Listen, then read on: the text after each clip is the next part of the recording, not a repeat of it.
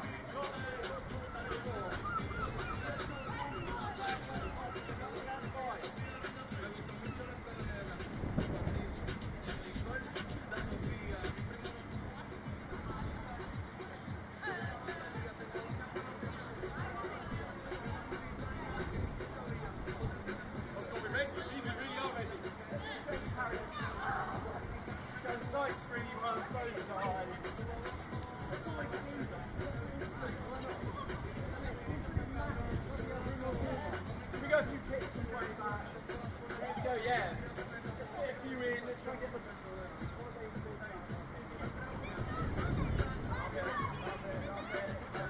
Let's go, Mike.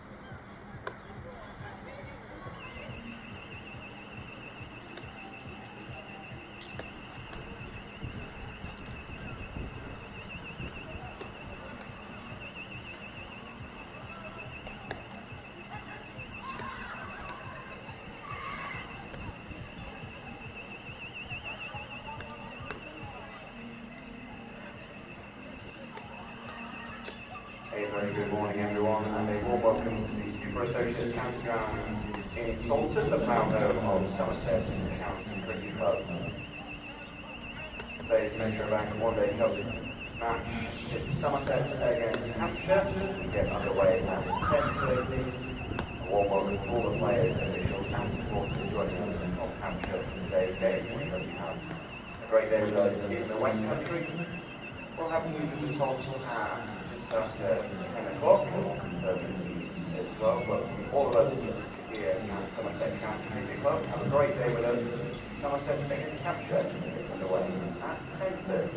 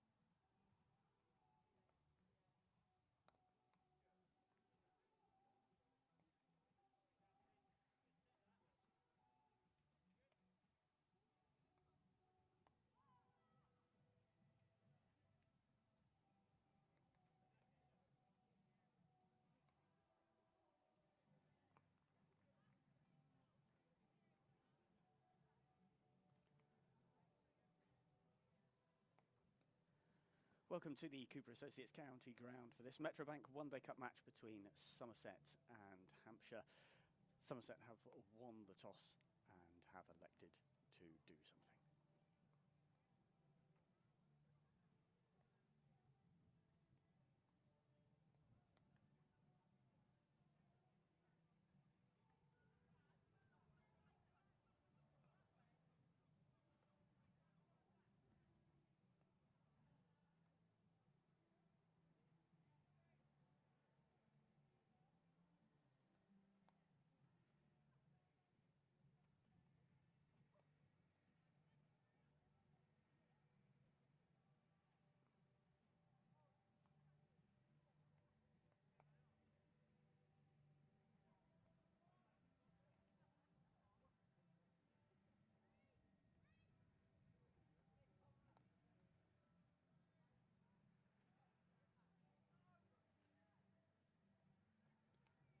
Welcome to the Cooper Associates County Ground for this Metrobank One-Day Cup clash between Somerset and Hampshire.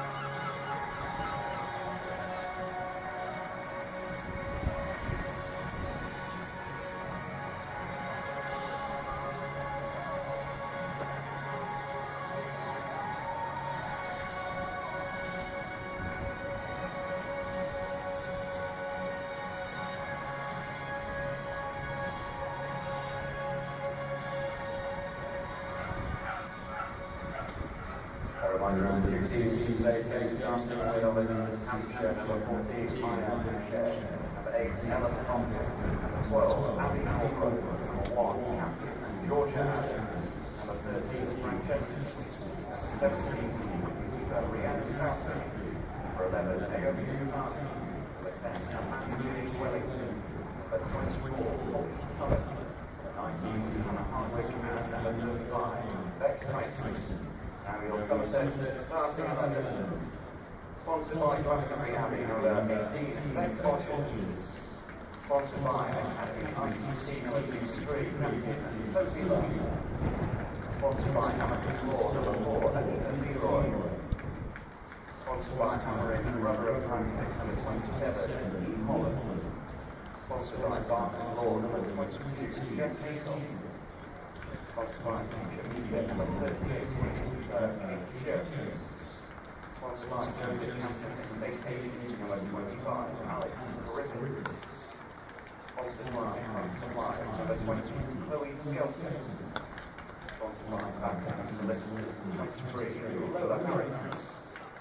Sponsored by Somerset Origination, number 2, Pete Willis. And sponsored by Open number 91, Liv Barr, just a few moments away from introducing the players and officials.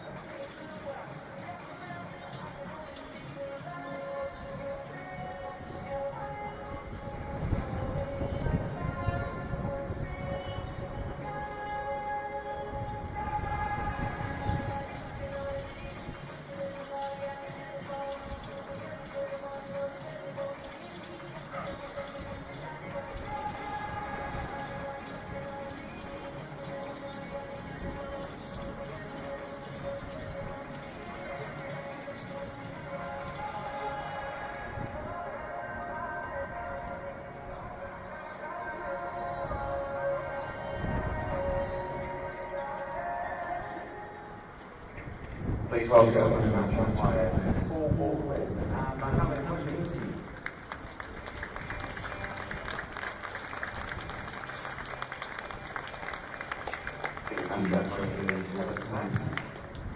Scorers are Cecilia Rafferty and Mike Turton.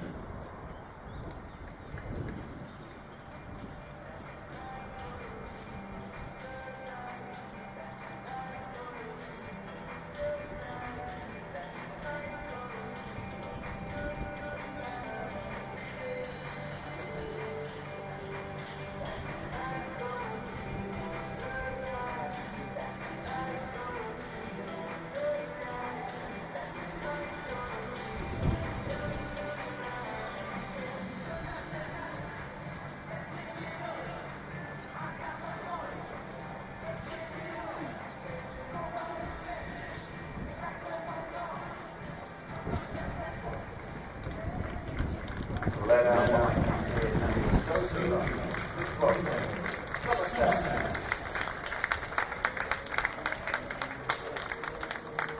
And the Hampshire opening batsman, number 14, Maya Boucher, and number 8, Ella Compton.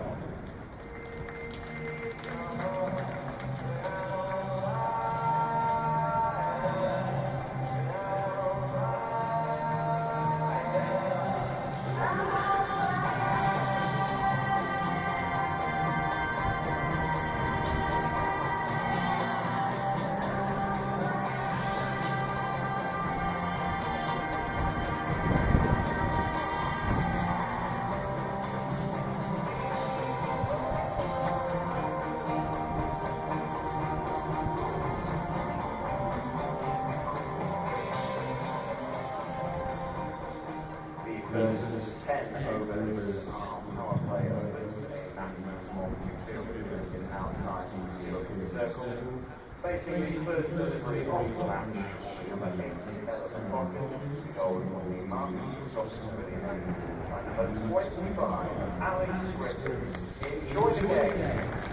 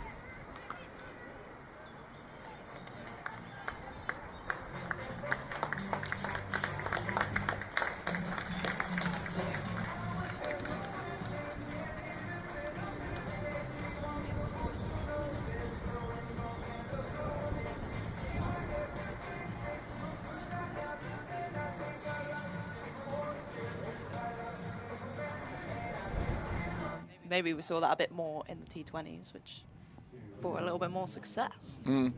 Yeah, I think that's fair to say. They were clinical in the games I watched them here, for sure.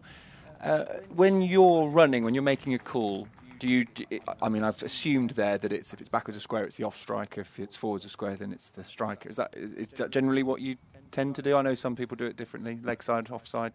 Yeah, yeah, I'd go with that. Yeah. Basically, if you're running to the danger end. Okay, So, danger end runner makes the call. I think that's fair. Yeah, so like there, it's always going to go to the keeper's end. Yeah. So. In a normal situation, although it should have gone to the other end because of what happened, but yeah, in a normal situation, it's closer to the keeper's end. Yeah. Yeah. Here we are. B. Willis, cap number 2 yes. for Somerset. Here she is in One Day Cup form. Here we go, over the wicket. Wide to start. It's all right. I think B's an exciting bowler to watch. She's got really good pace, moves the ball about a little bit. Probably she's like a raw young talent. So exciting to see her get the opportunity. Yeah, excited to see what she can bring.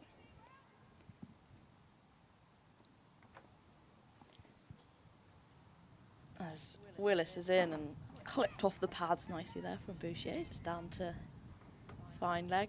Lola Harris down there. Did you watch the T20 game yesterday, the World Cup? You can say no if you didn't. We were actually watching Exeter Cricket Club versus Taunton Dean. Were you really? An equally high profile yeah, and important absolutely. game? T20 in the evening. And how did that go? I didn't see the score of that one, to be honest. Oh, strange. I know. My mind was elsewhere, clearly, in Edgbaston. Yeah. As Willis is in and just down leg there. Good work from Katie Jones to prevent there being any more runs. Yeah, I actually couldn't tell you who won. I left before the end. Oh, you left before the end. Wasn't that, your memory's hazy for any sort of reason? Yeah, no. Okay, fair enough. Was it close when you left? Looked like Taunton Dean were going to win. I've got to say, I'm a Somerset person. I know you're from Devon, Emma, but I'll that's be pleasing Exeter. to me. You can represent Exeter. And a little bit shorter and wider and cut away through backward point. Long boundary chase down there from Sophie Luff, and she will not catch it. First boundary of the game for Ella McCockham. Not much width on offer there from Willis, but I think that's really well placed to sneak it through that gap. Well, it was the only reason I mentioned it was because we saw Wyatt Hodge here with England not that long ago, a couple of weeks ago, less than that, against India, did well. Had a good series there, and then 100 in the opening game of a World Cup. How good was that? How good. Celebrated by sort of rocking her bat as if it were a baby, because she's only just become a mum, hasn't she, 3 weeks ago. Brilliant start for England in the T20 Women's World Cup, being hosted here in England. Closest it comes to Taunton is Bristol. A few games there. I think they've got 6 games on 4 match days. Yeah, great start to kind of bring the energy and the excitement, get the crowds in. Yeah. Followed straight by Willis. Defended that. Can't help but think that the organisers might have chosen a different week where the men's Football World Cup started. The day after it did feel like they're swimming against the tide a little bit. But it's got to happen in the summer, and it's I guess this is where it fits in with as many as possible of the international boards. So it's very exciting. Yeah, it's gonna be a good World Cup. Yeah, absolutely. And with any luck, we'll get a good stretch of weather for it as well. It's a bit wider. Oh, good hands by Luff. Keep it to a single there. Got away with that one. Good work in the field. But yeah, it's going to be good. I'm excited. It's the only issue with England World Cups, isn't it? Men's or women's, whatever, with cricket. When it comes to England, you just never know what weather you're going to get, how the games... Usually you get enough in the summer to get results in games, but how many no results or how many reduced... Because when a T20 gets reduced to 5 overs a side, it really does become a very different game, doesn't it? It's a crazy game. Yeah. And that is interesting in tournament cricket, where all of a sudden that can play a bit of a part of who's qualifying and who's not. Hugely. Massive. In small groups, it makes a huge difference. So, yeah, it should be. I think we've got a nice few days coming up, so that's great news for the World Cup and for this competition, which is back, because you do need a longer stretch of dry weather to get a result in a one-day cup game, of course. Quite a few games on today. I'll run you through those shortly. We'll keep an eye on what else is going on here. How about you, Emma? Every time we catch up, I like to ask you how the rehab is going, because you're out with... Every time I ask you, it was your ACL, wasn't it, that you did? Yeah. A long time ago now as well. How long ago was that? Over a year. Over a year ago. Yeah. Wow, that's so frustrating. So how are things going? We're getting there. Great. Made some good progress. Pleased to hear it. Griffiths is in, and it's pretty full. There's no run there as McCockham is unable to pierce it through the field. Holland doing the fielding. Yeah, I think the gap in the 100, so we don't have any competitive cricket during that time. It's probably coming at a good time for me, because I'm actually not missing anything there. So I think we've got 6 one-day cup games after that. So we're eyeing those up. Eyeing them up. Great news. Great news. Oh, nicely played. Stroked through the cover, and that'll run away for 4 here. Pretty central. I don't know how easy it is to tell on the stream, but the pitch here is probably about central as you can get, would you say, Emma? Yeah. So, and the boundaries are wide. I was speaking to Sophie about that, Sophie Love, captain, saying that she likes a wide boundary. She is a particular player who likes finding pockets. She talks about pockets a lot. I don't know whether she does with you as well. But she loves pockets of twos, she says. So if you bring them in, she says, it reduces the amount of... It becomes a game which is solely really based on boundaries for scoring lots of runs. Whereas she says there's more skill, and I agree with her. I think this is... Oh, a bit of a misfield. They'll come through probably just for the single. But she says, you know, when there's a wider boundary, both teams are playing on it, you know, so it's the same for both sides. But it just means your skill of finding those gaps becomes really important. Yeah, definitely. I think when it's smaller, it is just a game of who can hit more boundaries. Yeah.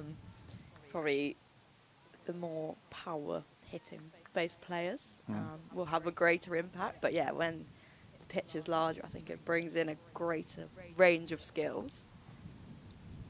Griffith is in. This is played into the onside again. Holland, short mid-wicket, doing some good fielding. I think it brings more for the bowlers as well, to be fair, because when it's small, you're probably just a bit of damage limitation, trying to defend. But actually here, kind of working out where do you want to get hit to. I think you can kind of bowl your best ball for longer when you know you're not getting whacked to a tiny boundary. Holland in, but Griffiths in, I beg your pardon. And this is pushed out to Chloe Skelton at short cover, no run there, and this is good stuff from Griffiths. She's gone for just 7 runs so far from 11 balls. Birthday girl yesterday as well. Uh-huh. Is that why you were all big trip out to watch Exeter and Dalton Dean? Strangely not. I think she's 24. This is pushed back to her, which seems crazy to me because she's been around this and the Western Storm side for so long. Yeah. So long. Feels to me like she must have started when she was 16, 17. She must have done, because it feels to me like she's been in that setup for so long. Yeah, it's crazy. Yeah. But she was very happy with some new shoes that her dad bought her. Do you know what? New shoes as a birthday or Christmas present. You can't. It's top level. That it's top level. You need shoes. Absolutely. You need shoes, and shoes are pricey. You can't just buy yourself loads of shoes all the time. You know, little treat on your birthday. Very nice. What were they? What were we talking? I assume some kind of trainers. Yeah, they were some black and white Adidas Sambas. Oh, nice. She was, yeah, looking cool. A classic. Happy girl. A classic. So she was born. So she's 24. So she was born in 2002. So anyone who's born with a 2 starting with their number, and I realise you're in that bracket, as this is nicely found through the gap. Sorry, I've taken yours there. Just pushing it down towards third, and it will beat the fielder who's running after it, the captain. Yeah, I mean, she might be 25. No, she's 24. Here we go. We're going to have to double check. Yeah, we're going to have to check. We're banking with 24. So please, we get an expert up here. We have to double check all the stats. Although I don't expect you to know the age of every single one of you. I couldn't name the age of all my colleagues, put it that way. Seems a bit more important in cricket somehow. Willis is in, straightened up, defended there by McCocket. That's a better length and a better line there from Willis. Generally, she's got a bit of a natural shorter length, like bowls from a bit of a higher release point and with good pace. So yeah, probably looking just over the top of the stumps. So it's important that keeps that line off the middle stump. There's a bit of width again, just stab down through third. Chase on for Sophie Love, who will make it sliding stop. As they come through for the third run. Yes, you're spot on. She's 24. Yes. Same birth date as Pete Trigo as well. The two of them could have had a joint party, couldn't they? I sent Pete I think they would have enjoyed yesterday. that. Yeah, I reckon they'd be well up, because you could have all the men's and the women's sides together coming to party. That'd be absolutely cracking. Big celebration. We need to make that big thing. So what was it? It was a Friday this year, so it'll be Saturday next year. That's it. Big party at Taunton next year. It's happening. Trigo Griffiths joint party. Wide again. That would be crazy. I'd be well up for coming to a big party. I'll tell you what, the best thing about people having Wikipedia pages that you work with is that you can never forget their birthday because you can just Google it. Oh, it's nice. That's really good. Because I'm not good for remembering people's birthdays at all. But you're like, oh, I've got an inkling that this person's soon. But also their ages as well is really helpful because then you don't miss the big ones when they come. So that is wide again from Willis, just struggling to find a bit of rhythm here. But yeah, that is a great hack. Gets you out of a hole. We could play the guess how old each player is on the Somerset team for you if you like before we send you on your way. See how good you are at guessing everyone's birthday. Oh, So I think if it was even the right month, I'd be happy with that. Willis is in, and that is punched through cover by Boucher, and there is no stopping that. Lovely shot. Great shot. I really like watching my Boucher. I've been watching her for quite a few years now with various teams throughout the regional era, now into the county era and in the 100, and then for England as well. She's a fantastic batter. On her day, I think she's one of the best to watch. When she's at her best, she is fantastic to watch. Yeah, great ball striker. Yeah. Can access loads of different areas and can hit a long way. She joined Western Storm, Alex Griffiths, in 2019. So she would have been 16 when she joined and would have had her 17th birthday in that season. So That's crazy. that's why it feels like she's been around a long time. Yeah. That's shorter again. Just defended there. Yeah. Now, 8 years. I'm seeing, have you got a Wikipedia page? I think you must do. Yeah. You do? Wow, okay. My internet's a bit slow today, I don't know why. That's fine by me. Good news for you. I'm not going to read out your Wikipedia page online. How funny. Yeah. if you ever I'm need to check intrigued by anyone's who birthday. does these. Same. Who? Because there must be someone who sits there and does Wikipedia pages. Just thinks, right, I'm going to do all the Somerset women's side. Yeah, fair play. Yeah. Well, yeah, but are they getting all their information right? My birthday was actually wrong on there for a while. I remember which was that. quite funny because people would message me on a random day and be like, "Oh, happy birthday!" I remember that because I think I had two sites. I try and cross-check stuff if I can, just to make sure that because Wikipedia can be edited. And I remember yours were on 2 different dates, and I was thinking, well, I'm just not going to say when her birthday is because I don't know. It's before I really knew you, so I couldn't just ask you. Oh dear. Yeah, I was wrong, but found it quite funny. But where does that come from? How did that happen? I have It's no idea. someone obviously wasn't sure and just made it up, or had mistaken you with someone else, or. I mean, Who my knows? friends at school would occasionally go in and change it. Oh, Change really? little bits. Because you're still at school, weren't you? So there you are with your own Wikipedia page. Not many of your friends and peers would have had Wikipedia pages, I guess. You gotta keep it quiet. It's not something I'm like, oh guys. Just one day, Oh. someone's like, hang on a minute. Hang Look on a what minute. I've You're found." famous enough that you've Oh. got, yeah. Absolutely not. Wow. But yeah, very useful. Yeah. Very useful indeed. Yeah, I just don't. It's friends I can remember, old school friends I can remember because you kind of, those birthdays, you go to a lot of parties that get ingrained, you know them for a long time, so you get, it's like newish colleagues. This is, again, full and straight from Griffiths, and there's no run. Right, let's have a look. I've got internet now. Emma Corney. Do you mean Emma Cornelia Sickles, American teacher? No.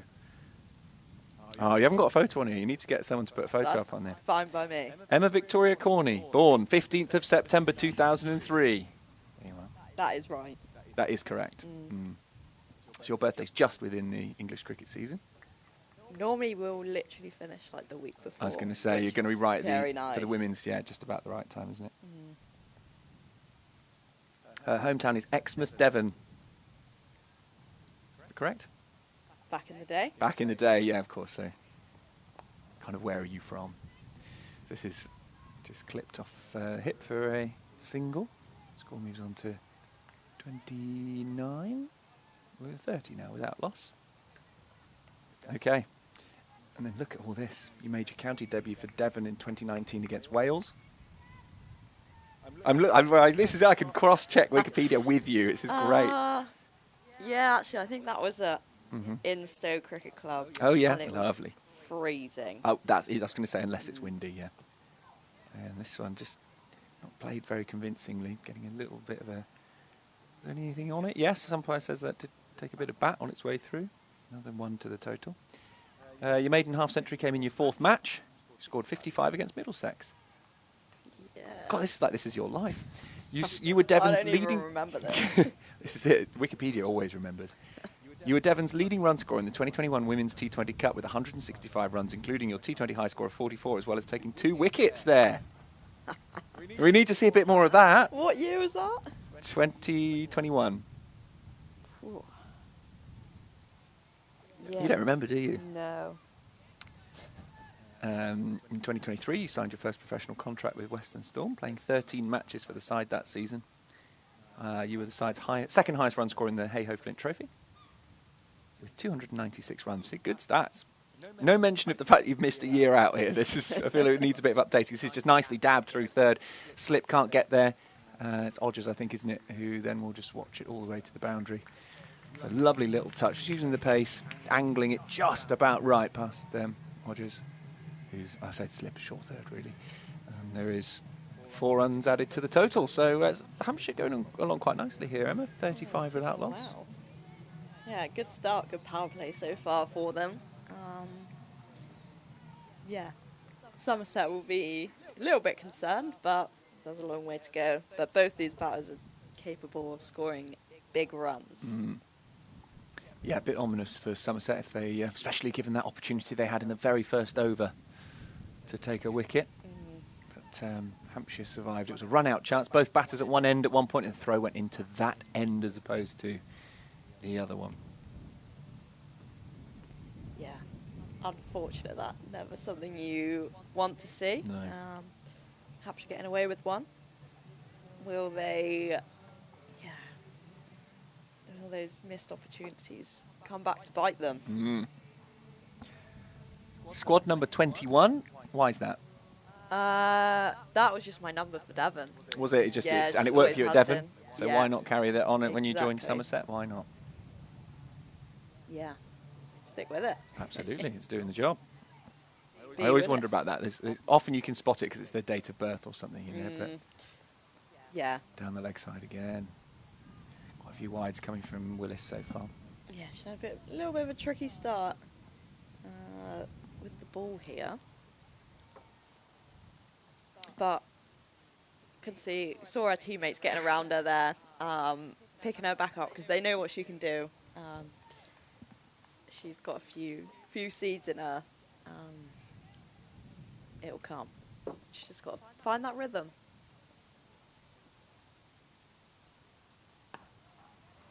Very correct looking shot that as well, isn't it? Good cricket. Up straight, bang it with a straight back to the bowler. I was bowling with B the other day. Oh yeah. And did a bit of a challenge, and she didn't want to bowl her off cutter. And I was like, B, if you bowl your off cutter at the stumps, you get a bar of chocolate.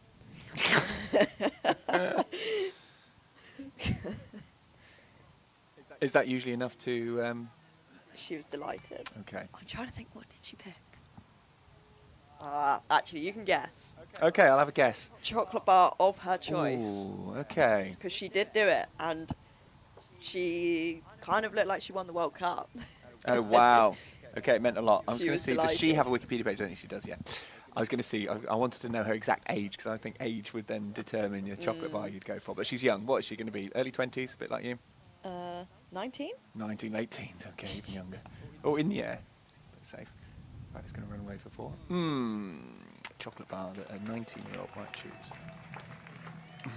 Is she going to be full? Like, is she going to want the most? Because when I go in there, I think, what's the most chocolate I can get for my money? Do you know what I mean? Yeah, I go yeah. for the thick bars of chocolate. Yeah. I'm not sure she's going to be like that. Is it going to be something? We're going along the lines. I'm thinking really sweet. That's what I'm going Okay. for. The younger, I think, the younger you are, the sweeter you go. Yeah. So I'm going to go to start off with the Kinder Bueno as a guess. Good guess. Yeah. But no. But no, am I in the right ballpark with sort of? Yes. Okay. You're warm. Oh, I'm warm. It's not what you want with chocolate, is it? Okay. Oh, she's not going to have a Kinder Egg. Please tell me it wasn't a Kinder Egg. She's not that young. I actually think she would be quite excited with that. Yeah, I was going to say there was a bit. I had one about a year ago. I was absolutely delighted. I got a little plastic hippo cleaning its teeth. I was delighted with that. That's outstanding. Not one of those sort of Lindor-y long, you know, the thin, like round ones. They're good. They but are no. good. All right, it comes in. Is it Heroes? No.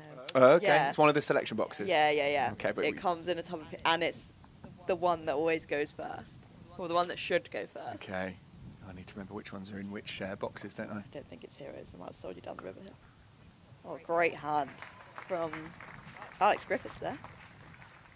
Saving the boundary. Bowling hand as Good well. work. Doing a good job. Bit of a change of field here as well. We've gone deep point. Square leg moved into the ring, so there was a point and a gully. So maybe looking to bowl a little bit shorter. Maybe just trying to add a little bit of protection here, just to allow Willis to get into a rhythm a little bit more. It's better. Problem is, it's a fairly vacant area now. Oh, do I need to go down a Galaxy route? Very warm. Oh. Are we talking Ripple? Nope. Oh, the Galaxy Ripple. It's a bar like this. Okay, for those who can't see, it's sort of like a square. An envelope. An envelope shaped. What comes in an like dairy milk comes in a big like envelope. That kind of shape. Come on, you're so warm. Oh, what comes in that size? That's not. That's nearly Galaxy, nearly Kinder Bueno. Everything I say, you say I'm warm. It's Galaxy something. Okay, is Galaxy something? Okay, Galaxy. Oh, what are the different types of galaxies? Anyway, that's the end of that over. 44 without loss after 6. 44 overs still to come. McCucken is there on 25 and Bouchier on 12. A good start this from Hampshire. I'm going to look at the live stream because I'm sure there'll be people who are going to try and help me out on Losing their this. minds. If you can help me out on the types of chocolate bars that are in sort of envelope size, it's Galaxy something. When you say it, you're going to be like, oh, yeah. Of course it's that. Galaxy. I need to see the full list. Oh, I've got my sound on now. We're going to hear ourselves coming back from the YouTube stream. Griffiths is continuing from the Marcus Trescothick Pavilion end. It's again full and straight. She's been playing that line. This one's just a slight bit of width. It's full ball. And Bouchier's driven through the line a bit, through extra cover. What a lovely shot for 4. Great shot. A little bit overpitched from Griffiths. And, yeah, there's no chasing that one, is there?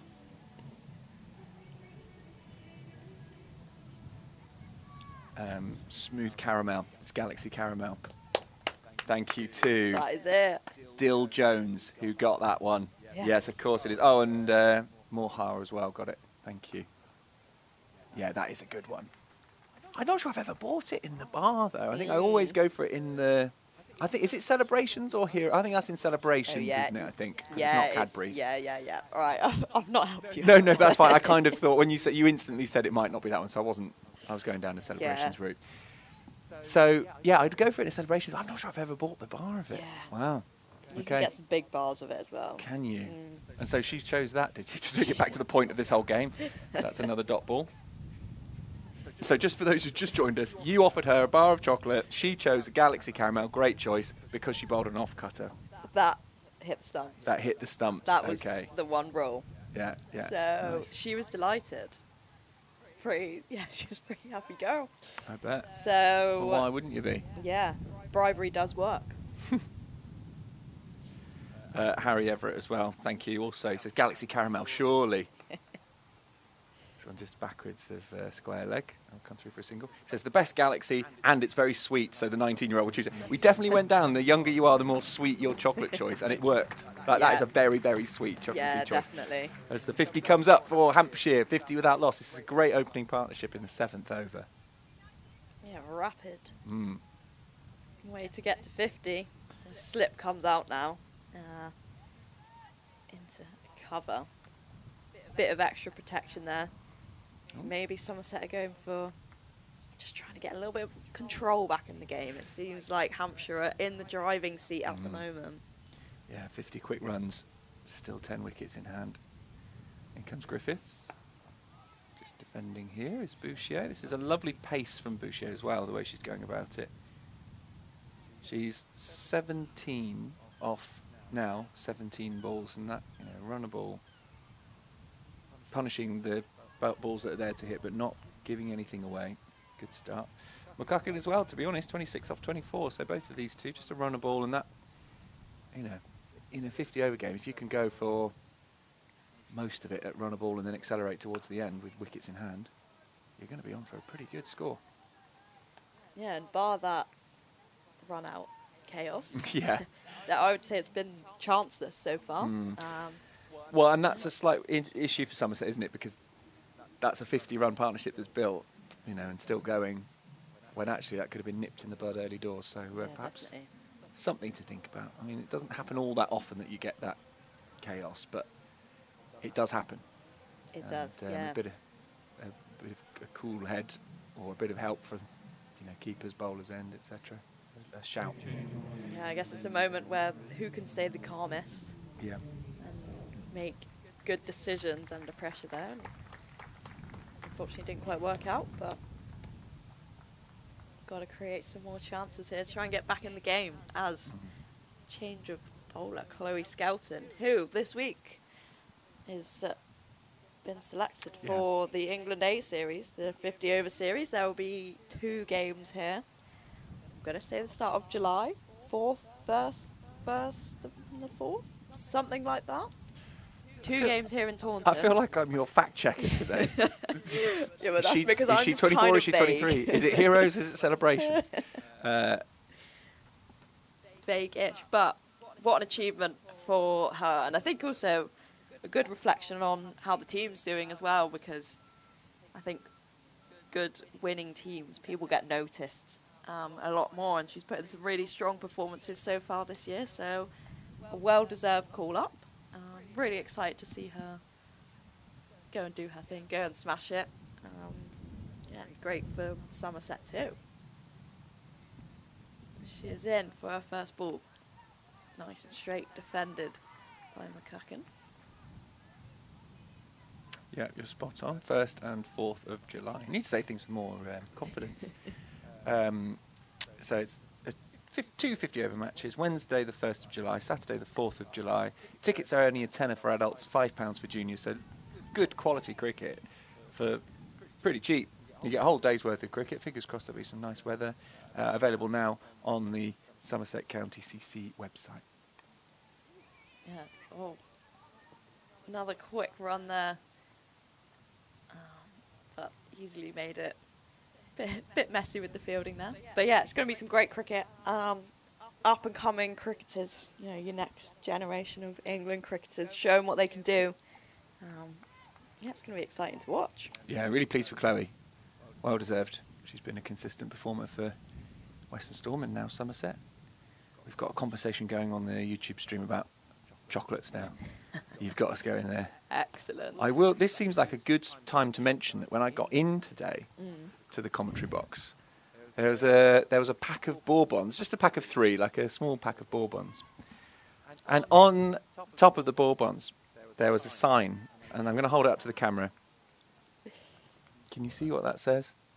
Yeah. Emma's Biscuits. Emma's Biscuits. Look at that. She had a sign. Little biscuits reserved for you there, Emma. Hands off. As Bouchier uses her feet and smashes it down the ground. Great shot there. Great control. Finding the gap very well. Lovely boundary. Is that like a rider? Do you insist the only way you're going to come up and speak with me is if you have some biscuits to lessen the blow? Bit of incentive. Yeah. No, Spence just told me that the biscuits go very quickly, so not sure what everyone's up to up here. But Oh my goodness! If you don't reserve your biscuits, I will point out. Good bit of fielding there. good work. We'll point out I did also reserve. I don't want to make it seem like it's all Emma, but I did reserve. But that's what you do. You come up here, you bagsy your biscuits, because otherwise It's the lot in, I don't want to, point the finger too much. But it's the written press guys over there. Oh. They will chomp their way through some biscuits. I'm glad you've chosen the bourbons as well. I'm a big fan of chocolate. Yeah, good. Chocolate, We're on the same I will page always, if there's a chocolate option for anything, generally it's really hard for me to choose anything else. It can be the nicest possible lemon tart. And if there's something chocolatey, which looks half as good, but it's got the word chocolate in it, I'll be like, oh, I'm going to have that one. That's the one. Yeah, got to keep an eye on your... I've actually left my biscuits unattended, which could be dangerous. That is really dangerous. As Griffiths comes in full, straight to Leroy, who can't quite take it cleanly, but no run added. Yeah, I'll keep an eye on them. Don't want them being stolen. I think they're just up there. They are still there. You're okay. Phew. You're okay. I'm glad. Oh, Oh, now creams. can we? Where someone's left a pack of custard cream somewhere. That's Can we zoom dangerous. out? Where is this? Where is this in the ground? It's on a seat. Oh, it's on the balcony below us. This is down the ground, in the air. We'll bounce a couple of times before it reaches the boundary. Lovely shot. Straight lofted drive by Bouchier. And Griffiths here just losing that control that she's had nicely in the past few overs. She's been pretty tight so far, but that's a good shot from Bouchier. He's decided to take the attack to Griffiths. Yeah, that's a great shot. Bit over pitched by Griffiths, and Bouchier's just got underneath it and it looked effortless.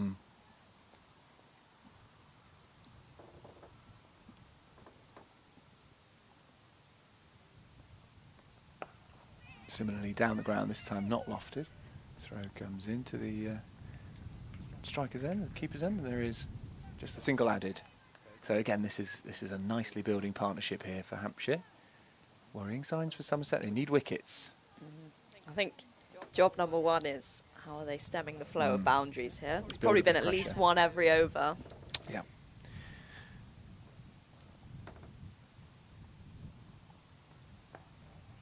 Yeah, I think I've been really impressed with these two Hampshire batters so far, the way they've gone about it. Apart from that near run out, they've been very good. Yeah, and I guess that lofted drive we just saw, that's just a shot of confidence, isn't it? Kind of replicating the feeling of Hampshire being on top here. Could play a few more expansive shots, feeling on top. In comes Griffiths. Played into the leg side this time. Holland is doing good work there at shortish mid-wicket in the ring, although there's quite a packed area now, that leg side. Yeah, I think it's a good option having those two mid-wickets in there. With Griff swinging it into the pads, quite often that can be a bit of an easy single in there, but actually just cutting that option off. Just dangled a little bit wider, and there was a flash at it by Ella McCucken, and no run, she missed it. So that's the end of that over. 61 without loss. Thank you to Daniel, who says a pro who is keeping biscuits for themselves not only puts their name on it, but also puts how many biscuits are left in the that's packet. good. Yes. Now, these are only little packets, aren't they? They're individually wrapped, so there's 3 in each packet. I'm intrigued to know what's going to happen to those custard creams, though. Yeah, same. Just left unattended on a seat. Dangerous. It is dangerous. Someone who doesn't value their custard creams nearly enough. But I think that person must have had experience of their biscuits being stolen often. Yeah. To have to count how many biscuits are in there. Maybe a few bad experiences. Yeah, that's someone who's had a house share or a sneaky partner. Someone in the office. Children, office, yes. Lots of people who might see a biscuit, think, oh, they're not going to miss one biscuit, are they? In the air and gone. Is that a dump ball? It's a good diving That stop had me there. To me, it looked like it might have gone straight to her, but obviously Bouchier slapping that one straight into the ground. Good stop, though. Full dive. Would have been a fantastic catch.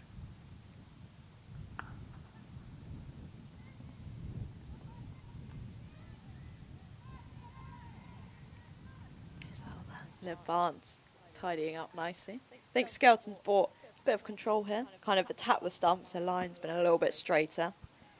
Just that one boundary in the last over. Just mid-on's looking quite wide here. Skelton's in again. Just sliding down leg. Yeah, looking a little bit wide. That gap between mid-off and mid-on is looking quite big. Yeah. The opportunity to use your feet and attack that space. I think that's a deliberate to wanting them to try and play straight against maybe a ball that they're not going to be turning loads, really. Yeah, That maybe seems a little risk, bit doesn't it? turn. Especially against two batters who are in and who are both probably quite comfortable using their feet. Yeah, definitely.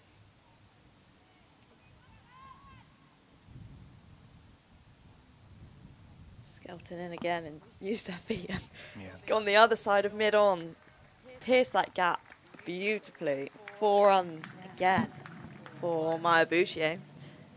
Again, look, very easy. Just a couple steps down the wicket, got on top of it, and found that gap. And it's running away pretty quickly here in this outfield. And they're just those boundaries that are making it so difficult for Somerset to regain a little bit of control here and kind of stem the flow of runs as square leg comes in. Got a long on out just to kind of defend that space a little bit more as Skelton is in again and Bouchier cuts. Well stopped there by Griffiths. Brings us to the end of that over and the end of the power play. Yes, good power play from Hampshire, 68 without loss. They'll feel a bit, well, they'll certainly feel pleased to have got away with no wickets, considering what happened in that very first over. Absolutely. Ticking along really nicely. Both batters looking accomplished, playing nice, confident shots. So, pressure on Somerset here to get back on top. First of all, stop the boundaries, because that's the only way they're going to build up pressure to force a wicket here. Seems like something special is going to be needed to get these two out. They're not just going to give their wickets away here, so maybe change of bowling. Olivia Barnes, bit of left arm spin might bring that opportunity. Now then, we were talking about your career earlier on, weren't we, looking through your Wikipedia page. Neil, who's on one of the cameras for us today. Not sure which one Neil's on actually today. Is he? Somewhere around. I wonder if one of the others can find him, give us a view of Neil working hard. He sent me a article about you. He said, here's some corny trivia, as Barnes is in very slow looping delivery, but I can just defending that one. Brother and sister rack up record stand for Exmouth third 11 against Topsham. Remember this one? Yeah. Yeah. Now, Neil was playing in this game. Yeah, for Topsham. He said, I was on the losing side of this one. Oh, that takes an edge, I think. It's going to run through where Slip would have been, taken out a few overs ago. And they'll come through for 3, I think that is in the end. Let's have another look at that one. Just an edge. Was it a deliberate edge? It's a big gap well there. bowled. Let's have a look. Oh no, I think that's a. Is it a genuine edge or is it just turning? Maybe. Couldn't quite see from that one, but certainly caused an issue. It was given his runs, yeah. Yep, so must have come off the edge. Brother and sister Sam and Emma Corney shared a record stand batting for Exmouth third 11 in the game against Topsham. Sam, who was 17, and 14-year-old Emma batted together in an unbroken 5th wicket partnership of... Go on, don't pretend you don't know it. No, I know this. 197? Yes, spot on. In comes Barnes again. They're just making a bit of room for herself. Stepping back here is Bouchier. Will come through for that single because the fielder couldn't quite get onto it, just the one run. In the Tolchards Devon Cricket League H Division East match. That's my favourite division, actually. Yeah. It's always been my favourite division. Sam made 108 off 95 with 18 fours, went in at 51 for 2 after the demise of veteran opener Roger Wednesday. Sounds like he's died. After the demise of veteran opener Roger Wednesday. I hope he's still with us. Oh, bowls him. Absolutely great. And she has to go. That's a really good wicket from Olivia Barnes, who actually has caused a bit of a problem in this over. Yes, we've seen some runs coming from deliveries, but just enough to get McCucken playing against the spin and missing it. Let's have a look at exactly what happened. This is the bowling change that's worked. Luff doing some good work with that. Yeah, trying to play across it, missing it, and hitting the top of middle stump. Very good ball from Olivia Barnes. Yeah, great work there from Barnes. He just drifted in, straightened up a little bit. A little bit. It's not a great shot, really, I think. Yeah, maybe could have come forward to that one. Well, kind of in betweeny, but that's what Olivia Barnes and Somerset needed. Just a little bit of control, kind of bowling their best ball. Actually, how are they creating threat? And all of a sudden, breakthrough wicket. Just what the doctor ordered. Brings Abby Norgrove to the crease. Yeah, England under 19. Very skillful batter as well. Yeah, just was causing a few problems, wasn't she there, Barnes? Just we'd seen that edge run towards the boundary for the previous couple of deliveries. So yeah, picking up that wicket in the end. In fact, it was the next ball to McCucken because they ran 3 and then got the single. So those 2 balls in a row causing problems for McCucken. One of them which she missed and hit the stumps. And Barnes picks up the first wicket of the morning. Let's see how Norgrove gets on in her first delivery. Pushed out into the offside. Oh, very nice shot. Really beautiful shot. Should get to the boundary, I think. It will do. That's how you want to start your day, isn't it? Great start. With a shot like that. The ball offered a little bit of width there. But no having a look. No, okay. She's got a wicket off this one. Yeah, I mean, she sort of took a step back to give herself the room. It's not a bad delivery. Very good shot. Yeah, great start. Good decisive movements is what you want to see. Yeah. First ball. Not caught in 2 minds, yeah, absolutely. Which perhaps is a criticism of the previous delivery of how it was played by McCucken. And that's the end of a good over. Barnes getting the breakthrough. She is 1 for 8 from that first over. Let's get back to the big news of what was going on in whatever year this was, 20 how are you? 14, so 2017 in the Tolchards Devon Cricket League H Division East match. I think something to note about the Topsham pitch, it is a rugby pitch as well. Is it? You just want to point out just how good it was that you managed to get no, big runs? But to field on it is a minefield. Okay. Like, you'd get down and it just takes off. Emma, like her brother, a pupil at Exeter School, joined Sam at 91 for 4 and stayed with him to the end. Yeah, I forgot we were in the pits as Skelton's back on it, edged away through third for Boucher. Chased there by Bex Hodges. They're probably going to come back for the third here. Oh, good work there. Just keeps it to a 2. But another genuine edge. Boucher trying to create a bit of room. A slip fielder would have had 2 catches by now. But again, just maybe the tide is turning ever so slightly. Boucher just trying to get the ball through that offside where all the fielders are up.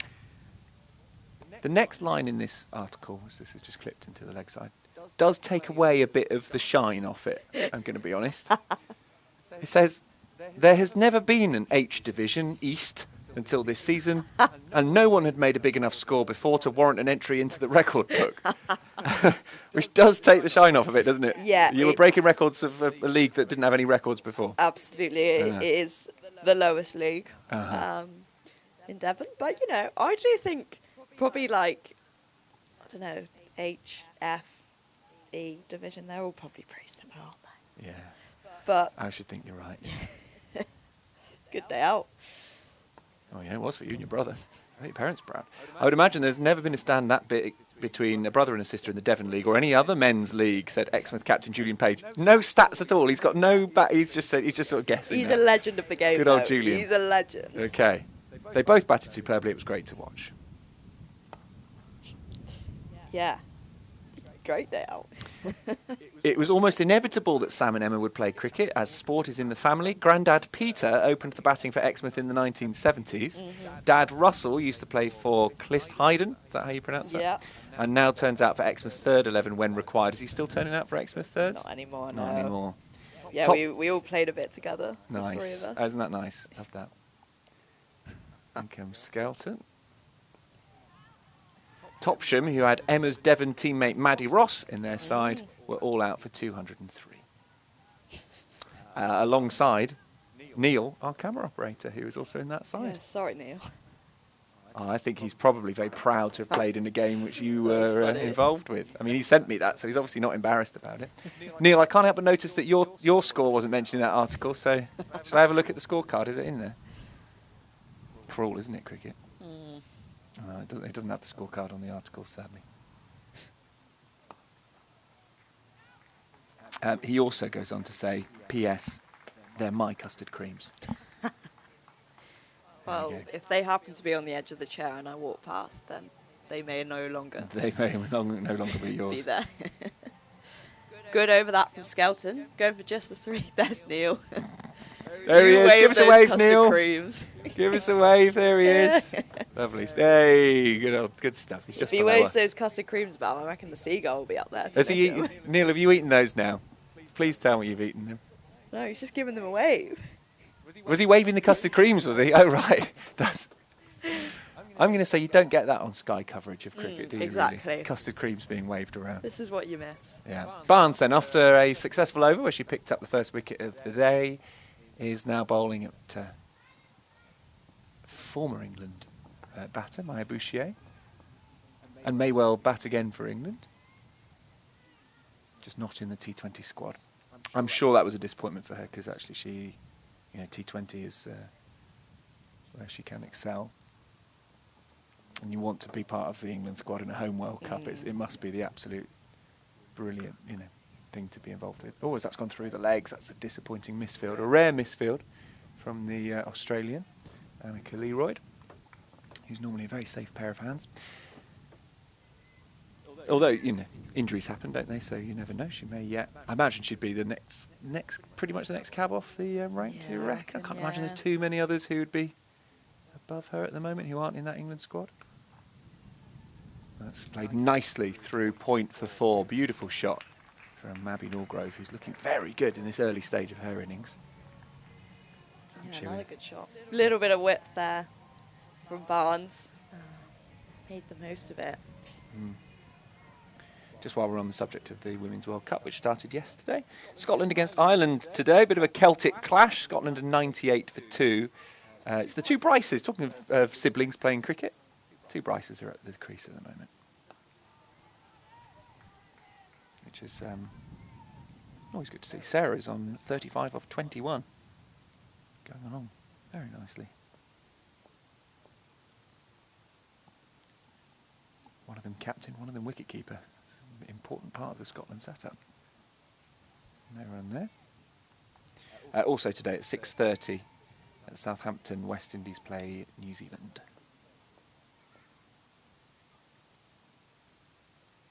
And at 2:30 Australia against South Africa. That's a big one. Bit too much air and flight on that one. It didn't in the end bounce, and not too much problem, but she's got away with it. Dot ball. Another pretty good over that from Olivia Barnes. Just there was only one boundary in there, wasn't there, I think?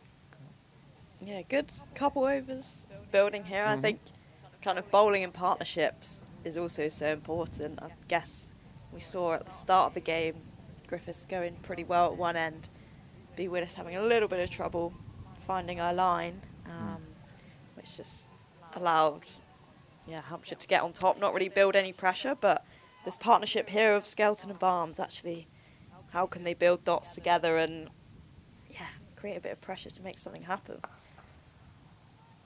Bouchier slaps that out to deep mid-wicket for 1. It definitely was a slap, wasn't it? It sounded like a slap as well as looked like a slap. Just a quick update then, while I'm going around the scores. Somerset men are in action today as well, as Emma sort of alluded to earlier on. They're in red ball action, having done a lot of T20s. I think they'd be quite pleased to get away from the T20s. They weren't going very well. They weren't looking at their normal, very sharp selves in the T20s. Quite a lot of injuries in that team. That's a good hand there from Sophie Luff. Yeah. Another very good pair of hands. And they are 309 for 8 batting against the champions, against Nottinghamshire at Trent Bridge. Currently, Archie Vaughan, 65 not out. Nice there from Skelton, just drawing Norgrove down the wicket, outside half of the bat. Just what Skelton will be wanting to see. Very tight field in front of the bat here for Norgrove, trying to build that pressure as she, again, tries to create a little bit of space where there isn't really any. Another dot ball. Always tricky when you can see all the fielders in front of you, in front of the bat, 2 mid-wickets in. All of a sudden those gaps look a lot smaller. That's pulled on misfield there from Holland, and that will run away for 4.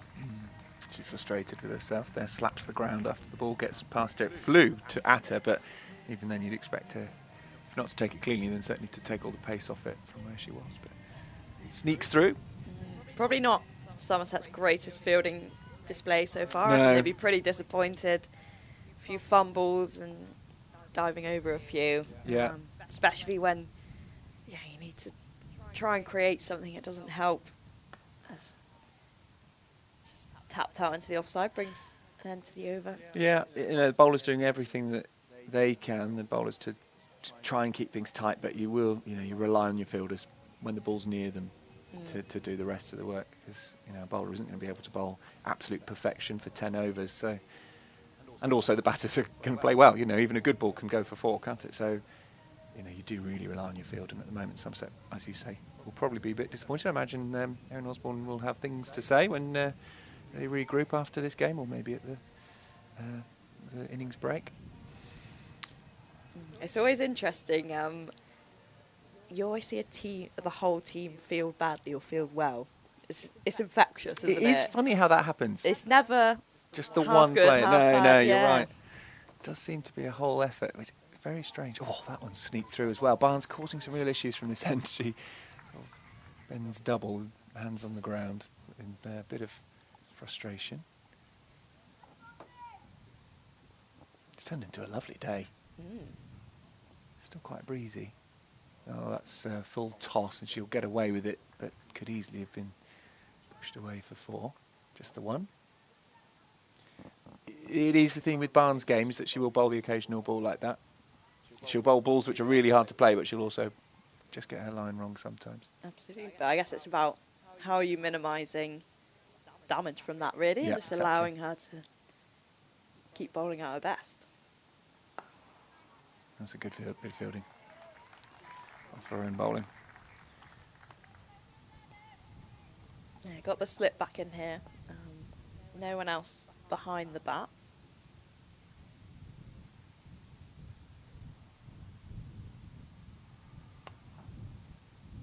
Yeah, really good delivery. She's brave. The way she flights it is, she's not afraid of putting that air on it, and what that can do is make it really tricky for the batter, and it goes over the eye line, judging where it's going to pitch, judging what it's going to do once it's pitched. But when she gets it wrong and it's that one's too short. Again, not perhaps as punished as it could have been.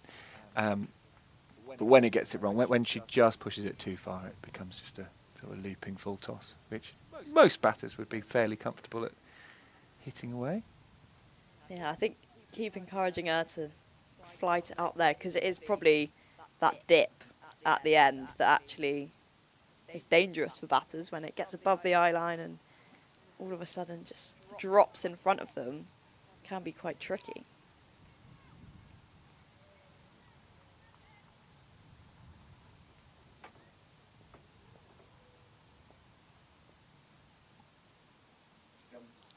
Here she comes again, the left armour.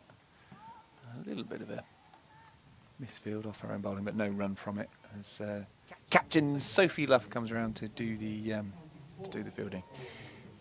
Good T20 series so far for Sophie Luff. The way the tournament's been going, she's had a very good, a few good scores in there. Yeah, played with a lot of freedom. That move up the order working for her. Yeah, definitely. She's in the Emma Corney spot. Don't say that. Does that worry you slightly when you see someone doing well? I mean, there's nothing I can do about it. I want to see my team do well, so yes, great. Crack on. Yeah, it's been really good to see her play to her strengths. Yeah, and I guess just have that freedom to just go for it, because T20 cricket, sometimes it goes wrong and goes really wrong, but I think she's just, yeah, done what she is good at and not tried to do anything different, which also in T20 cricket is quite hard, because kind of you feel expected to go and smash everything into the tone. So actually, yeah, how can you use your game most effectively? Bowling change here. Niamh Holland, another player who's played really well in the T20 so far with the bat and with the ball. Been really effective with the ball. That economy rate's been low. So yeah, doing really well. She's in for her first ball. Diving stop there from Lola Harris, but can't prevent the single. Yeah, I think Niamh's used her variations really well during the T20s. Got a lot of different variations to take pace off the ball, to make it a lot harder for the batters. Been executing her Yorker really well. Again, just how they keeping the batters on their toes. She's in again. Just sliding down leg. That's the 10th wide of the innings. So quite a few and adding up. Games can be very fine margins sometimes. You don't want to just leak runs. Obviously the odd wide will happen. It's a tough game for bowlers, but that's quite a few already.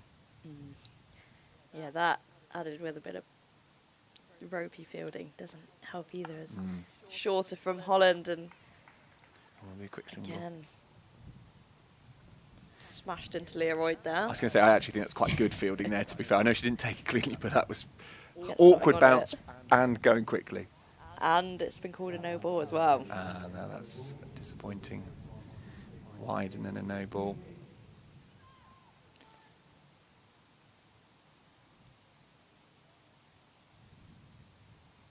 Just some frustrations for Sophie Luff, I should think. Just trying to, as you've said for a while, just trying to get that control in the game. Somerset just... Oh no, so I'm trying to be funky there, but hasn't worked out for Mulgrave.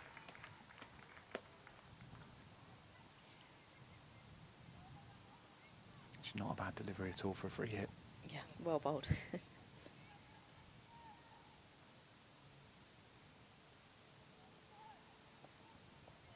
Yeah, just need a few more dot balls to build here.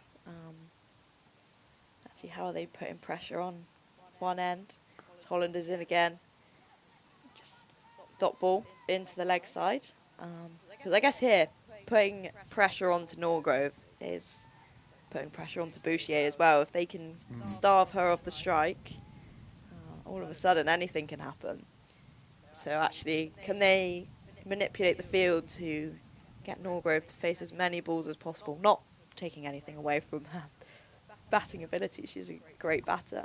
So that is just outside half of the bat, down to third. But Bouchier has been looking great here, so I think, yeah, it's about how can they get Bouchier out without having to bowl loads at her. Well, a mix-up run-out would have been perfect at the first over. That would have been perfect. She wouldn't have faced a single ball by that point. Out without scoring. I think it would have been her as well, wouldn't it? That would have been out unless they'd somehow crossed. Nice-looking shot for a single. Yeah, if you're late to today, there was a big mix-up in the first over where Bouchier and McCucken ended up at the same end. The fielder had the ball in her hands and threw it at the wrong end. I didn't catch it. It was actually who was fielding there. Was it Harris? It was Liv Barnes. Barnes. Made up for it with a lovely wicket. Yes, that's true. So she'll have felt much better about life after that wicket.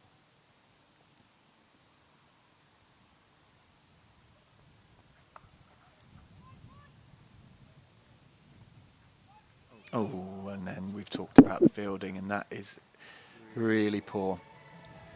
Really poor. Lola Harris out there. I know she's had to make up ground, but she was there pretty comfortably. Yeah, She won't want to watch that back too much, I don't think. I don't think her bowler, Neve Holland, will be very pleased about that. I'm sure there'll be a little high five or a low five, probably, just to say, don't worry about it, but frustrating for Somerset. And Yeah, brings the 100 up as well. So the music around the ground is a bit more of a slap in the face, but there we are. Yeah, it's tricky, particularly after some really, really top fielding performances in the T20. So the girls know they can do it. I guess it's just about how do they pick themselves up as a group, because it is infectious. Everyone's at it. Actually, kind of how do you change that mid-game is really tough, because obviously no one needs to be told you've not fielded great today. Yeah. You know that.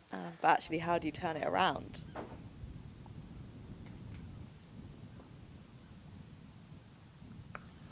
Gosh, that was very short from Barnes, and got what it deserved, really, that one. She's got away with a few which have dropped short or been full tosses, and that one has gone all the way for 4.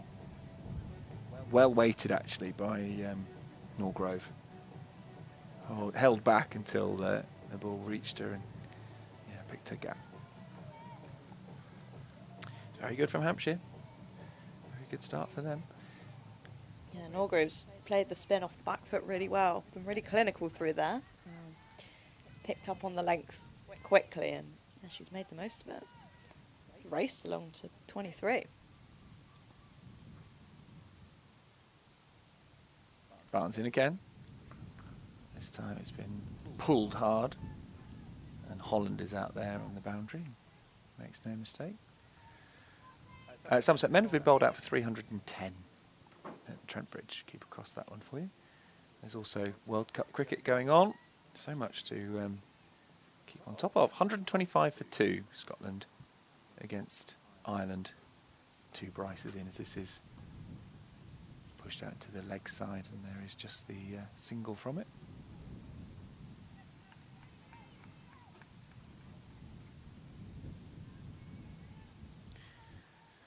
Can anyone beat Australia?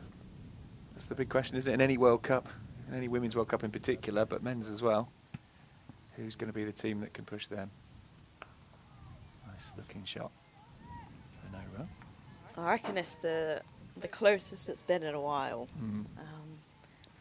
Australia looked great, but India also looked great. England's performance last night. Yeah, it gives you hope.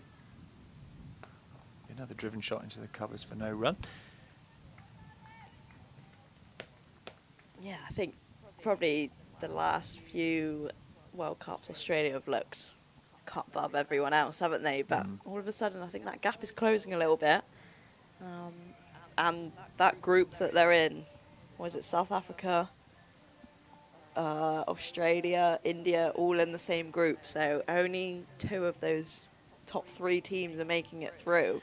Yeah, South Africa, Pakistan, Netherlands, India, Bangladesh and Australia. So, as you say, Australia, India and South Africa all being in the same group. Tricky. The other group being England, Ireland, New Zealand, Scotland, West Indies and Sri Lanka. That does feel like, on paper, an easier group. But no game is easy at World Cup. There's all sorts of things going on, pressure in particular, which is why it was so impressive, that win last night by, I think it was 87, wasn't it? England winning last night. Huge win, helped mostly by Danny Wyatt-Hodge with bat. But also, did you see the catch that she took? Absolutely brilliant. Catch. She was on fire yesterday. Yeah, really good. So, it's going to be exciting.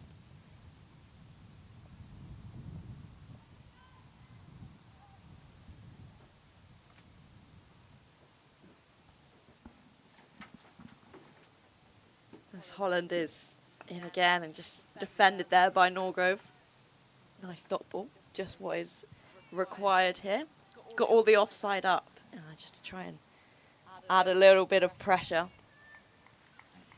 Try and close off those gaps. Been mentioning the fact that the T20 World Cup has started here in England. Well, I've got some important TV news. So that one's well taken by Jones behind the stumps. Monday afternoon at 12:15, Bargain Hunt, as usual, is on. That's what normally happens on a weekday at 12:15. It is a women's sports special, and there is one team which will be focusing on cricket, and it was filmed partly here in the ground and museum. You'll see a segment about the history and much more in Taunton. So if you fancy that, do watch it. I believe involved is Ali Mitchell and Melissa Story are the team representing the cricket side of things. Did you get in that, Emma? Let's not talk about it. Were you on the tele? Were you going to spot the back of your head or anything like that?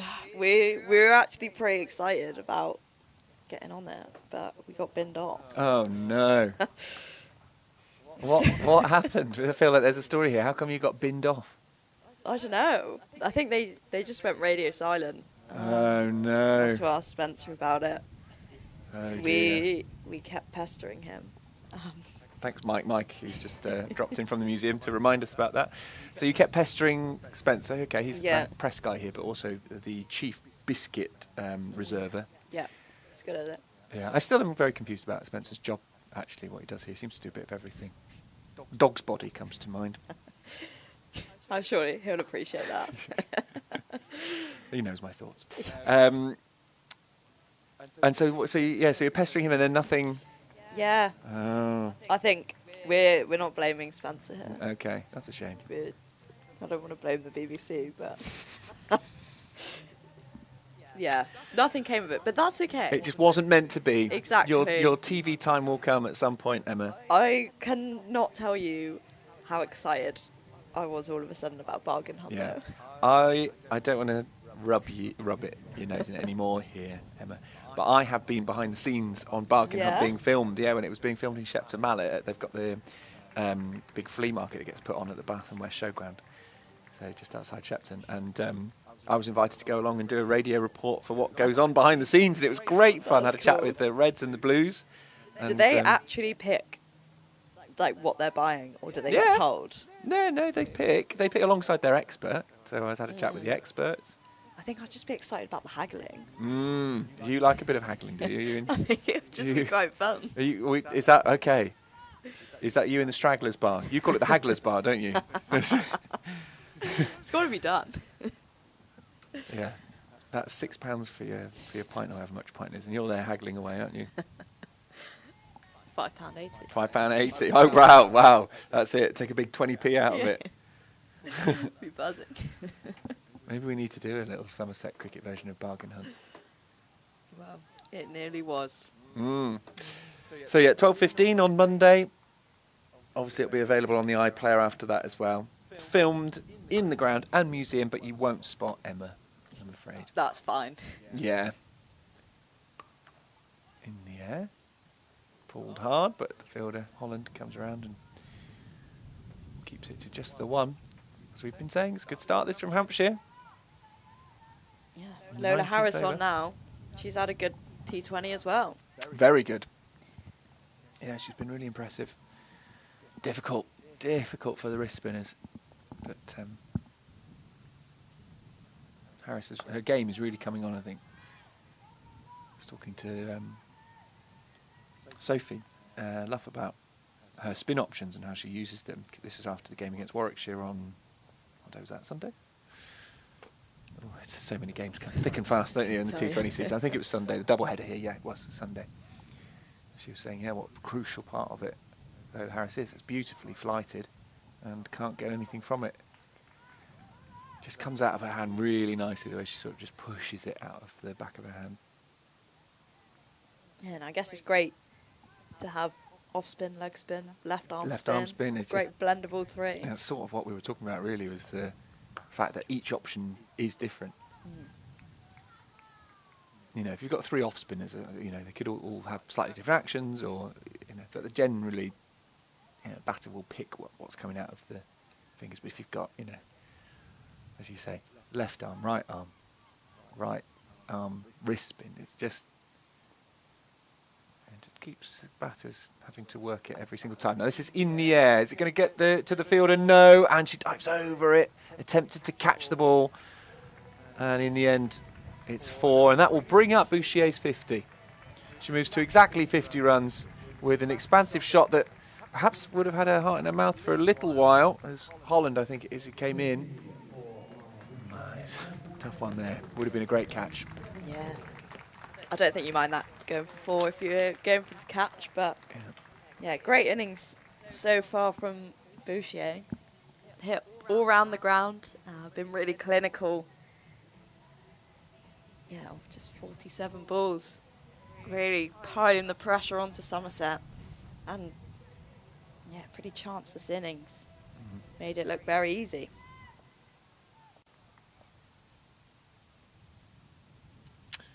Yeah, I think that's a very good comment, that she has really made it look very comfortable. Norgrove, he's going to get 4 runs for that. I don't know how much she really knew about it, to be honest, but she'll take the runs, I'm sure. Another edge. How many is that now, 3? Yeah. Right, maybe controversial opinion, but keeper standing up to the seamers, batter edges it, you're never going to catch it. No. Keeper standing back, they've got an opportunity to catch it. There's actually time to react. So sometimes I'm in the get the keeper back boat, because yeah, it's putting pressure on the batters. Maybe preventing them from using their feet. Well, but that's is that an option in 50 over cricket they're going to be going to at this stage?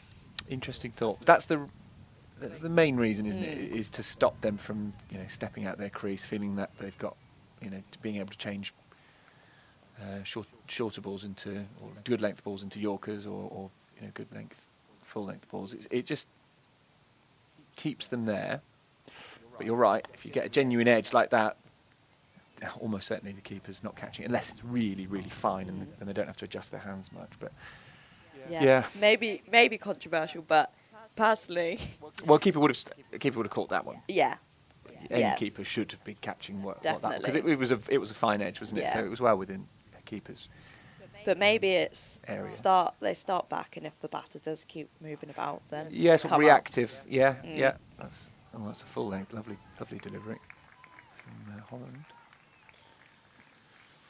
A quick look through the other scores. Durham 100 for 2.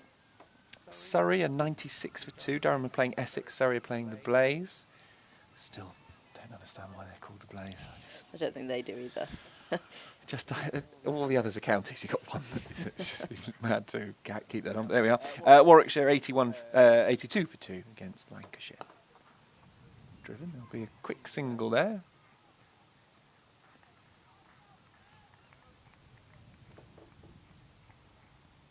Yeah, can we have a little look at the table? Yeah, yes, a little reminder actually wouldn't be a bad thing, because it's been a little while, isn't it, since we were playing one-day cricket. Somerset currently in 6th with 3 wins from their 8 games. Hampshire are in 2nd with 5 from their 8. That's in the air and gone. And if there's any player you don't want to play that shot near, it's Annika Leroyd, who's an excellent catch, and she takes it. It is the end of Bouchier for an exact 50, and it was very well made 50 runs. But that last comment you made, and this isn't a criticism of you, Emma, you were bang on, and I agreed with you. She's made it look easy. She's been chanceless, and as soon as she gets to 50, she gives the first chance of her innings.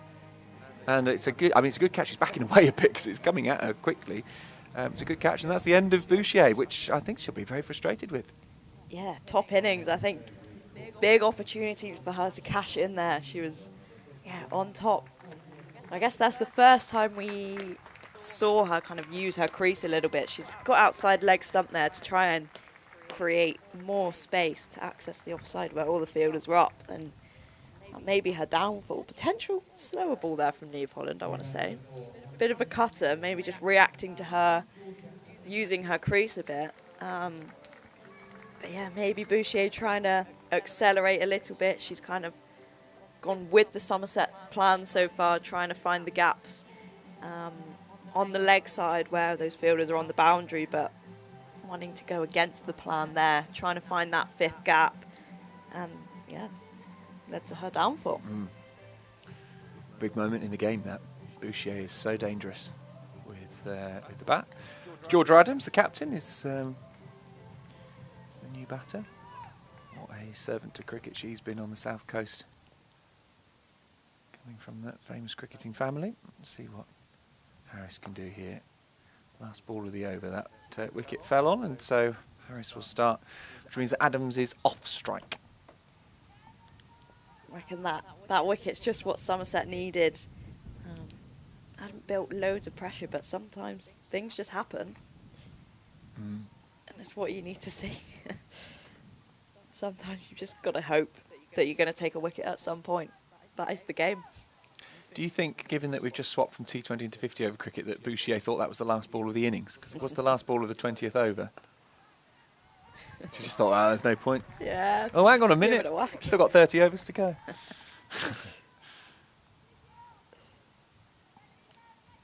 It's still a good solid start here, even with Bouchier gone. It's a nice platform for Hampshire to work with. Somerset now will want some quick wickets if they can. Nicely swept, just an under edge will take it towards the boundary. It won't get there. Is that Odgers there? Cap sort of falls off via her ponytail. Who is it out there? Yes, it's Odgers. Yeah. Bodge.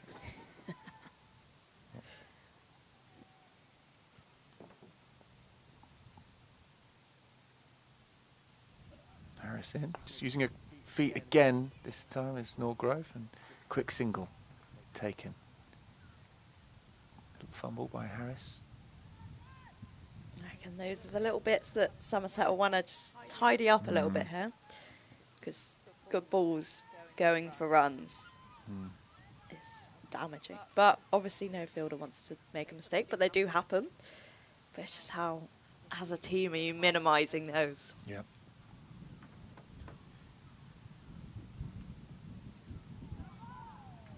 That's a good ball.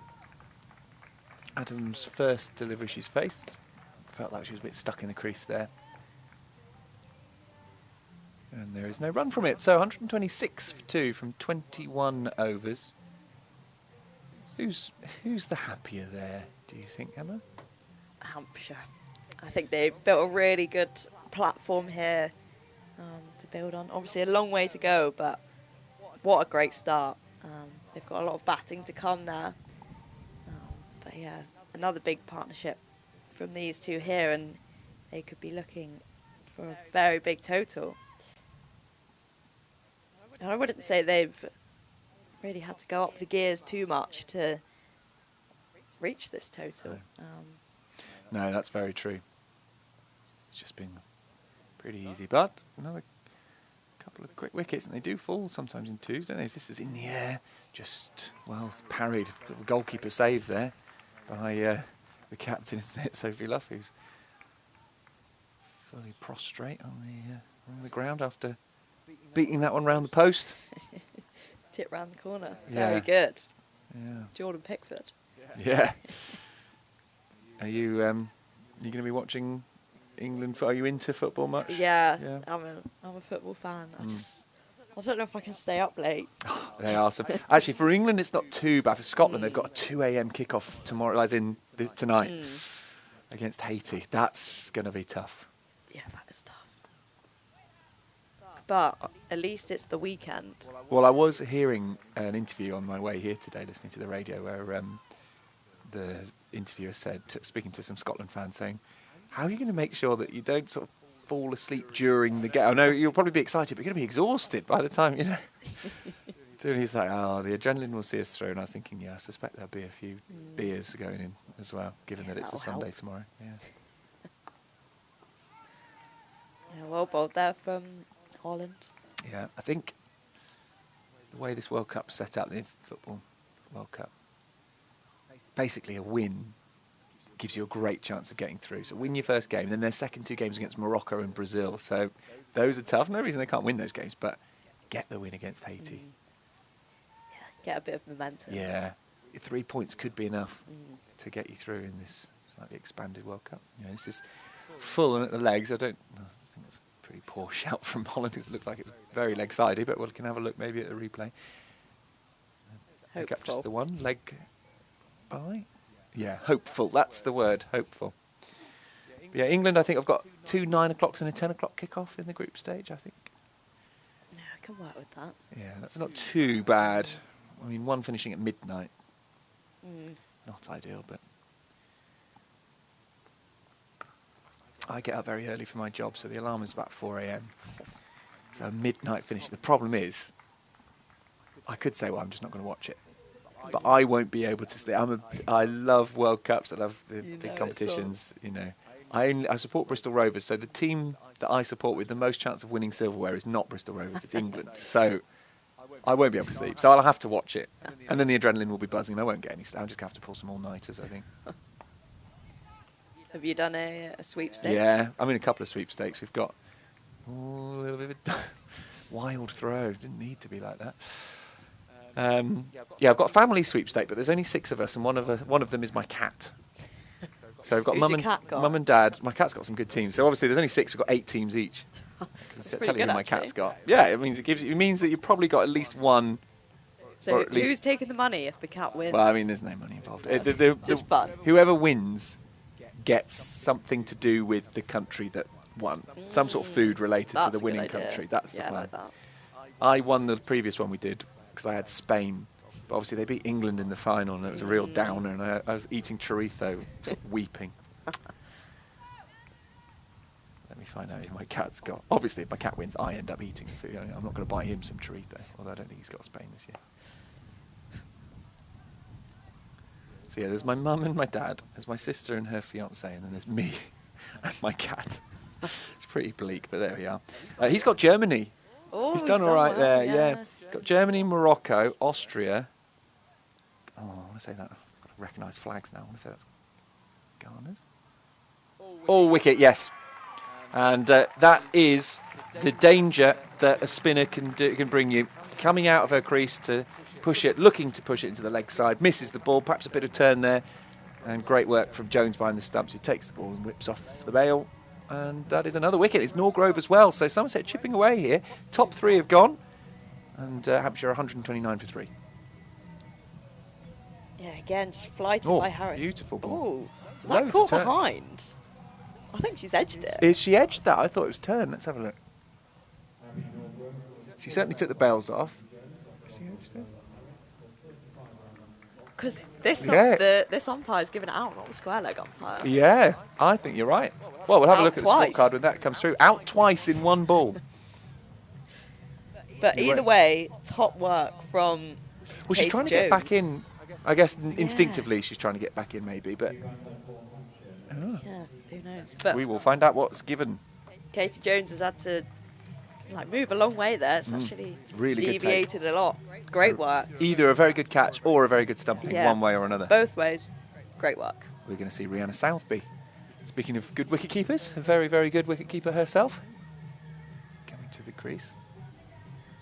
When I first watched Rihanna, her batting was, I would say, quite poor, to be honest. She was a proper wicketkeeper in the old school, number 10, yeah. But these days, coming in at number 5, something that she's really worked on, which is great to see. She had that natural wicket-keeping instinct, and then she's been able to bring the... Because you do sort of need that these days, really. Very rarely you see a wicket-keeper picked solely on their keeping. And there we go, that's already proving to me that that's a massive improvement on what I remember watching it thinking, wow, this is quite an unusual sight, a number 10 wicketkeeper. Yeah, she's scored a lot of runs Yes, in the last couple of seasons. Been Very really good. Player. Yeah.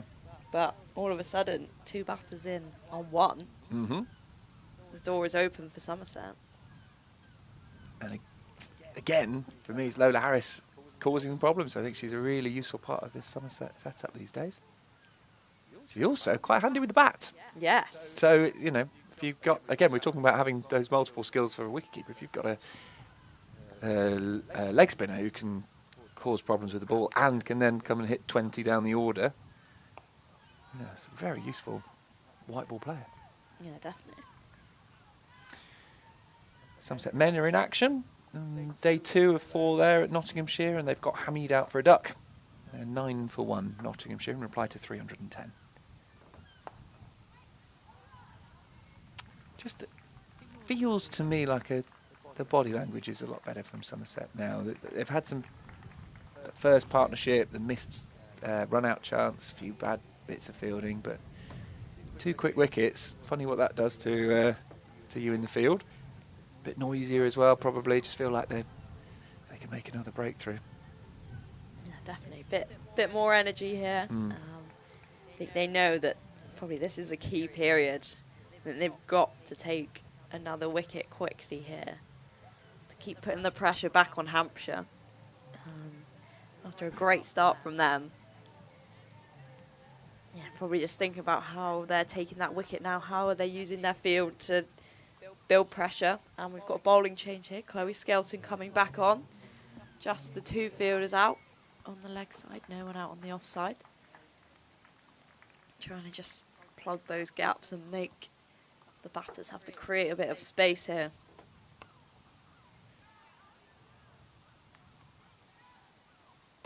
I think it's good to see Skelton going with her offside up, because actually it's a threat to the batters if they want to try and move across their stumps or cut a ball that is turning towards them, as Georgia Adams just clips that out to deep mid-wicket for 1. Probably see quite a lot of wickets for off-spin of people trying to either cut or drive off the ball turning into them.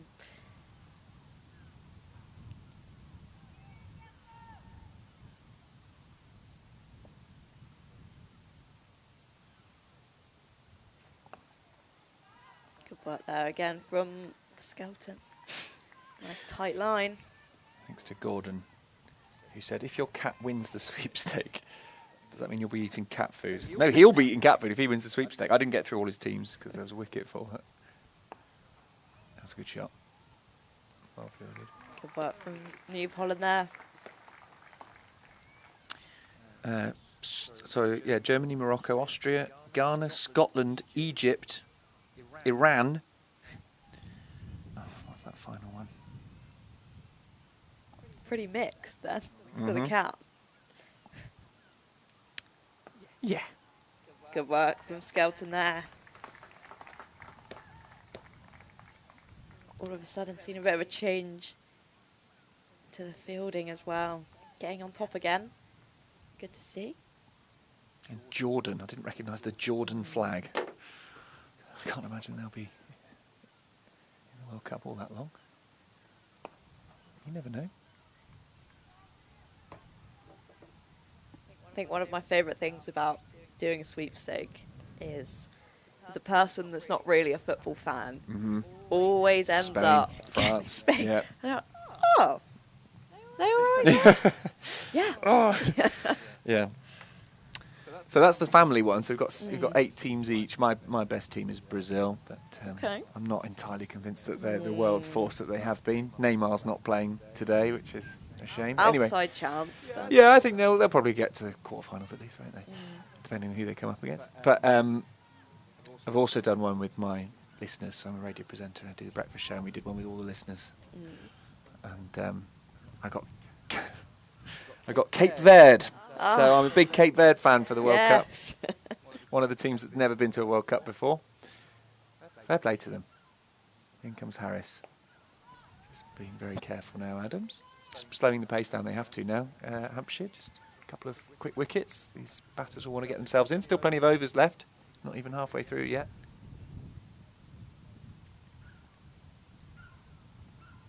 Swept. Just the one. We've done our team sweepstake. Yeah, I was going to say, what about you? Where are you? Who have you got? Shafted. Oh, no. Uzbekistan. Oh, And what? Curacao? Is that how? Curacao, yeah. Yeah. That's a Got both little of them. Both on debut. Caribbean island. Yeah, 2 countries that have never been to a World Cup before. Curaçao's got a population of about 0.2 million. Oh, in the air, could be taken. No, just going to land safely. The usually very good pair of hands of Annika Leroy couldn't get to that one. Just dangled there. That was not a great shot from Southby. Just shows there's going to be opportunities here. Leroy is quite close there. She's not on the edge of the ring. Coming forward there, Adams. Top stuff this from Lola Harris so far. Drawing the batters forward. that bit of flight.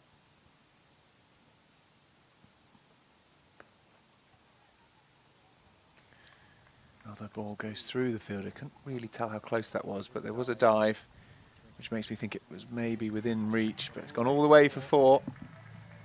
140 for 3. It's already getting towards a good score here from Hampshire. If they can just keep things going without losing too many more wickets. Yeah, potentially look gettable. I guess that's kind of the decision making of what kind of dive you're doing to get to the ball there. Like, are you rolling or are you just going full stretch dive? Yeah, and that kind of decision making comes from those initial movements. How quickly can you move? How close can you get to the ball in the first instance? That is 25 overs, which means it's drinks. I've decided for me it's pretty much bourbon time. Would you like your pack? Shall I grab them for you? Because they're stuck behind you. My stomach is rumbling so loud, really? and I'm concerned that someone's going to be hearing it. Well, with the label Emma's as well. biscuits, Thank you so much. underlined 3 times. No one is stealing these. Touch these at your peril. As they come together for a bit of a drink. I don't think it's too hot. They're doing hydration breaks in the Football World Cup where it is quite hot. I don't think it's going to be too hot out there, but these players will just have a bit of a break, bit of a chat about things. What do you think the Somerset team will be saying there? I reckon they'll be happy about the wickets that they've taken, but probably looking to just really tidy up in the field to back up their bowlers. And yeah, just try and tighten those lines a little bit, because we've seen when we're attacking the stumps, things happen. Is there a drone there on our screen? Drone flying. Keeping an eye on us. Yeah. So Hampshire have done really well. They've done a lot of things right. Built a great platform at the halfway mark, so they'll just want to keep kicking on here. It looks a really good pitch. Outfield looks pretty quick. Yeah. Yes, that's very true, isn't it? Actually, that this could be a 300 par pitch. Somerset often do have very high-scoring matches, certainly in T20s, high scorers, but here in the One Day Cup as well, could be looking at a high-scoring game. Problem is, for Somerset, even if it is a good pitch of, let's say, 300-ish, runs on the board, or it's the mentality then, isn't it? Physically, yes, those runs are scoreable, but that required run rates there, the fact that the score's already on the board, you feel have to go hard to make it as easy as possible. Yeah, definitely. That added pressure of having to chase kind of makes the start of the innings so much more important, of how they're building that platform. Probably more important than it is in the first innings, just to keep along with the rate so you're not getting so far behind. Now, for me, we've been mentioning the Football World Cup a little bit. Of course, the T20 Cricket World Cup's also happening. And if you're keeping an eye on the Lions Trail, which is going on around the town, then there are quite a few to pick up in the ground here. I don't want to give it all away. I've been told where some of them are, but I think you've got to find them for yourselves, really. So come and have a look. If you are doing the Lions Trail, I've spotted one of them. I don't want to say where, but it was a very nicely designed lion. There's something that's going on around Taunton with the World Cup happening. How many teams have got both World Cups going on at the same time? England, obviously, New Zealand, South Africa. Who else? Australia, they're in both World Cups. Any others coming to mind who are in both? So that's 4 teams who are. Scotland, they're in both. That's 5. Need to have a think about who else is. 5 teams, 5 countries that have got World Cups going on. Oh, the Netherlands, 6. They're in both. Yeah, New Zealand, Scotland, West Indies. Well, West Indies, there's a couple of Caribbean teams in the World Cup. So perhaps there'll be some islands who'll be keeping an eye on both. Who's in there from the Caribbean? Curaçao's one of them. Not sure there's too much of a cricket I don't know how much cricket's played there, but I guess if you had a really good cricketer from Curacao, they'd represent the West Indies, wouldn't they? Right, we're back again. There's Emma. Emma Corney's just finishing off her ball bonds, which have been saved for her. Oh no, there were some broken biscuits in there. No run on that one. There used to be, I don't know if you can still do it, can you still buy bags of broken biscuits these days? Used to be cheap biscuits, just loads of the old broken ones off the factory floor, or wherever that, probably not, you know, probably in the process somewhere they get broken.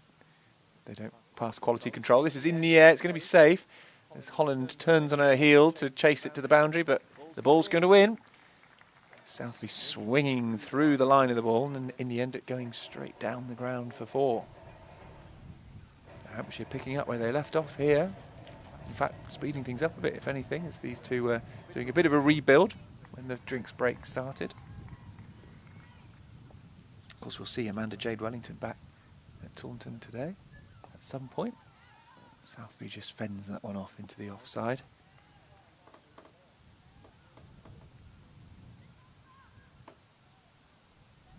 Chloe Skelton, who is freshly called up to England A. Brilliant work. Someone who has been consistent for Western Storm and Somerset. This is played just cut away, backwards of point. There's a chase on here for Willis, who does well.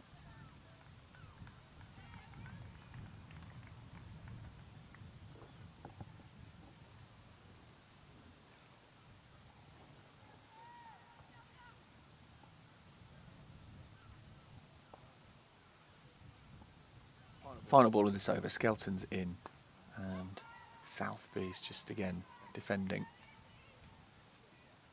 146 for 3. Glorious day. Pretty naff weather this week, so to have a lovely day like this is very welcome. Lots of people in the Ondaatje Pavilion stand. Have we got some new seats over there? Oh, is that the temporary stand? Yes, I'm looking at the temporary stand. Corner of it, blue seats next to the there we are, that's the temporary stand that's been brought in for the high summer for the white ball cricket that's going on here. Next to it are the white seats of the Ondaatje Pavilion. Harris will continue from the Marcus Trescalfic Pavilion end. Swept by Adams for no run. You back with us? That's better. Yeah, feeling better now after your Polish them off. After your ball bonds. Spencer sorted you right out. You can save some more for me if you want. I think the budget for biscuits is, you know, it's one big bowl a day, and then once they've gone, they've gone. Down the ground and dropped. That was a chance. Tough off your own bowling. It is tough. Not easy. But again, they're those moments, aren't they? Who's coming out on top?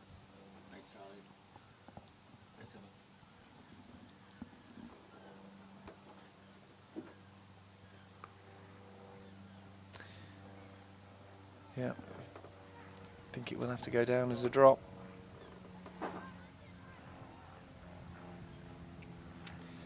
Feels a bit harsh because, you know, diving away like that after you've just finished your run-up, but for a spinner, probably a bit easier than for the pace bowlers who are still trying to slow down after delivering the ball. Yeah, I think she'll be a little bit disappointed with that. It's a tricky opportunity, but at the end of the day, it is a chance. Getting created by her just flighting the ball up. Georgia Adams using her feet. But couldn't quite hang on.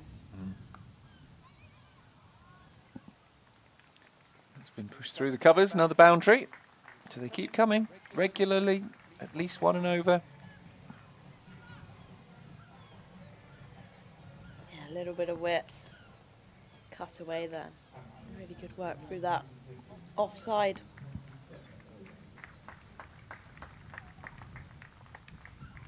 Brings up the Hampshire 150. Yeah, only in the 27th over as well. It's gone down the leg side, will be given as a wide.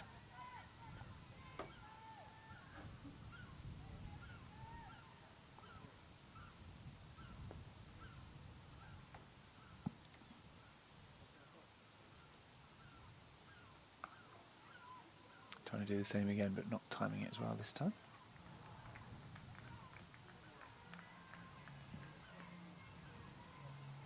Again, good over, but just slightly tarnished by that boundary again. Those boundaries are hurting Somerset at the minute. For them to try and keep control. 6 different bowlers used so far, as Chloe Skelton is going to continue. Strong starts from all the batters so far as well.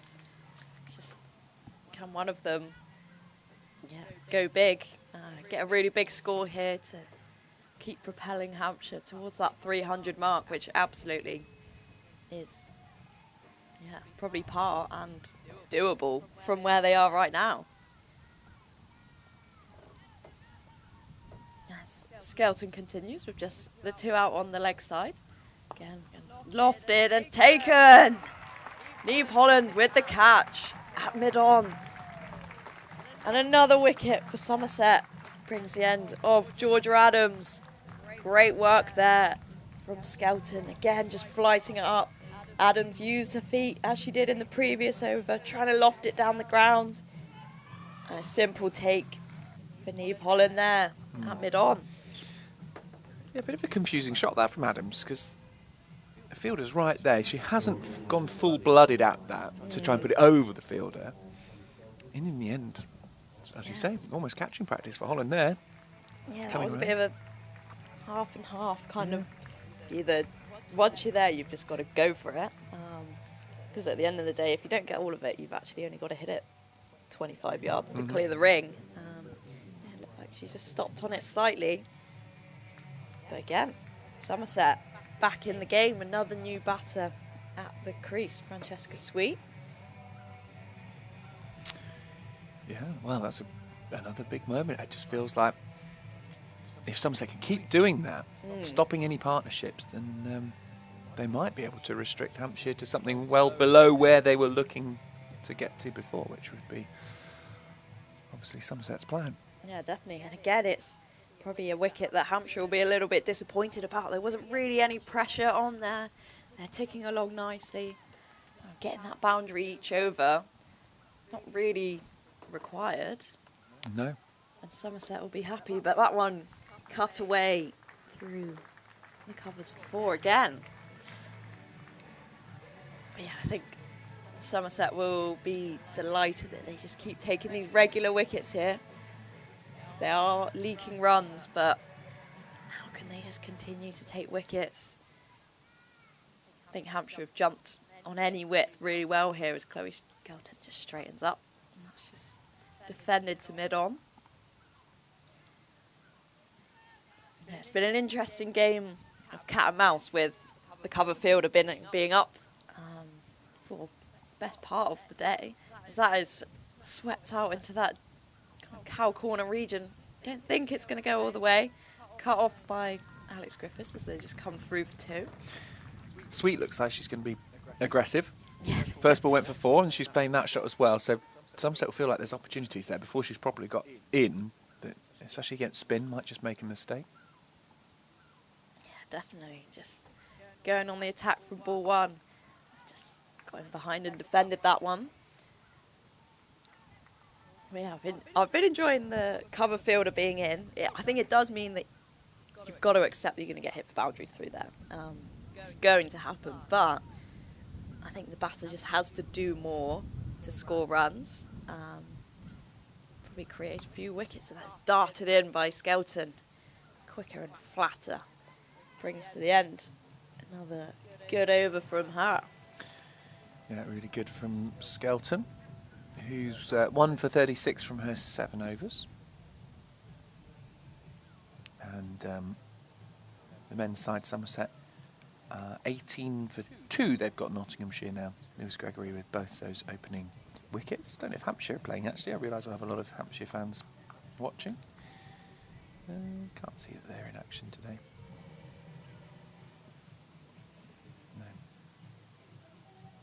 A lot of cricket going on. There is a lot. That's why I'm scrolling through this great big list. We've got all the cricket T20 World Cups. You've got the Division 1 and 2 of the County Championship for the men. You've got the One Day Cup for the women. Lots of cricket going on today. And a beautiful day here in England. All of that cricket's happening in England. Oh no, there's a one-day international series, India against Afghanistan as well. Down the leg side.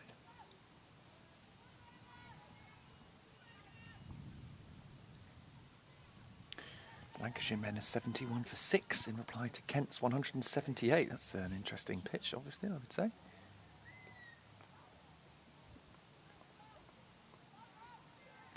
Can't see anything else really jumping out. Durham women are 154 for 2 against Essex. Surrey are 131 for 3 against the Blaze. And Warwickshire 123 for 2 against Lancashire. I think the timing of the England A series is going to make some very interesting sides come out. So Essex, for example, have 4 players selected. The Blaze already have some away at the World Cup. They got maybe 3 or 4. And then another 2 or 3 selected in the A series. So I think there's definitely going to be some opportunities for some younger players to come in and try and make their mark. Harrison, this is just in the air for a bit. Safely through to the captain. Is it? No, it's Olivia Barnes out there doing the fielding. Luff is at mid-wicket. This is in the air over her position. Skelton as well. Good fielder, Chloe Skelton. I've seen a few issues in the field, but I don't think Skelton's been to blame for any of them that I can remember. Gets a bit of a high five from Neve Holland. Southby on strike now. She's on 15. Here comes Harris. Not a lot that she could have done with that one. Pretty full. End of another over. The pace of the innings just slowing down a little bit. But still, they've been finding the boundary since the drinks break. 161 for 4. Southby on 15 and Sweet on 6. Yeah, good couple overs here from the Somerset side. But yeah, another little partnership building here. Hampshire will be interested to take this further, make this partnership big. As Skelton is continuing for her 8th over of the day.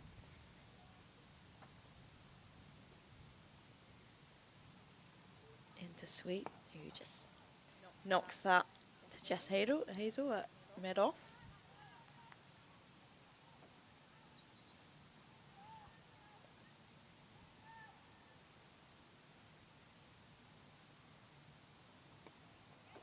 Nicely clipped out to square for just the single there.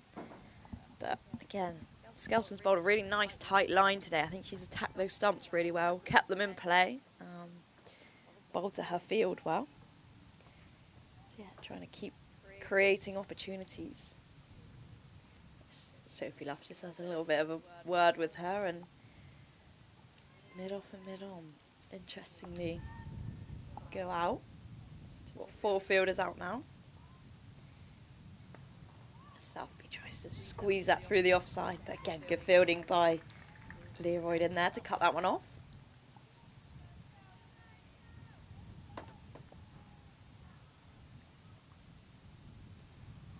Again, darted in by Skelton. Oof. Good effort by Sophie Luff there, but can't quite get a hand on it. Just goes for the single.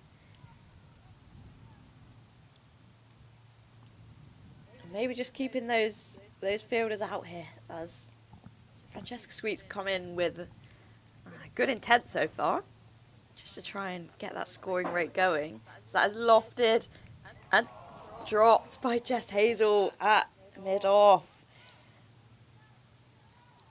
Definitely catchable, that one, not too tricky a chance. I think she'll be really disappointed with that. Made good ground, but I think just gone with her hands the wrong way. Could have gone fingers up there to make that a little bit easier. And again, just those moments of getting away from Somerset. So it's lofted back into that region. Chloe Skelton, hands on head here. Again, those little moments, I think have just Somerset have let them slip away today so far, and probably the score is reflecting that. Yeah, you expect Hazel to take that. I think the ball wasn't going particularly quickly. Yeah, She'd kind made of looped to her. she's made pretty good ground. I think she's got two hands to it. I'd like to see a replay if we've got one of what happened, but Yeah, I think she's just got her hands in a pickle, and she's tried to go like fingers up here. Was actually like if she can go reverse cut, she can get her head and hands a lot closer, and yeah, it's just a little bit easier. so let's drill down into that a bit more. So paint a picture for us. So what do you think she did? So normally, if the ball's kind of like waist high, you'll be going fingers down. So your little fingers sort of together. Yep. So you've got a nice big catching area. Sometimes, like probably when you're getting chest high, you want to be going fingers up. Thumbs together. Yeah. So we're creating a different shape. It's a good shot. Yeah, absolutely smashed through corner, lofted for 4 runs. And that's the frustration. Sweet was dropped when she was on 7, and now in the blink of an eye she's up to 12, having picked up a single off that dropped catch. And then the 4. Yeah, this is the danger now, because she's clearly come out with a way of playing. She's been aggressive. She's played expansively. And Somerset have dropped an easy chance. It's not a great ball. Could go for 4. Should go for 4. Here we go. Now she's on 16. Yeah, ticking along. But yeah, so when you're catching and trying to go fingers down for a ball that's a little bit higher, all of a sudden, yeah, you've got no space to... Your palms come apart, don't they? Because Yeah, of exactly. how high you are. So instantly there's a hole in the middle. Yeah, Or your hands I think come up. she's tried to create space with her body, kind Yeah. of like use her hips, and that's such a tricky place to be. Yeah. Not far away from what would have been an amazing, well, probably a parry, but possibly a caught and bowled. You never know. Sometimes they stick. Yeah. Is that an instinctive thing? I guess you have to teach Yeah. yourself to... I think people probably have a preference of how they want to catch, but sometimes just misjudging it, you can get yourself in a little bit of a pickle.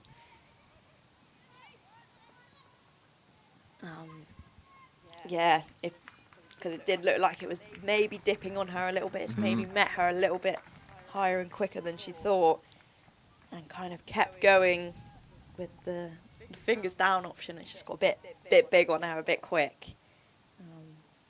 Yeah, it's tricky, particularly on the move. Yeah.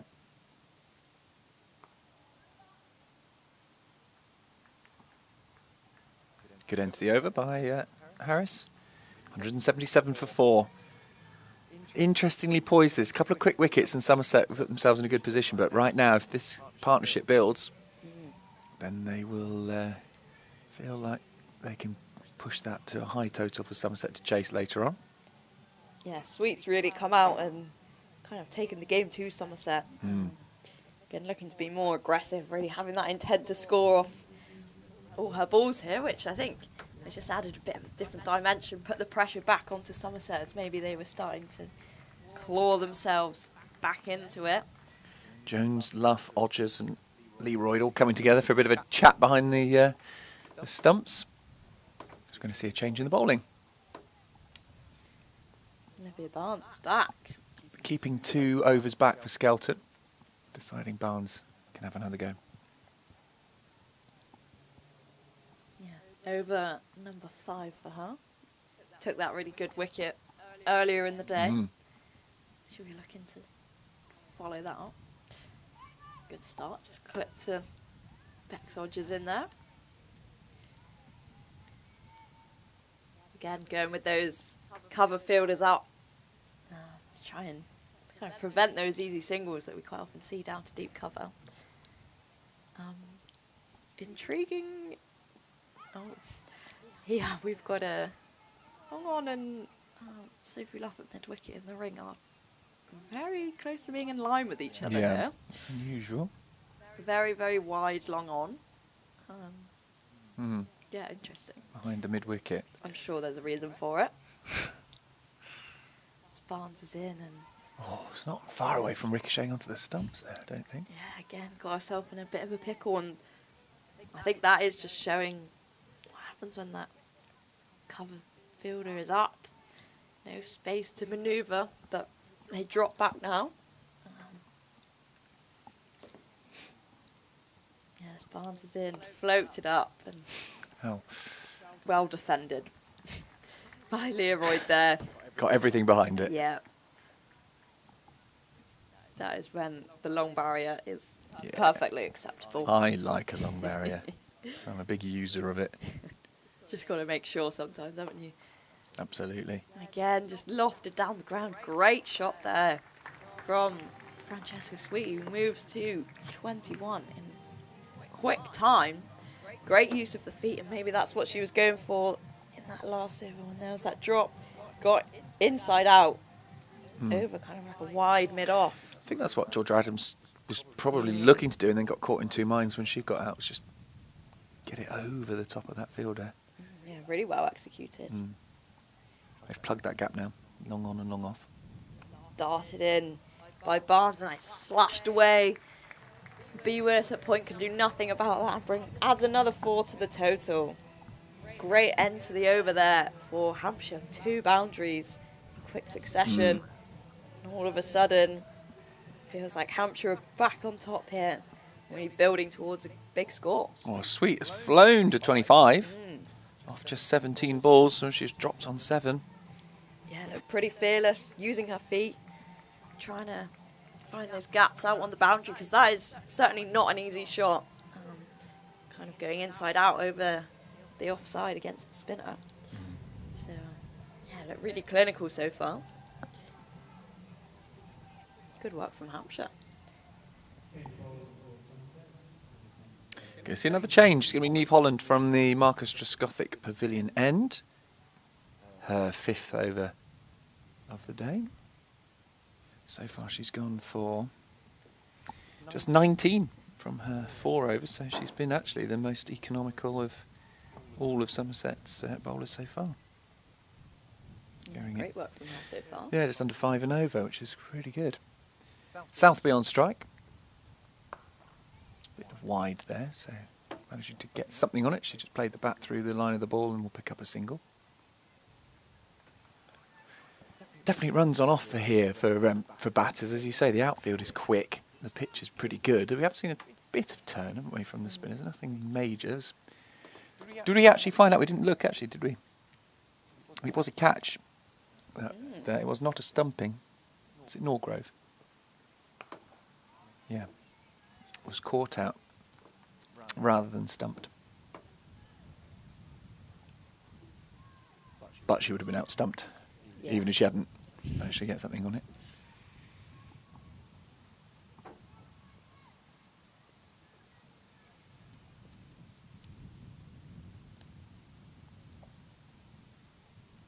Sweet on strike. Again, just pushed to nearly Yorker length, full delivery just out on the wide area. Another single. Yeah, the only reason I mention that is because we were talking about whether there's been much turn. And it made it look like there was a lot of turn on that ball when actually she just nicked it. Which made it look like it had turned a long way when actually perhaps it hadn't. It probably did turn a little bit. Yeah. But not as much. It looked like it was ragging turn that she'd managed to find on that delivery otherwise. In comes Holland again, a little bit shorter this time. Smeared out into the boundary on the offside. Just the one added. Yeah, nice work so far from Holland here. I think she's just trying to look to not get hit for a boundary, really. Just try and slow the pace down slightly.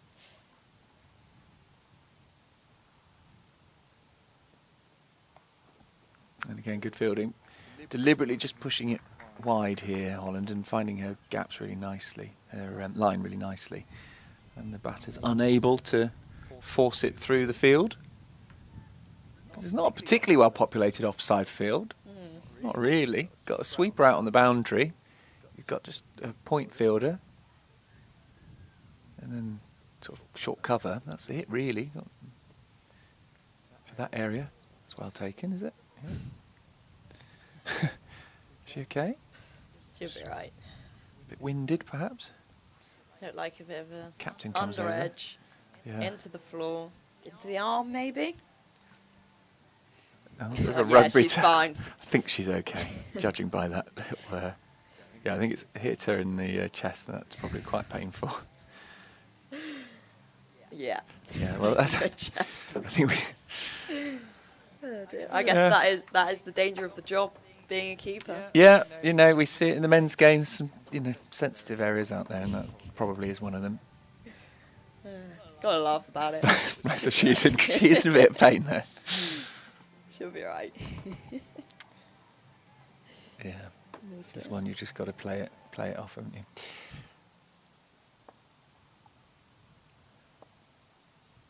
$188 for 4. A little bit of tinkering with the field. As the sweeper on the leg side has just pushed a little bit more square.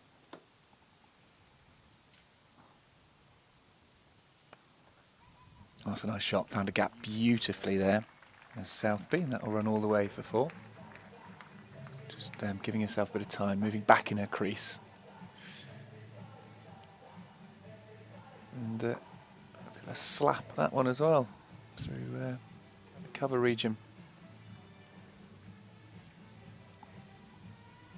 Now we're going to see a bit more field tinkering here.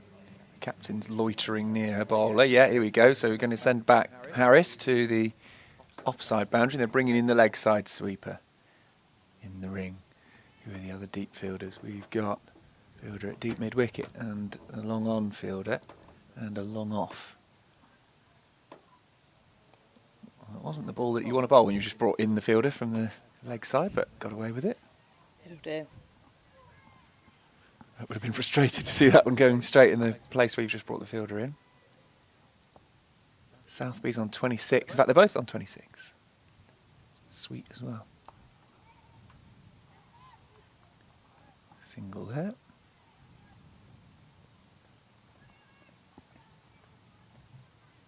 Partnership now at 40. Ticks along pretty quickly. It's been a very quick, yeah. What time did they come together? 27.1.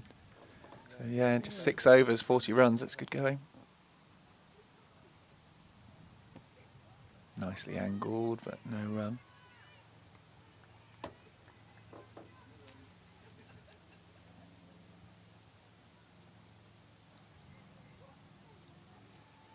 Yeah, approaching 200 mark.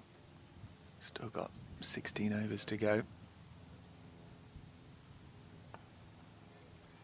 Good, just need a few tight overs here, Somerset. Just build a bit of pressure.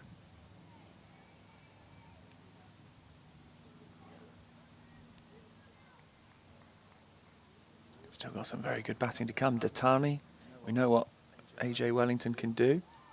Just goes through to the keeper. Sneaking under the bat of Sweet. So that's destructive batting there, just in those 2 names I've mentioned. So still plenty of opportunity for some big run scoring going on here for Hampshire. Yeah, definitely. And I guess it's where Somerset need to be really clear on what they're trying to do here. Are they trying to just stop boundaries? Or are they kind of going more on the attack to try and take wickets here? I think it's important for everyone on the pitch to be really clear on that, on the role that they're trying to take here. Kind of how defensive are we being, how attacking, and having those fields to reflect that are really important.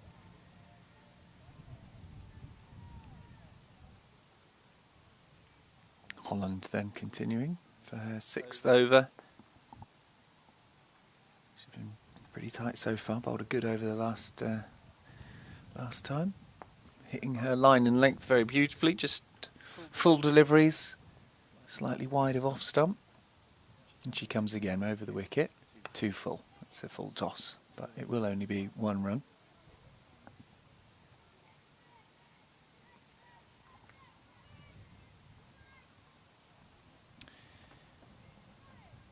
Picked up the wicket of Maya Bouchier,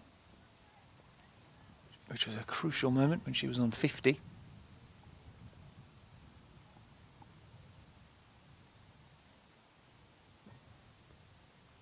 One's a bit short. Again, I think she'll get away with that. Just the one run from it. She'll be happy with just a couple singles off those last two balls. Barnes helping her out on the boundary over there. And she also took the catch of Adams as well, so she's had a big part to play in this game so far, Niamh Holland. She'd love another wicket though. She'd love to break this partnership. Swing and a miss.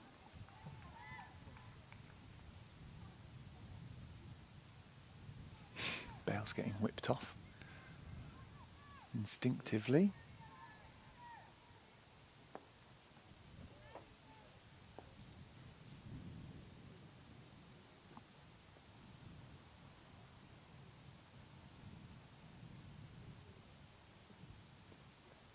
That might be given as a wide. Yes, it is. Just pushing the boundaries too far as to what's acceptable.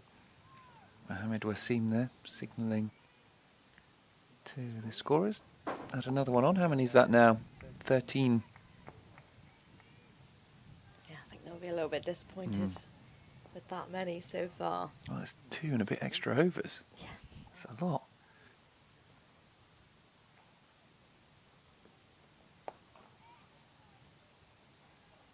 I don't think Holland is your main culprit, really. She's trying to push it as wide as possible. Likelihood is that 1 or 2 won't quite fall within the lines. But it's a team effort. That is a lot of extra deliveries. Yeah, all of a sudden looks a little bit flatter out there. Body language has dropped a bit. Yeah. As Hampshire have accelerated along. Yeah, it's that drop, sweep being dropped on just 7 runs. At the moment, it's looking like it could be very important. That one is going to be all right, just within the lines.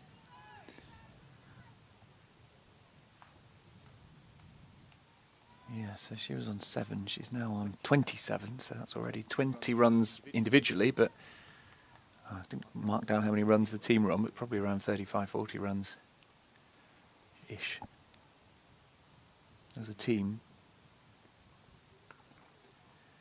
Into the offside. That'll go for 4, I think. Yes, lovely shot, just guiding it past the fielder who was in the ring at point. So moves on to 31. And 200 comes up. 201 for 4. In 35 overs exactly gone. So 15 overs remain. Hampshire, already their score begins with a 2. And with 15 overs to go, if they can get their run, what's their run rate at the moment? 5.7. Yeah, they're taking it along really well. Yeah, they'll be really happy. 3, assuming that they can keep some wickets in hand, not lose too many too quickly here. Somerset will be chasing something beginning with a 3, you would think, but cricket can change quickly. Yeah, definitely, I guess. This is the point where they know they can just keep building this partnership, and actually if they keep building a platform, they've got more explosive players like Datani and Andaje Wellington to come in and actually play with so much freedom because they know they've got that score on the board. It's more of a case of how many can they get. Bowling change it. Alex Griffiths coming back into the attack. Had a good first spell. Yeah, just trying something different here, trying to force a mistake from the Hampshire batters as Griffiths is in. A little bit short, and that's pulled away really nicely by Rihanna Southby. Oh, and the ball's gone under the fence. It's gone under the fence, and it's heading towards the gates there. Those are the Brian Rose gates over there, aren't they? Has it left the stadium? Has it gone out into the... there we go. It's gone quite a long way away. That did go a long way. Thank you to Great placement. The man who's gone and retrieved it. Out towards the Brewhouse Theatre there. Fancied a little trip to the theatre. Yeah. Obviously, wanted to go and see what's on bit there. of drama. Should we see? Is there anything on tonight? What was it going to have a look at?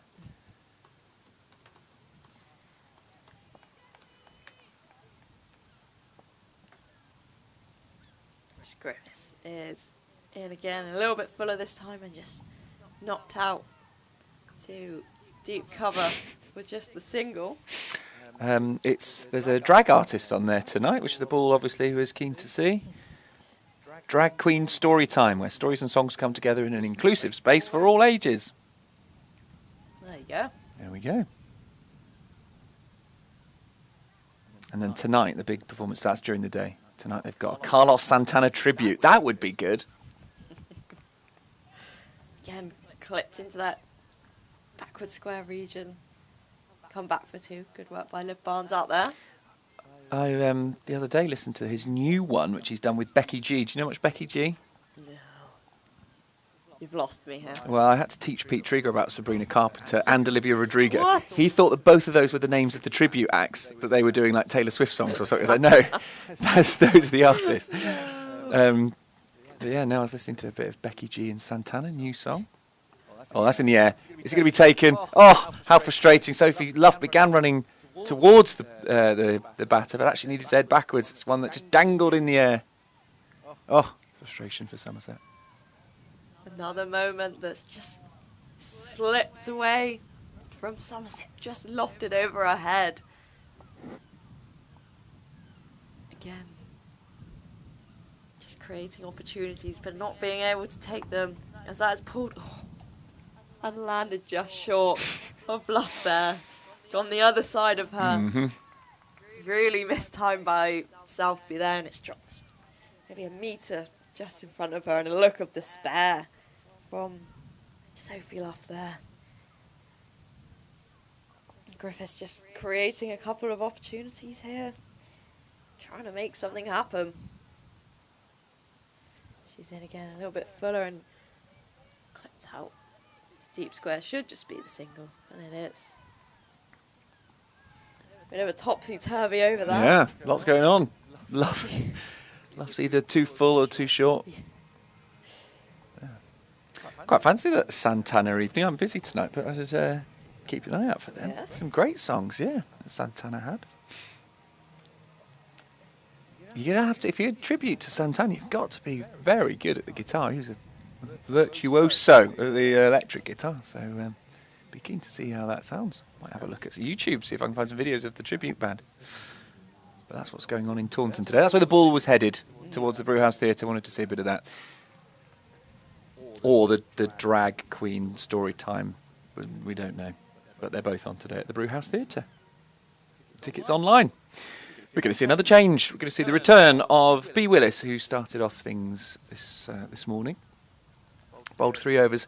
She did bowl a lot of wides in that time. That's why Somerset have got quite a big total of wides. She bowled 6 in 3 overs. So it just meant that there was never any real pressure at the top of the power play. It just meant that Hampshire's runs were accumulated quite quickly, giving them a good platform. Yeah, hopefully the change of end will allow us to find that rhythm again. Southby on strike, she's looked good. She's on 35. Quick runs. That's a good ball. And it won't lead to a run. Yep, 35 off 39 deliveries. Ariana Southby. Sweet at the other end's 34 off 29. Yeah, building really nice. 58 partnership now. Yeah, very good. Starting to look a bit dangerous.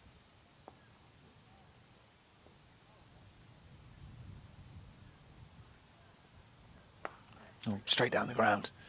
And it's a good diving stop from Alex Griffiths. There's a bit of a high five between her and Neve Holland, who's also ready to diving stop just behind her. Yeah, good work from Griff there. Good to see B coming back into the attack. I think she offers something different with her pace. Got a good bouncer as well, which I don't think we see often enough in the women's game. Maybe we'll see it today from her, which will be good.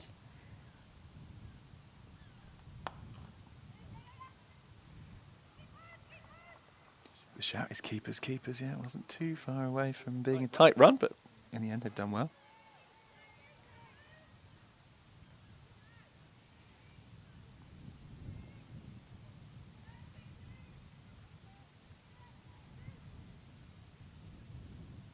That score just keeps ticking over. 212 for 4.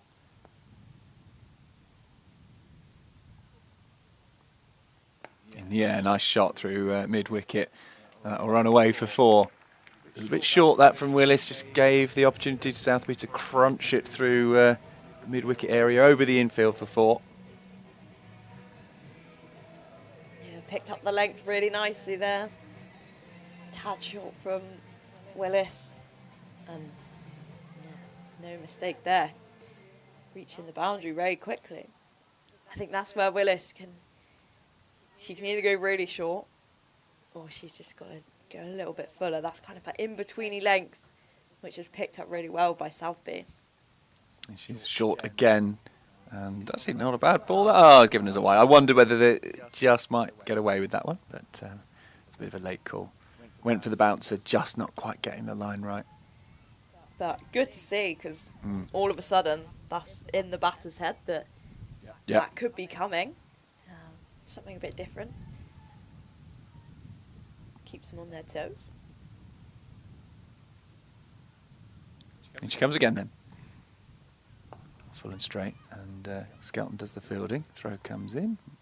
Oh, very good throw. Hits the stumps and, frustratingly, is going to lead to an overthrow because it hit the stumps. Very frustrating when that happens. You feel like you get punished for doing a good bit of fielding there.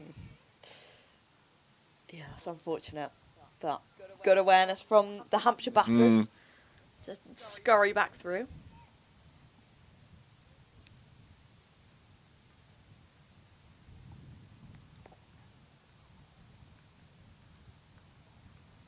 And she comes again, Willis.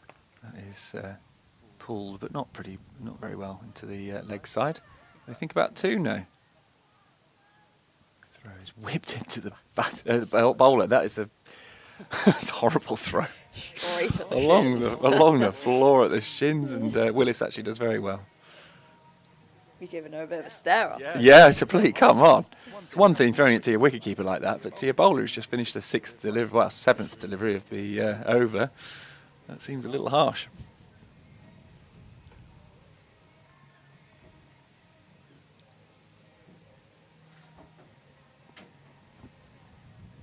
Now, how's your timetable looking, Emma? Because you realise you've been here for 37 overs. Are you... I've got nothing to do all day. Great. Spencer's wrote me in. As long as you're happy, because otherwise it's just me, and I feel that would drive our audience, around the bend. Yeah, I was asked, are you about? Might be a bit of a long stint. Well, we're very pleased to have you. Thanks for joining us. For those who are only just joining us here on the stream, it's Emma Corney with me, Charlie Taylor. Sounds like we're going to be just us two all day. Perhaps visits from various others throughout the day. So that's going to be given as a wide, I think, from Griffiths. Well, we might have one guest appearance. Ooh. You're trying to rope it. Gonna make it happen. I'm relying on your contact book here to get the texts into the right people. She's actually got. Because thought she was coming earlier, but turned out she was actually still in her house in Exeter. Okay, good 35 miles away. Nicely played into the leg side by Southby. But maybe for the second innings. Tell you what, I'm getting excited for my lunch now. What have you gone for, a commentator's lunch, or have you gone for the I've gone for players' lunch? Yeah, I'm going to go and steal the players' lunch. Okay. Do you know what's on the menu today for the players' lunch? Normally it's like wraps and stuff between innings for a 50 over game. Well, that is a great shot. And once again, I'm afraid that's very poor from Barnes on the boundary. It's not the first time we've seen it today from a Somerset player on the boundary who has not been able to take it cleanly. Should she have done better? Yeah, definitely. Definitely got to do better. I know the ball's travelling there. It wasn't, it had some pace on it, but she got to it.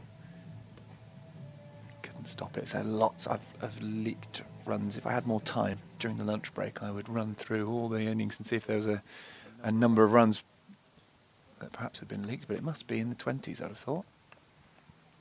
Oh, nearly a great catch. Willis got 2 hands to it, I think. Hands on head from Jones. Griffith just was looking around her on the floor. Let's see how close she was to holding on to that one. Oh, it would have been a great catch. Came quickly. Yeah, did well in the end, but Oh, I don't feel like I want to put that down as a drop. I feel that's a bit harsh, but kind of was.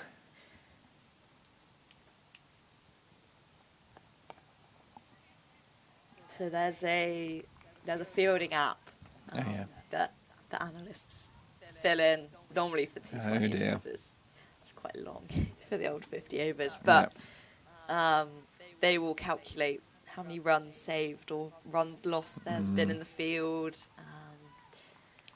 kind of like rate catches, easy to hard, drops as well, all kinds of things.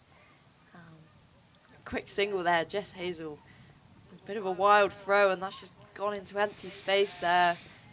Again, Hounsel Heads have just come back for that second run. All of a sudden getting pretty messy here from Somerset. A few heads going, a little bit chaotic. I think they just need to settle down, just calm down for a minute. Try and regain a little bit of control because the opportunities are certainly there. Just need to, Sophie Luff sort of need to just say, look, can't take a moment.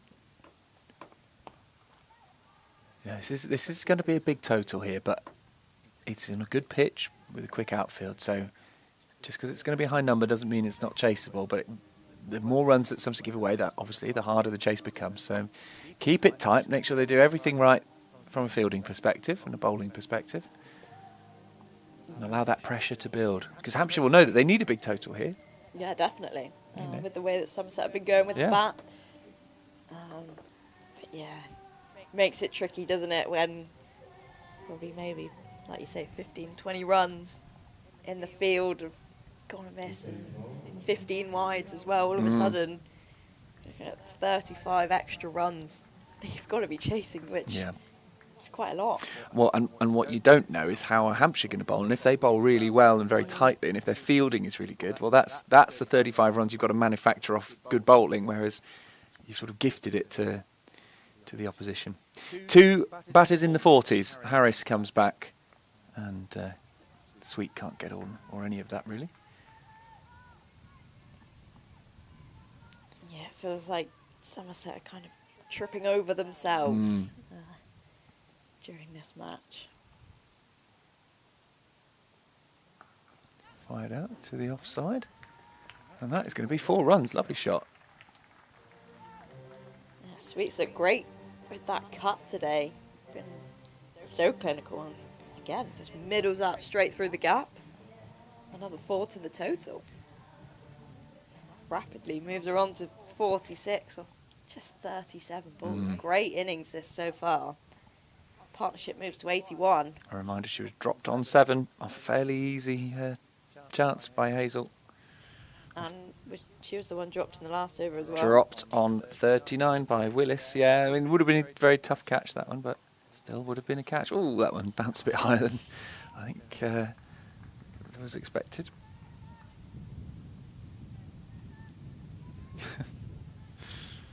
When it comes at you like that, off those hard pitches.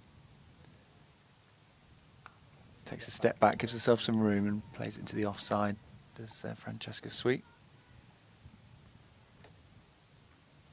What have you got lined up for your lunch then? What's on the menu? Well, from the jacket potato. Well, it's the option is pasty. potato or pastry. Those are your options. You've got pie or pasty or jacket potato. I've gone for the healthier option. I'm going to a... no one seemed to know where that had gone. I'm going to a party this evening where I think pizzas are on the menu, so I thought I'd better go for a slightly healthier option, you know. So I've gone for jacket potato, tuna and cheese. In the air, safe. Oh, in the end, it's again not convincing. I don't know what happened with Neve there. She seemed to fall down as she picked it up, but stopped any extra runs. That's the end of another Harris over. 39 overs gone. The score 235 for 4. But I've got to say, jacket potatoes here are... I like a jacket potato. And they're good ones. They are nice. So you've gone your wrap. What are you feeling wraps-wise? What are the options normally in your wraps? Recently it's been like make your own wraps. But normally they do a good soup. Soup wrap. And all of a sudden I'm like, wow, I love soup. Wow. Because there's been so many good ones. A bit of watermelon to finish, I reckon. Now, Pineapple. I've Happy. my own feeling on this front, Emma, is I am a big fan of soup, but June is not soup month. You know what I think mean? it just allows me to eat 3 bread rolls Right. and make that acceptable. Yes, you can get away with eating more bread and disguise it because you're saying, well, I'm eating lots of vegetables in Yeah. the soup. Yes, yes, that's very true. Unless we're talking cold, sort of the cold soups, like gazpacho. That's nice. You ever had that? No. It's a Spanish dish. It's almost like a tomatoey soup. It's very garlicky, and it's served cold. Obviously, Okay, in yeah, South yeah. Spain, I guess it gets Yeah. very hot, and so cold soup's lovely. Yeah, nice. Yeah. Yeah. Good soup. That will hit the spot today. As Yeah. long as it's not the mushroom one, Oh, then I'm happy. pushed out to mid wicket, deep mid wicket. Okay, the mushroom one. You're not a mushroom person. I like mushrooms, but Not a cream of mushroom soup. I wish you could have seen her face there. Just looked like she was. yeah, it's a bit much. But so yeah, fingers crossed. Okay. Well, you'll have to report back Hopeful. in the second innings. I'm keeping my fingers crossed for you. So, what would be like tomato? Is that the? There's kind of all sorts of soups going on. There's some nice sweet potato Ooh, soup, lovely. like roasted pepper and other things. Nice. So yeah, Gotta say, it's a bit more adventurous. soup is an option they offer you actually on the Oh. commentators' lunch. Maybe I need to choose the soup. Maybe I've been too soup averse. As long as they give you enough bread rolls, then you're fine. Well, I think there might be one, and that's it.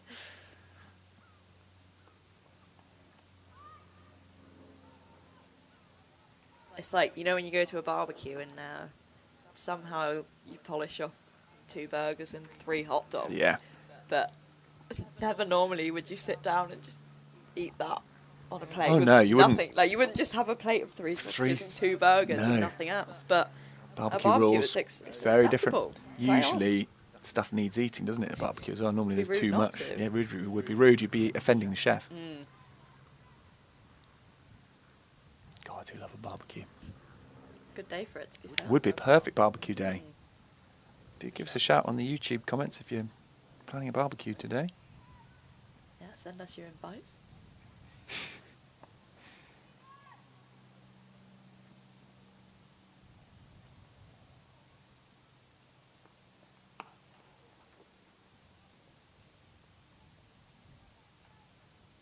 Another good tidy over there from New Holland. Just the 5 singles from it. And crucially, no boundary, which Rare. Somerset will be delighted about. Yeah, not been able to say that too often.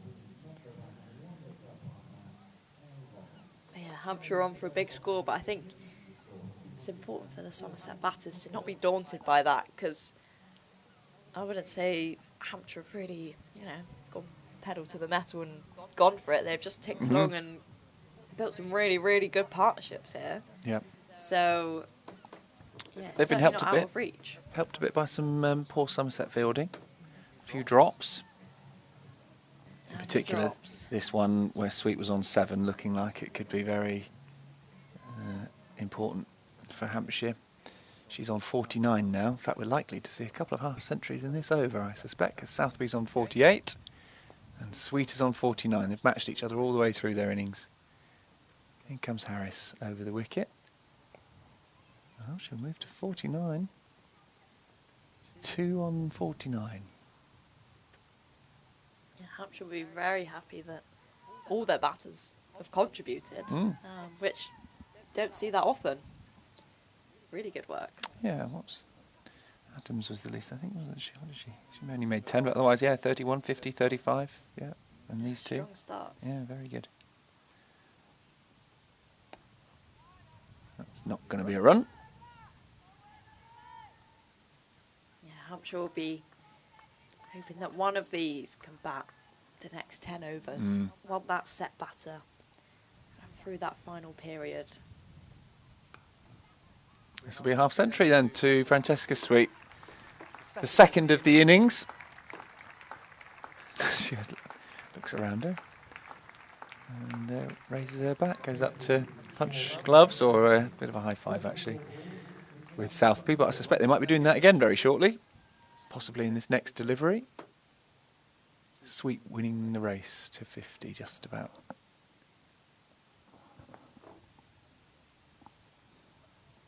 Not often you get them back-to-back balls. Will we see one here? Yes, we will.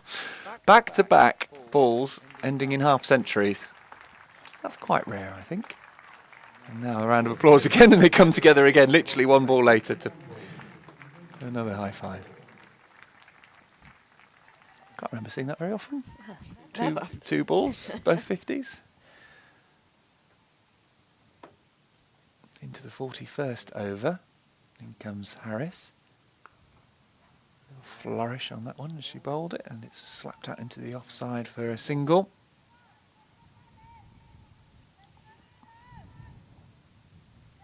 One ball left again, another over at the moment with no boundary. That'll be back-to-back overs if this ball does not reach the boundary, which it won't. Good stuff from Somerset, just perhaps a little bit more pressure. So 9 overs to go. So if they go at 6 and over, which is pretty much what they've been going at. In fact, it's exactly what they've been going at. So 6 and over from here would take them to another 54 runs, which would get them up to 298. So we're looking at around about the 300 mark if Hampshire keep up their current rate. But you may well see that increase, especially actually, do you know what? At some point you might actually want Datani or Wellington in. And not because these two are doing badly, because they're doing really well, but going at about a run a ball. Whereas you might say actually Wellington might come in and smash, you know, quite a few 4s and 6s and just push it up even higher.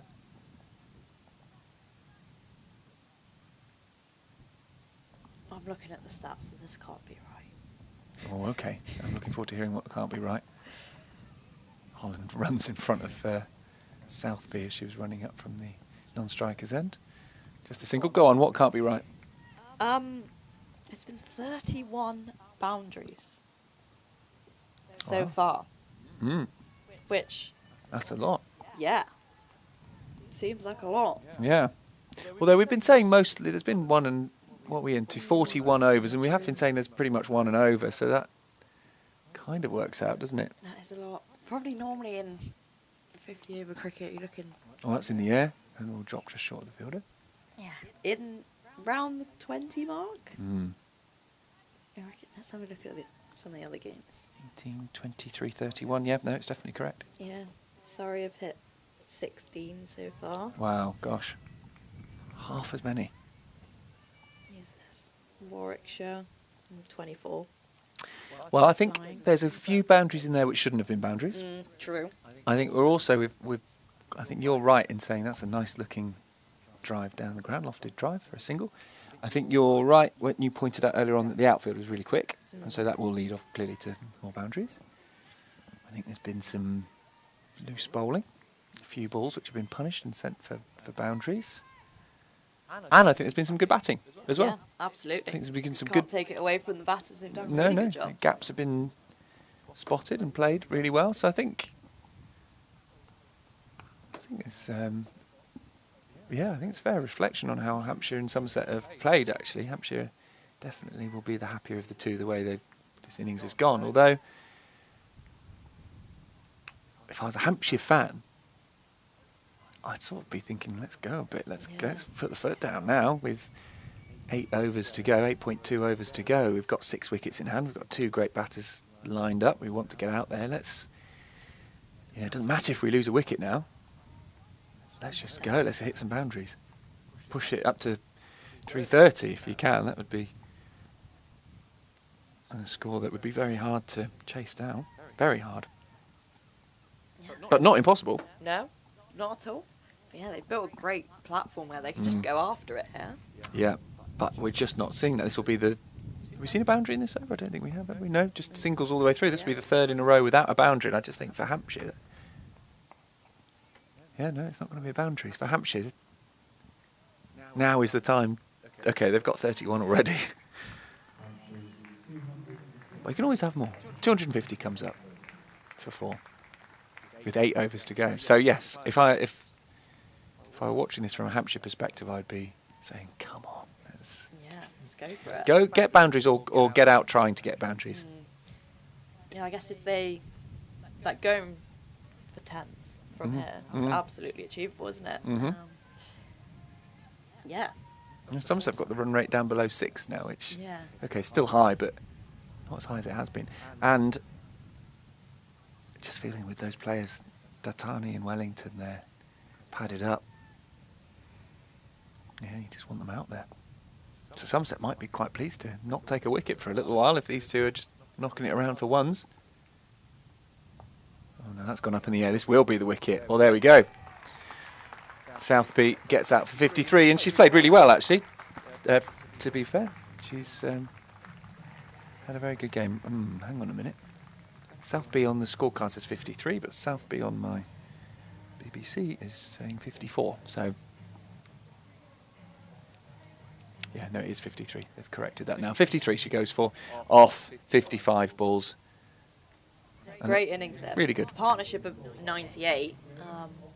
Probably when it was starting to look slightly rocky for Hampshire. And they'd lost a couple of those quick wickets in the middle there, and all of a sudden they are back in the driving seat, and they've really accelerated. Yeah, built a great platform for Datani coming in here to really just give it a go. Yeah, she's got full licence, hasn't she? Of course, a former Western Storm player, Naomi Datani. So we'll know this ground very well. Played all sorts of teams, hasn't she, Datani? Yeah. One of those players that sort of finds a route, keeps playing top-level cricket, but sort of wearing different shirts at different sides. But absolutely, can be a destructive batter. And so Somerset got to be careful here. Of course, it still takes a bit of time, perhaps, to get in. But she knows her job here will be to get the run rate up. Yeah, they've got to be eyeing up 320. At least, yeah. So minimum. 250 now, 7.4 overs to go, 5 wickets in hand. Yeah, that's going to be there to be swept. Bit of a chase on, should get 2 here.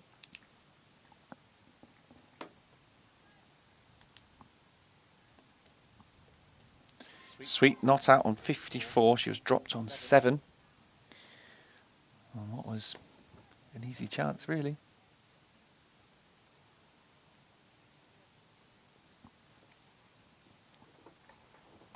In comes Harris. Again, hard sweeping shot. Will it get to the boundary? No, still haven't seen a boundary for a long time. Throw comes in, they'll run another couple.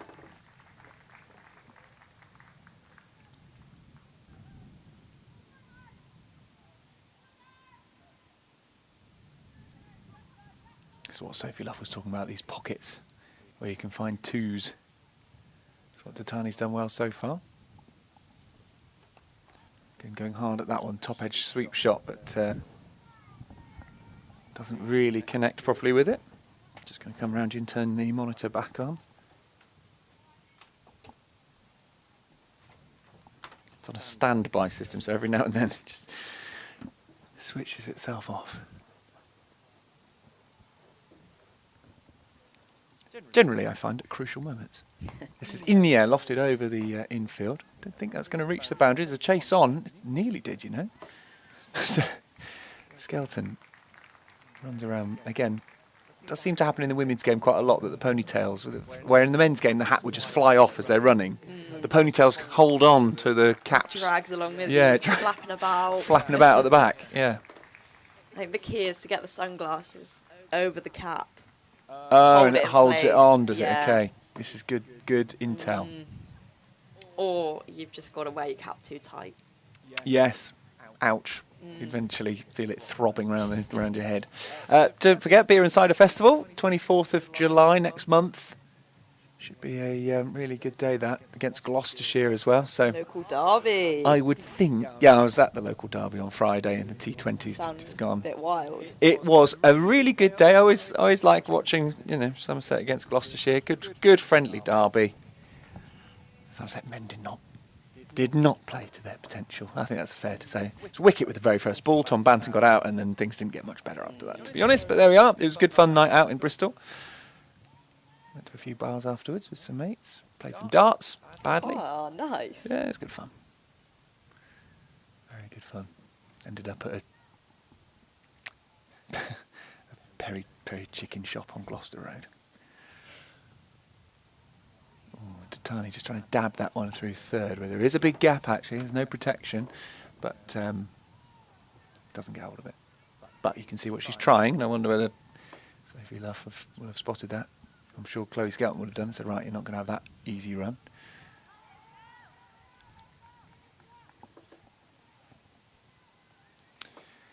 From here, what's a disappointing score, Emma? Because Hampshire might finish and think, well, we didn't nearly go hard enough. Unless they can't find some boundaries, they'll be disappointed if they don't really push this far beyond 300. Yeah, I reckon reaching that 300 mark, psychologically seeing that as a batter feels like a lot of runs. Yeah, sure. So I think they'll be searching for that as a bare minimum after they've built such a great platform to accelerate there. Mm-hmm. Yeah, Yes, Somerset have brought it back, haven't they? The last few overs. So 300 does sound like a lot, but when you break it down, that's a runner ball. It literally is just a runner ball, which is what they've been going at pretty much this whole time. What are they at now? They're at 5.9, so it's a runner ball. I just feel like when you've worked at a runner ball for such a long time, and you've got all these wickets in hand, you should be able to get above that in the last 10 overs, and I just haven't. Okay, a bit tricky because Datani is only just starting, but it feels like they're just playing within themselves a bit. Maybe they'll go hard in the last 5. I feel like they had a bit of a license to start that earlier. Do you know what I mean? Yeah, definitely. They've done so well early on that they've got the opportunity. That's an interesting ball from Skelton. Wide and darted in. Yeah, interesting ball. Yeah, not. In the end, it was a dot. So I guess it was a good last ball. few overs have gone for 4, 7, 6, 4, 5, 6. It's not your 10s, is it? That's that's. Whereas before that, it was going 9, 10, 9, 8. Yeah, it's interesting how it's. So You normally see that completely the other way around. Yeah. Interesting. Well, we'll see. I wonder if Hampshire fans are pulling their hair out a little bit at how things have been going. But they've still got a good platform here. They've still got 6 overs, 36 balls to ramp up the scoring rate. We are going to see some Olivia Barnes. yeah, 6 overs to go. We still got Griff has got 3, Skelt's 1, Neve 2. I guess the thing to remember for Hampshire is that it's all very well having these overs in the bank and wickets to spare. But you can have 3 quick wickets fall, and suddenly you think, well, that was that, Yeah, absolutely. what we left ourselves. We just didn't capitalise on it. Yeah, so actually maybe they are just trying to build a bit of a partnership here. Yeah, and then go. Yeah. It's Datani on strike, using her feet down the ground. I think there was a bit of a fingertip on it from Barnes. It won't reach the boundary. That is only a single. Trying to create pace. Barnes does bowl quite slowly, and so batters have to create that pace themselves. Yeah, definitely. Can be tricky. Sweet on strike now.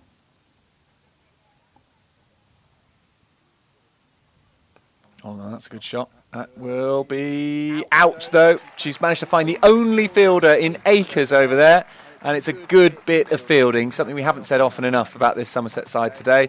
It's Neve Holland who takes a good catch. Safe pair of hands out there, Holland. And Sweet goes for 57. And so just as perhaps Sweet's thinking to up that rate, we've been talking about it here on commentary, wicket falls straight away. Good catch. Yeah, good bit of fielding there from Neve Holland. I think Sweet knew where the space was, didn't she? But unfortunately, just to pick out that one fielder out there. But a great innings from her. I think she added a lot of pace and intent to the innings. She kind of took it back to Somerset. She was trying to hit the ball hard, find those gaps. So yeah, really impressed. Hazel will be pleased to finally see the back of her, having dropped her on 7, but she did go on and hit another half century after those 7 runs. So she did cause a lot of damage on her second life and then on her third life because she was dropped on 39 as well. So finally Somerset holding on to one off the bat of Sweet. But this will be interesting now. Tatani and Wellington. Now, I was going to say it could slow things down as the batter gets in, but having watched a bit of Wello for Somerset last couple of seasons and for Western Storm, I don't feel like she takes an awful lot of time looking at the ball, really. I think she's kind of, I'd say she's got one gear. Yeah, I think that's a fair comment. So Barnes, I'm sure, will know that as Amanda Jade Wellington, former Somerset player, comes to the crease.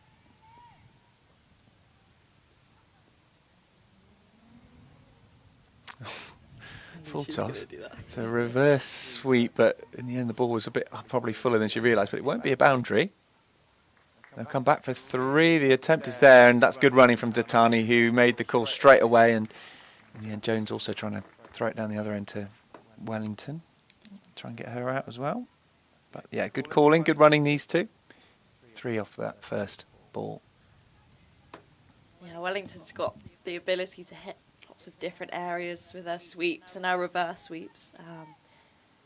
Like doesn't hit those traditional cricket shots as often, but it's really effective with her different options behind square. That's a lovely shot. This will be the first boundary for a while then, as Tatani finds a gap in the cover area. And so now that's 7 runs from the last couple That's of who we need.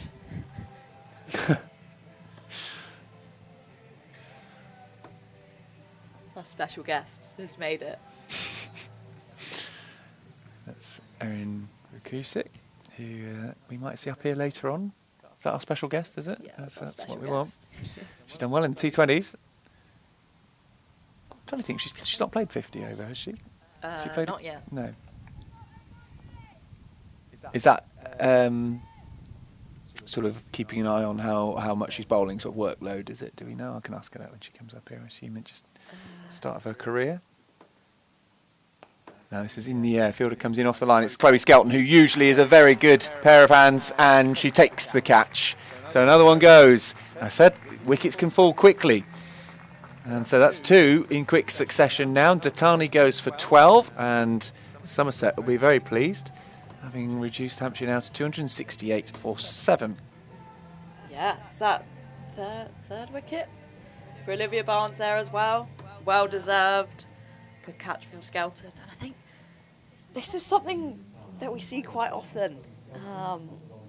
Teams building great platforms to go and get to those really big scores, and then all of a sudden, a bit of a collapse at the end. I think just see it all the time. It's quite a common thing to happen. Yeah, from 250 for 5 to now 268 for 7. I think all of a sudden Somerset will be thinking, oh, we can keep them under 300 here.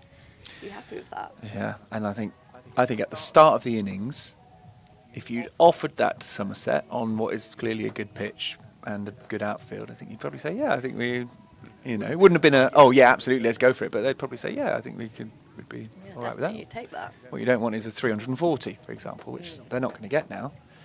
But at one point, it wouldn't have been out of the question that they could have aimed for that. In fact, probably not that long ago, you'd have said when they were going along at 10s and 9s with more than 10 overs to spare, you'd have thought, yeah, that's very on. Yeah, definitely. But Amanda Jade Wellington still at the crease, who can be very destructive. Well, she hasn't played an orthodox shot yet. She's had two shots, and both of them in sort of reversed shots. Poppy Tulloch is the new batter.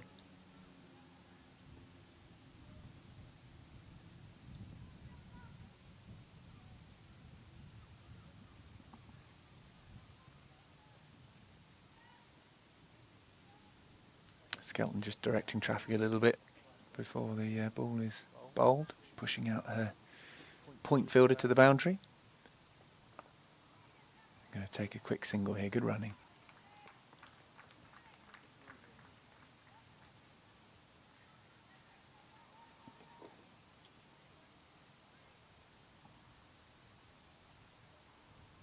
Interesting bit of cat and mouse here between Skelton and Wellington. I think we know that Wellington's going to go to those sweeps and reverse sweeps, and so does the bowler. Player missed there, so yeah, kind of going who misses first here. Yeah, this is Skelton's last over. She's been really good, as she usually is, to be honest.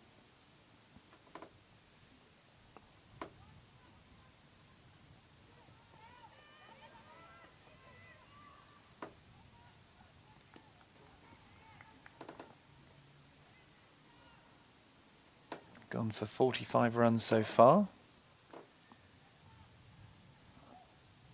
46 now. Picked up the wicket of Georgia Adams. Slightly strange dismissal. And another dot ball. Using that quicker, flatter one really well there. The batters haven't looked like they've really expected it so far. No. And tricky to get underneath it or use your feet against it.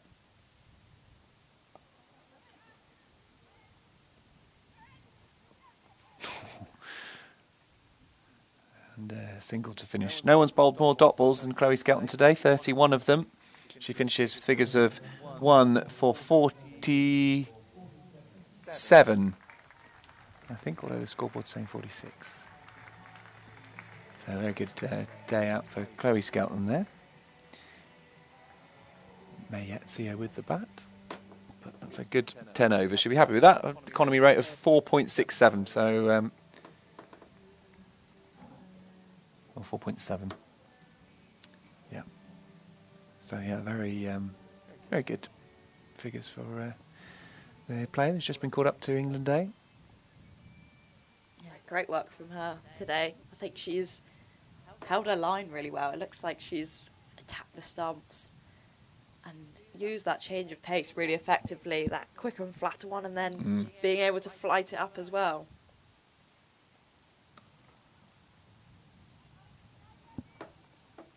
Oh no, some more bad fielding. Oh dear, that really shouldn't have gone for 4. That was not great. No, and that one wasn't even really travelling that fast. Not really. Oh dear. Attacked the ball, came towards it, and then let it through her legs. That'll be very frustrating. I think there'll be a lot. I suspect, Emma, as that one beats the bat of Tulloch, I suspect there might be a bit of chat about some fielding going on after this game. That's one that you don't want to see again, isn't it? Yeah, that's just very poor. Just extra runs. You know, trying to be as tight as possible. If you've got them where you want them at the moment, the runs aren't flowing that easily. And then you gift a boundary like that. Yeah, making it difficult for themselves at the minute. Yeah. Fired down the ground. Bit of a shorter one from Barnes. It's Willis out there, I think, isn't it? Who, you know, is very early in her career. Yeah, a bit of a tricky day for her today, but that happens. Yep, absolutely, it happens. Yeah, just a second game for Somerset, and young fast bowler, you're going to have bad days. But it's about how the team gets around her, picks her back up, because we know how talented she is. Everyone's here for a reason. Absolutely. So yeah, it happens, but it's more about... Missed stumping chance there. Difficult one, but it was a chance. Yeah, well bowled by Olivia Barnes there. But yeah, I think probably early on in your career, that bit of resilience is the most important thing, because all of a sudden you've probably gone from being one of the best players in academy cricket in like Tier 2 cricket. All of a sudden you're in at the deep end in Tier 1 cricket, and it is very different. I don't think you can really replicate that. So it probably is a bit of a shock to the system, and it is tricky. Well, there's scrutiny, isn't there? There's a live stream, there's people like me talking about it, there's clips, there's everything, you know. It's, you're in the limelight a lot more as well, and those mistakes get spotted. But as you say, she's been picked for a reason. Okay, she's not bowled as well as I'm sure she would have wanted to, but there have been some good deliveries in there, a lot of potential. Good dot ball here. Holland's bowled excellently. Probably, I was going to say it's going to be up between her and Skelton as the pick of the bowlers. Barnes has picked up the most wickets. She's picked up 3, but Holland and Skelton have been really good at building pressure, not letting lots of runs through, and that's been very important in this game where there's been some poor fielding, but also good outfield and a pretty good pitch itself. Again, it's only going to be 1.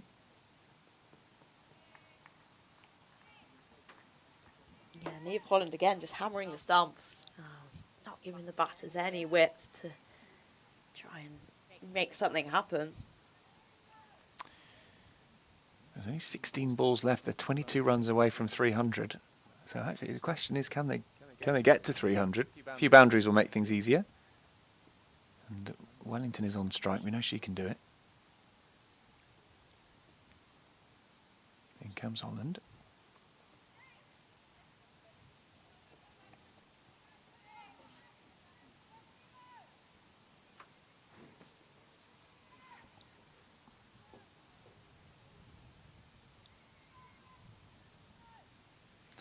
Noise around from Somerset.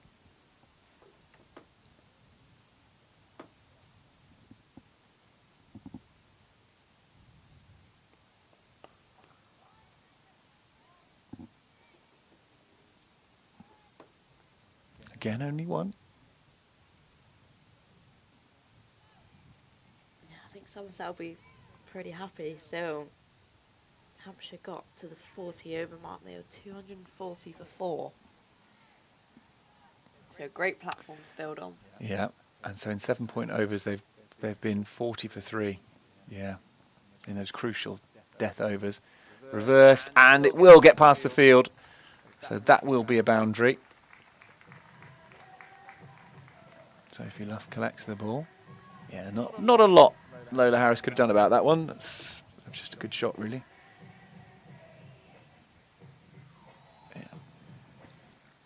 Fair enough. Well, we know she likes to play like that, Wellington. She hasn't nailed that shot yet, but that one she did. She moves on to 10 off 8 balls. 284 for 7 with 13 balls to go in this first innings.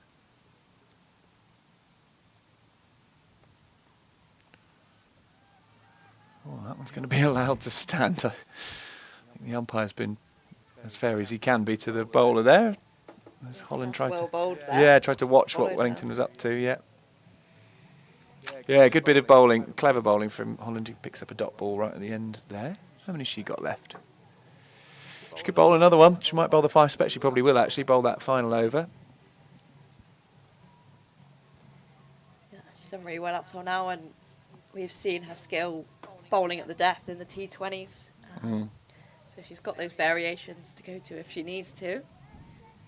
But at the minute, just keeping going at the stumps, keeping it as tight as possible, seems to be the way to go.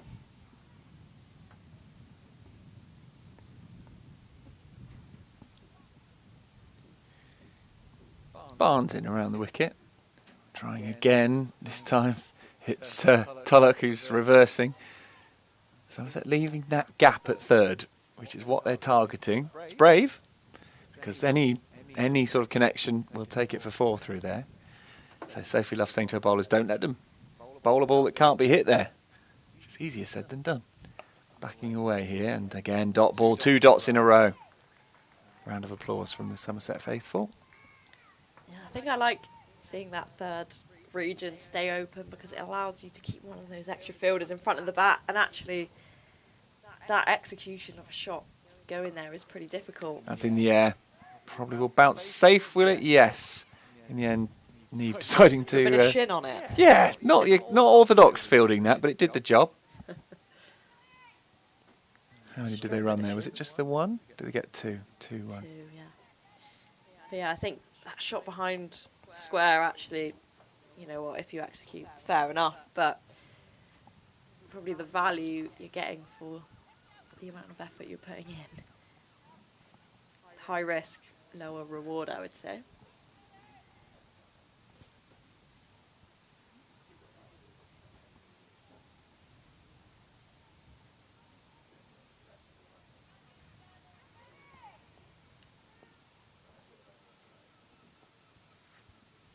In comes Barnes around the wicket. There's a tempted, lofted shot. Swept on top edge, reverse sweep, and Luff able to get a fingertip to it. But not quite able to take the catch. I think she's got closer to it than she thought she would. Yeah, I agree. I thought it looked like it'd sail over her head, but she did well to get something on it. I wonder whether she could have somehow caught it. She's a very good fielder, Sophie Luff. In the end, just 2 runs from it. Wellington's on to 12. In comes Barnes. Again, another reverse shot. She's loving that reverse shot. It's all she's doing at the moment, Wellington. And it's another dot ball. A very good over that from Barnes. How many did that go for? I haven't got it on the screen now. 5, I think. Yeah. Yeah, so actually, 4 of those balls they've actually tried to go through the 3rd region and not really got value for it. So I think as a bowler, you're happy to see that rather than trying to go hard down the ground at you, because it's pretty difficult to add power behind square compared to maybe using your feet or getting deep in your crease. Well, it will be Neve Holland to finish off the bowling innings for Somerset. Hampshire will be, I think... Well, I think they'll be pleased they've got as many runs on the board as they have, but I think they'll feel disappointed that they're not looking at 330 here. From where they were, I think 330 was on. Yeah, they created the opportunity for it, but... I mean, they probably won't reach 300 unless it's a very big over. Let's see how it goes. Here comes Holland in. And this is in the air. Well, first one's going to go for 4, so that's going to help them out. 293 for 7. So it's going to be around the 300 mark, isn't it, that Somerset are chasing here? Which I think, given how badly they fielded today, and I think that's a fair comment, I think they would say themselves they haven't fielded at their best. Given how badly they fielded, and given this outfield and pitch, they've given away how many wides? 15 wides. I think they'll feel like they've done all right to keep it around the 300 mark. Tulloch on strike. She's on 16 after that boundary. Well, she's gone, tried to force it into the leg side this time. Mid-wicket comes in. It'll just be the 1, yes. Yeah, Somerset probably feel like they've clawed it back a little bit from a bit of a perilous position at one point. Yeah. Like you say, not been their greatest day in the field or with the ball, but actually, yeah, they'll take it. So Wellington's on strike now. There are just 4 balls remaining. In comes Holland. And she's going forwards of square this time. But hasn't got hold of it. Oh, I'm surprised they haven't run 2. They were at least tried. Wellington didn't look like she wanted it at all. Are you surprised there? I mean, was 2 on? Trying to get back on strike, because that throw again is probably going to go to the bowler's end. So the non-striker, you'd hope, would probably be. Well, Tulloch was shouting at Wellington, saying, please, come on, let's go. Again, I think, okay, it's only 1 run and in the grand scheme of things, but I don't know, as a Hampshire player, you probably think you'd get Wellington on strike, but Tulloch's doing all right. 17 off 16, no problem there with how she's doing. Fired out into the offside this time, and they'll come through again. It's just a single, though. 296 for 7 with 2 balls to go. Can they find a boundary somewhere? Can they get that score to begin with a 3? Because you talked about that psychological boost, Emma, that it can give a batting side when they've got 300 on the board that they're defending. Holland will be doing everything she can to stop a boundary here. Oh, that's not going to work. It's going to be a no ball, and they'll come through for a run. So actually, That is not at all what the doctor ordered for Somerset. Yeah, interesting little game this. So Amanda Jade Wellington is actually batting outside off stump. You could see nearly all three there. So she's trying to create that angle to hit to the leg side. So Neve Hollander's gone, all right then, I'm not giving you that width. It's gone a little bit far off the strip. Don't see that very often. I know. I sometimes think when a player's batting so far outside off stump, just fire it in at leg stump, you know. This is in the air. Will it be taken? It should be, and it will be. Now, that was a free hit, so it's not a wicket. A few cheers in the crowd, but it's, yeah, just one run. 299 then with one ball to go. So well, outside off. So yeah, see that for me that leg stump's calling to be aimed at, but I'm sure Amanda Jade Wellington will be aware of the risk there. But she is so far outside off. It's like they're playing a different sport here. Have you seen the clip with Steve Smith when he's batting so far outside off?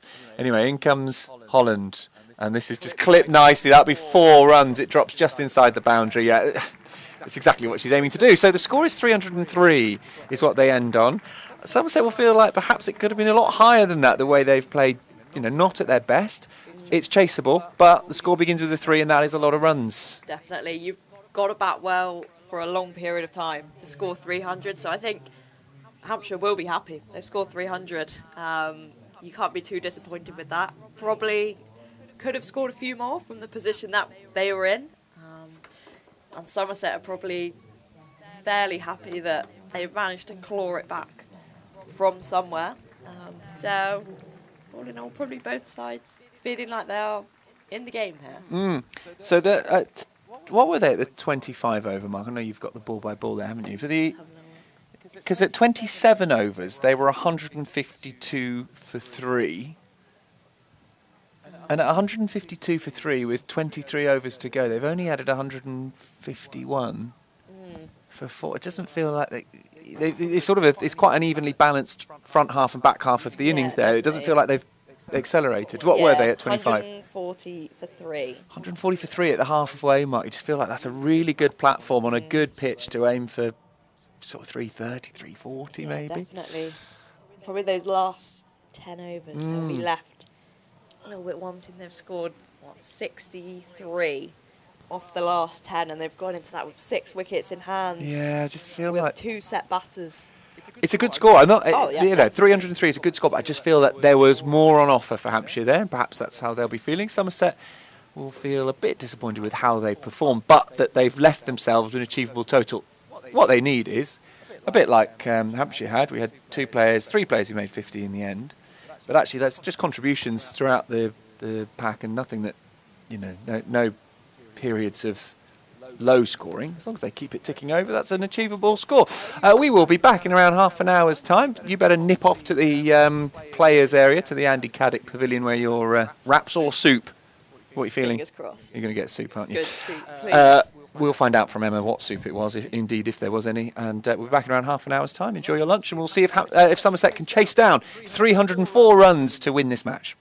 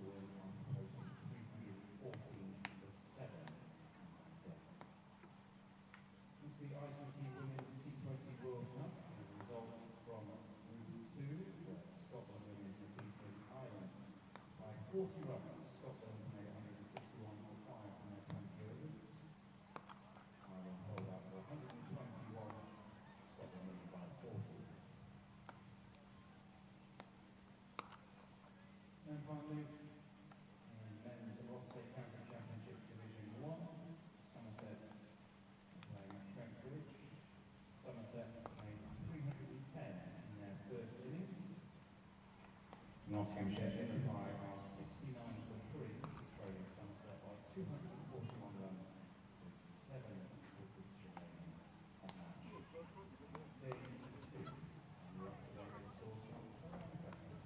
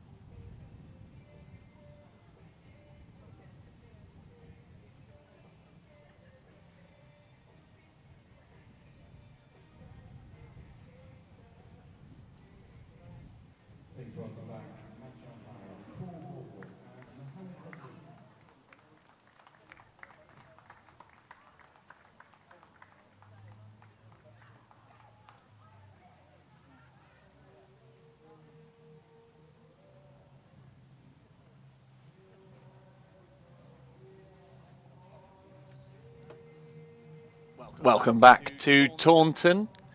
Still under very lovely blue sunny skies here, and Somerset are chasing 304 to win. That's a required run rate of just over 6. And it was Hampshire who put that together. 303 for 7 they finished, which, although it is a big score, and it will be Somerset's biggest ever list day chase, successful if they manage it. It actually could have been more.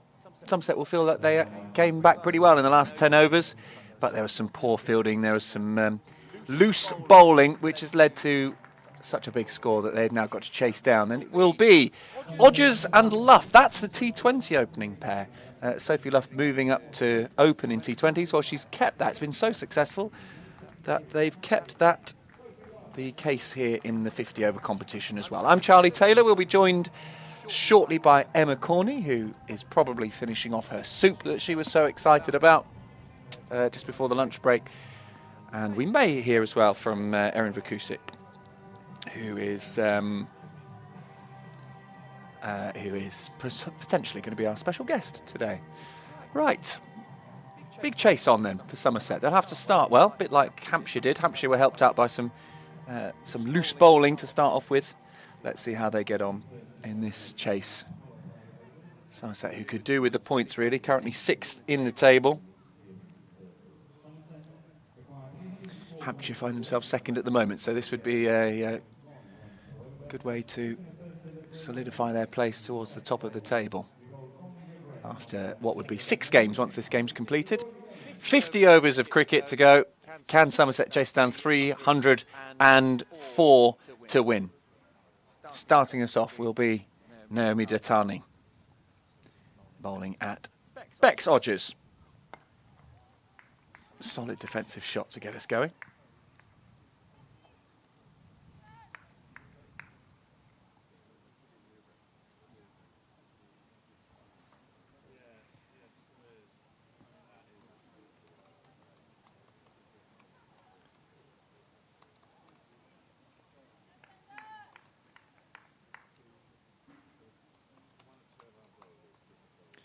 Luff's been successful in T20s. Can she bring that into the 50-over game? We're about to find out, because she'll be on strike for the next ball. They come through for a single after a edge off Bex Odgers' bat.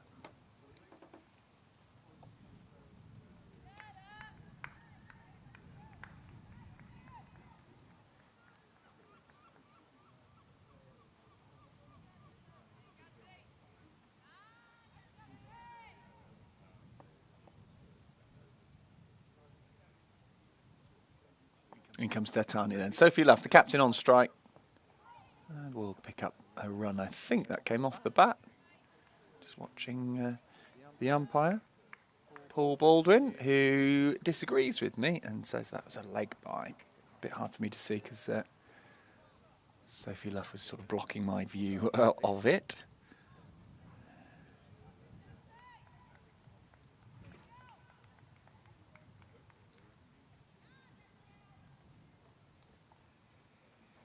So Luff remains on 0. The score is 2 without loss. Odgers back on strike. In comes Datani over the wicket.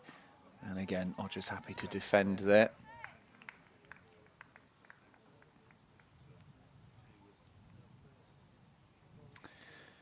So you take the England 3 out of this lineup. That's Heather Knight, Danny Gibson and Charlie Dean for Somerset. And you also remove Somerset's top 3 players with the bat when it comes to averages in this competition. Leroyd is the highest average of those playing. And again, Odgers defends. So it really does have a huge impact on this Somerset side when they lose those 3 England players.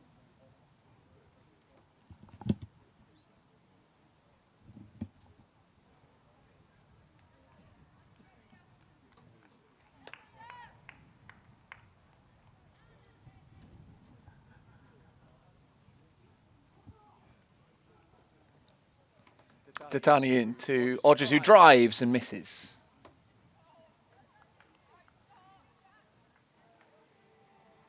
So good start for Hampshire. Just the 2 runs coming from it. Somerset will need to up the rate somewhat from that if they're going to chase down 304, especially in these first 10 overs.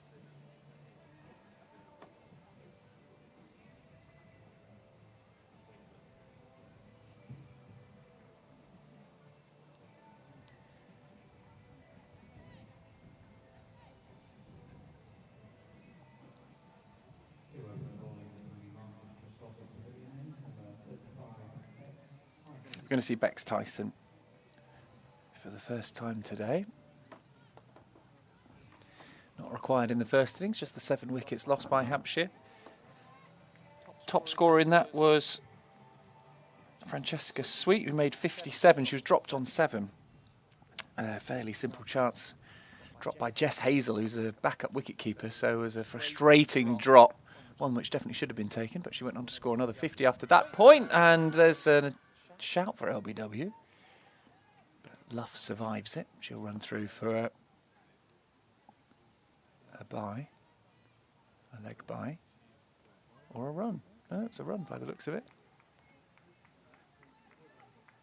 What's he given there? Yep, that came off the bat apparently. Probably why the shout was turned down then. Odgers back on strike. Again, happy defending is Bex Odgers. The only one shot that she's played with any intent. She missed the ball. Beautiful day in Taunton. Quantocks bathed in sunlight, which is different to the last couple of times that I've been here, where it's been pretty horrible weather-wise. Pretty impactful on the cricket. But today it does definitely feel like cricket weather. 9 balls in, Somerset managed with only 3 runs so far. They need to be going about a run a ball. There you go. A bit more intent there shown by Odgers, but picking out the fielder. Francesca Sweet, top scorer from the first innings. In comes Tyson again. And there is a bit of a gap there, so they'll pick up just the 1.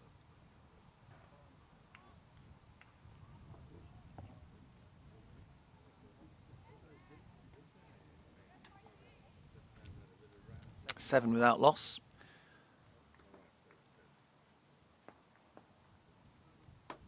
End of the second over then. Final ball. Using her feet is Luff, and she'll pick up a pretty quick single as Odgers runs to the danger end. 8 for no loss.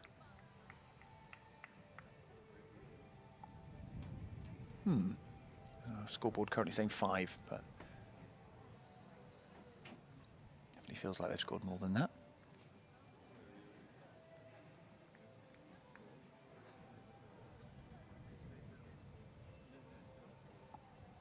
There must have been an error on the scoreboard somewhere, as it was saying 7 earlier on. Now it's saying 5. Okay, well, the score comes down a couple. 5 without loss. Odgers is on 2, and Luff's also on 2.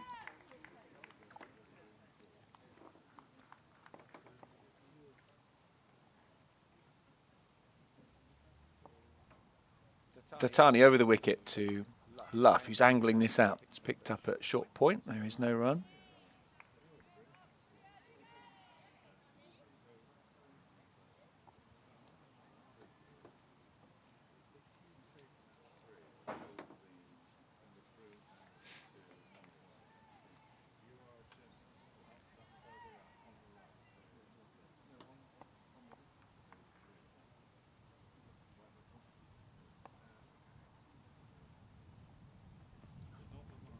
Getting down on one knee here. Luff able to just turn it round the corner. It won't go all the way to the boundary. It's fielded by McCocken, and they've come back for a couple there. Score moves on to 7 without loss.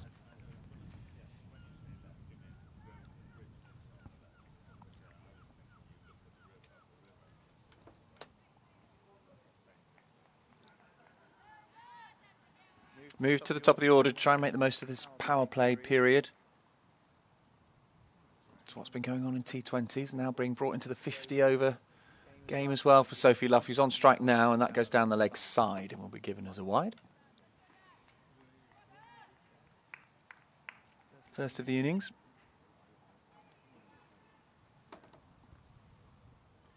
We saw 15 of them in the first innings. We also saw a lot of boundaries.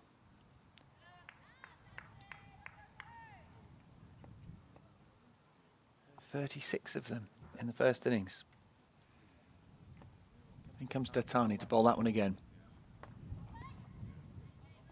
Luff again, just angling the bat, no real follow through, just trying to carve a way through into the gaps, but not finding it there.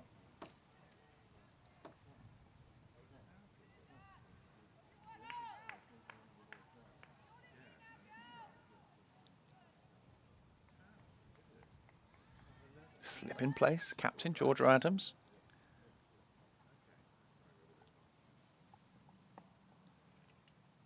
Luff on strike. And again defending. Bouchier does the fielding.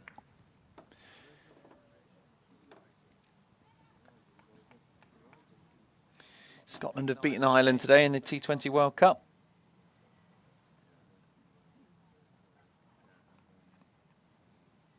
In Manchester. Next game, Australia against South Africa. That gets going in about 10 minutes. In comes Datani again. Driving here is Sophie Luff. She chooses not to go for the run. She's picked out mid-off.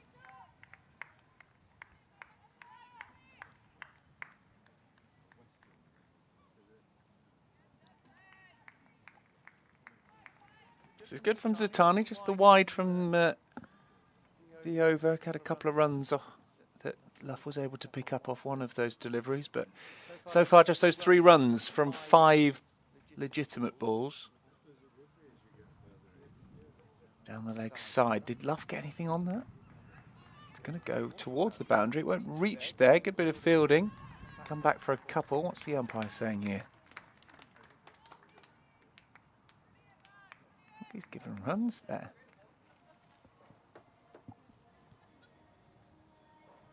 Yeah, he's given runs. That can't have been too far away from a catching opportunity then.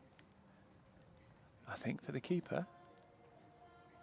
Obviously came off the bat of Luff. I wonder if we've got a replay of that moment. I wonder how close was that to being caught down the leg side. Either way, Luff survives. She's moved on to 6 with that shot. And the score to 10 from 3 overs, 10 without loss. In comes Tyson. It's cut away by Odgers, but straight to the fielder.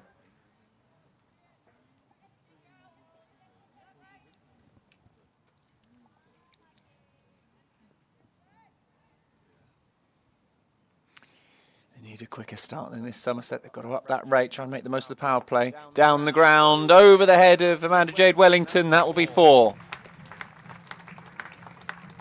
And we have our first boundary of the innings, and it's Odgers coming down the pitch to the spinner.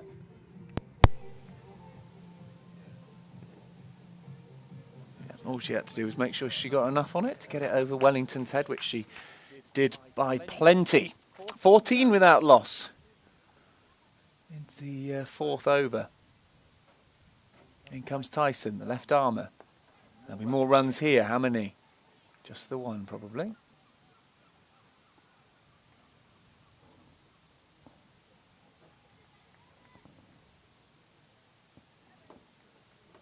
Odgers to 7. The score to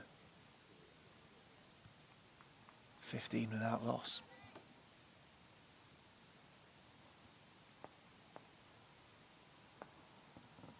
Captain's on strike now. Again, using the feet as well, getting it past the dive of Francesca Sweet, who was at mid-wicket. Comes back for a couple. This is better from Somerset. Looking to be aggressive, looking to take the attack to the left armour.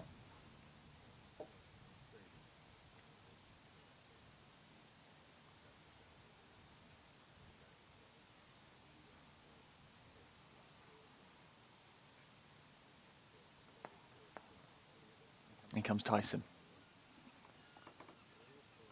Swept to sort of a pull shot, really, on one knee, but unable to get it past the fielder, who's at short fine leg.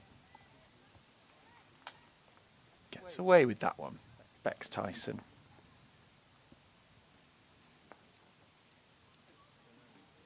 In again and hits the pads of Sophie Luff. It's how she got out, coming down the wicket in the game against Warwickshire here on Sunday. But she gets through that one.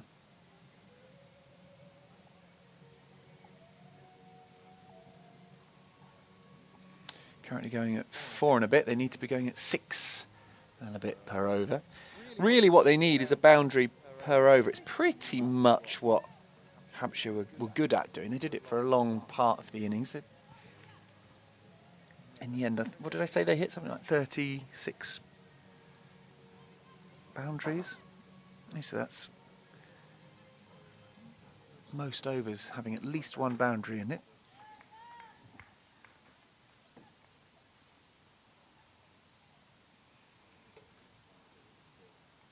Datani again then into her 3rd over. Rogers just getting right behind that one. No run.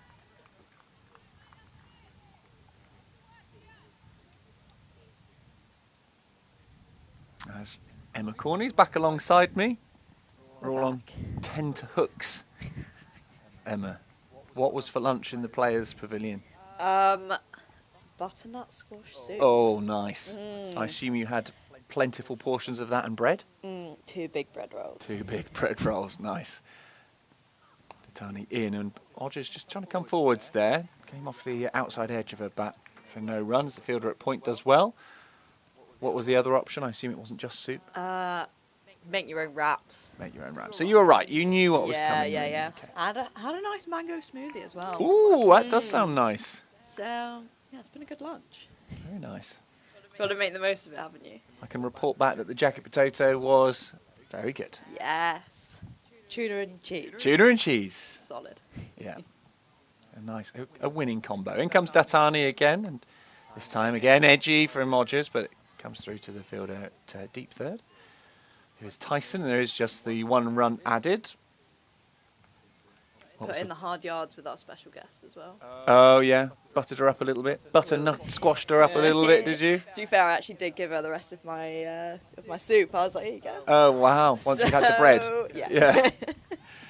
Okay, so we'll see her in at some point then. In. Lovely. That'd be nice. Datani. In again, bowling to Sophie Luff, who finds a nice gap there and runs hard for the single, and they make it comfortably in the end. What was the chat of the room? They feel they can chase down 300? Yeah. Yeah, good. I Feeling think they good. should feel that. Absolutely. I was looking at the stats with Spencer, who I was eating my lunch with, and he was saying it would be Somerset's highest ever successful list day chase, were they to chase down 304, which is what they need. There you go. They are behind the rate as it stands, and this is the power play, so they won't want to end it behind the rate if they can avoid it. Oh, that's a good ball. Really good ball from Datani. Yeah, I think the girls will definitely feel capable of getting there. Probably the most important thing is you've got to have one partnership over 100, and someone's got to score 75 plus. I know they didn't in the Hampshire innings, but there was 3 of them that got half centuries. Yes, that's it, isn't it? Either lots of you do well, or one of you does really well, essentially. In the air, but played actually pretty well. Too well, almost, finding the fielder, and so there is no run. This is much tighter bowling from Hampshire than we saw from Somerset at the start of their innings. I was just saying, actually, it's interesting, I was looking at the batting averages, and Somerset's top 3 batting averages in the One Day Cup are Heather Knight, Charlie Dean and Danny Gibson. So you really, when they lose those players, you rip out the real heart of this batting side in the One Day Cup anyway. However, they've done well in the T20s without those players, so there's reasons to be cheerful. Yeah, definitely. They can take so much confidence from the T20s, and I guess we've seen a change in the batting lineup because of that. Sophie Luff going from number 4, swapping with Neve Holland. She's up to open the batting now. So I guess sometimes you look at the England players and you think, oh, they'll carry us. But actually, they've shown that they can do it without them. So got to take confidence from that. Oh, there we go. Tyson is dispatched down the ground by the captain, Sophie Luff. First time she's looked to play that kind of shot. She's looked at gaps and little pockets and scoop shots, but that's the first sort of stand and deliver down the ground shot we've seen from Sophie Luff. Yeah, great shot, and probably textbook Luff that. Using her feet, lofted down the ground. Something we saw a lot of in the T20s, and I think she's going to want to play. You're saying lufted down the ground? Is that what you said? I like that. A lufted drive. This time looking at angles for the sweep shot, but not getting it past the fielder. Some kind of helicopter going overhead.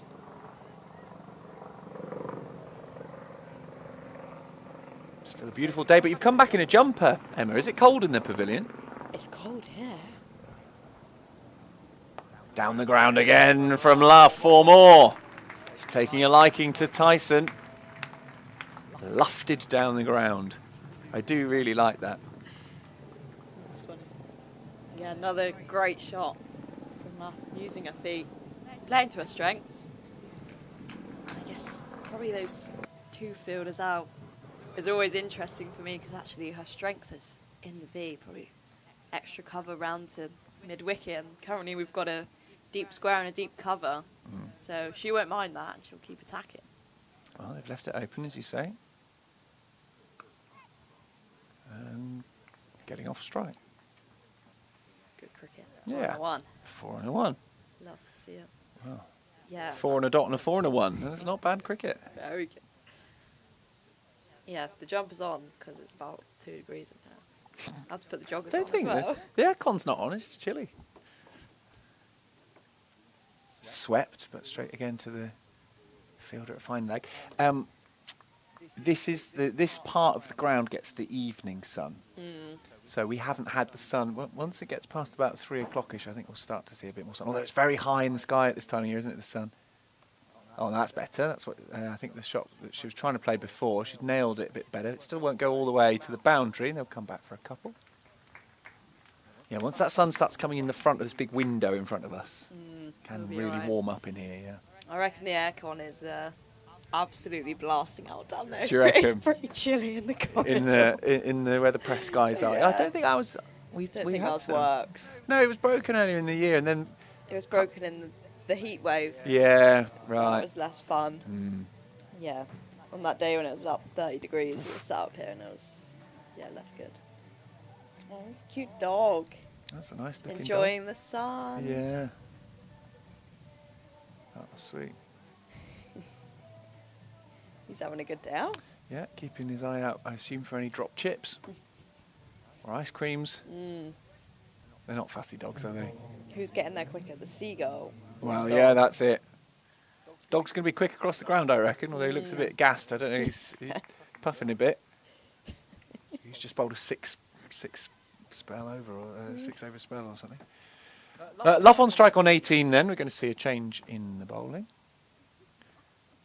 This is played straight back to Hardwick. Tell you what we spotted earlier. So where our balcony is, it's kind of outdoors and indoors at the same time. And there's like metal railings along the top, and a pigeon has started to make its nest Oh, along the top there. pigeons make famously terrible nests, don't they? Have you ever half seen? the sticks were on the floor.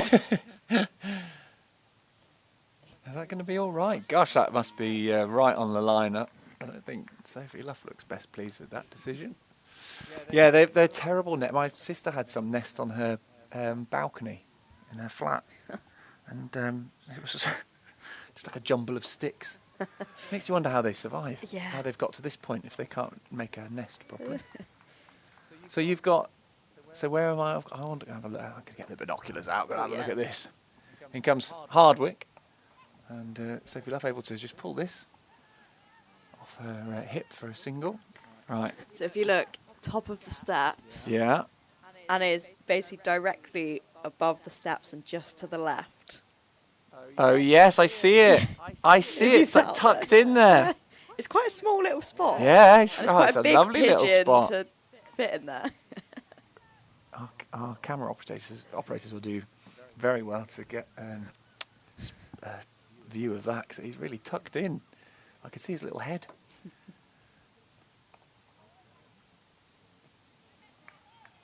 Hardwick just playing this one a bit shorter and wider, and Odgers will feel like she's missed out a bit there, I think. Yeah, there seems to be a lot more sticks on the floor. Oh, there we go. Can we zoom in a bit up, just underneath the letter B? Oh, he's shaking his head. No, he can't zoom anymore. We've reached the... Just in there, little snug spot for a pigeon. Wow. I mean, well, good eyesight if you've spotted that there. I quite like the responding to questions by shaking the camera. Can we go back to that camera? Whose camera was that? Now then, let's ask some questions. Did you have a nice lunch, camera operator? Yeah, there we go. Was it a jacket potato? Yes, it was. Was it tuna? Oh, was it chili? What did you have? The chili? Yeah, there we go. That was good fun. Outstanding work. Yeah. Down the leg side, giving us a wide. Got any yes or no questions you want to ask? Is it Neil there? Yeah, that's got to be Is it Neil. Neil on that camera, I suppose. He often goes for the chili.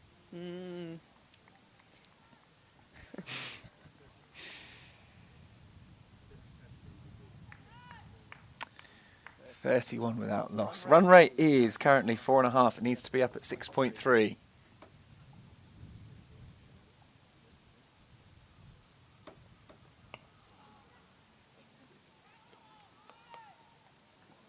There's a portion of the scoreboard in front of us between the Colin Atkinson Pavilion and the temporary stand, which isn't working. The bit where it says Hampshire and to win, there's a big blank spot of pixels there.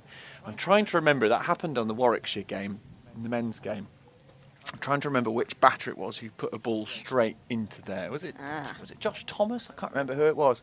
Perhaps someone will remember and be able to tell me, but it absolutely clattered. I think it was a Somerset player. Clattered into the screen.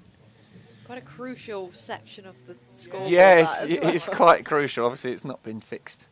Is it on the other one?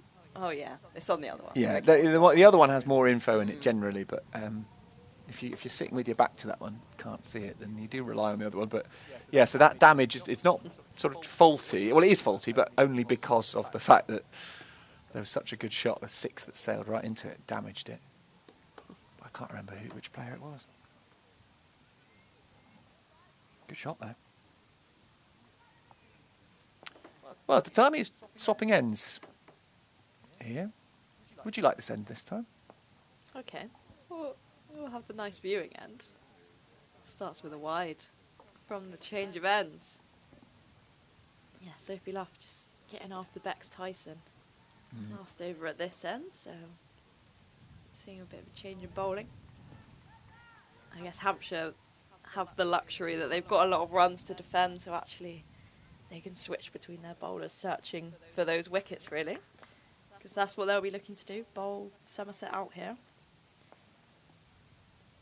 As Tani's in, Luff uses her feet, just pops into the air, and for a moment there thought caught and bowled might be an option, but drops just short. Tidy start this from Datani, just 9 from her first 3 overs. Yeah, and that's the difference at the moment, in my opinion. It's that very tight start. Hampshire were given a real leg up. Once they'd survived a close run-out call, where really there should have been a wicket down before a run was scored. But once they survived that, the bowling was pretty helpful. Yeah, definitely, and attacking the stumps again from Datani here, really good. But yeah, I guess Hampshire got off to that flyer, didn't they? And then Somerset were chasing the game thereafter. But Somerset are in it here. Required run rate at 6.3. I think they can let that creep up a little bit, but it can creep quickly, particularly in the middle overs. It can get out of hand. As a wider, and Luff throws her hands at it. Through point, 4 runs. Yeah, it got what it deserved. So it was too wide from Zatani, and Luff was able just to cream it for 4. Yeah, I think it's there to be hit, isn't it? Yeah, good from Luff, I guess. Just waiting for that bad ball. Well, you earn the right, don't you? You see off the good balls, and you earn the right to smash those for 4. Yeah, definitely. And it's just about being clinical when those opportunities come.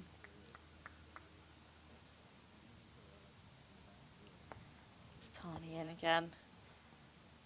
And just down leg again. Well, here we go. Wide's beginning to add up now. It's the 4th one. Yeah, maybe that'll help out the score slightly as well. Yeah, it was 15 in total in that first innings.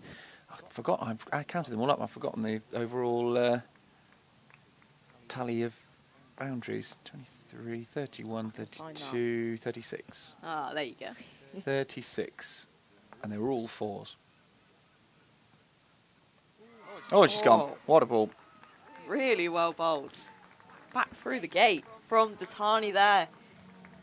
Not much Luff can do about that. It's just stuck between bat and pad. Very well bowled. Lovely. Yeah, just nipped back off a length. Ball's gone for 4. Great work from Tatani there. Sees the back of Sophie Luff for 23 of 24 balls. So a really good start from her there, but undone by a very good delivery from Tatani.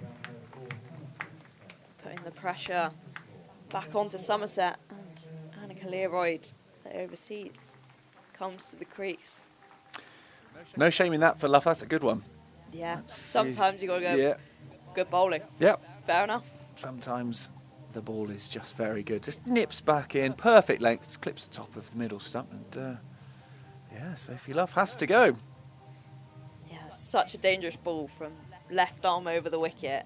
And that just nipped back against the angle, really. Yeah, pretty challenging ball. But Hampshire will be delighted, because they know if they can keep taking wickets, they are well ahead in this game.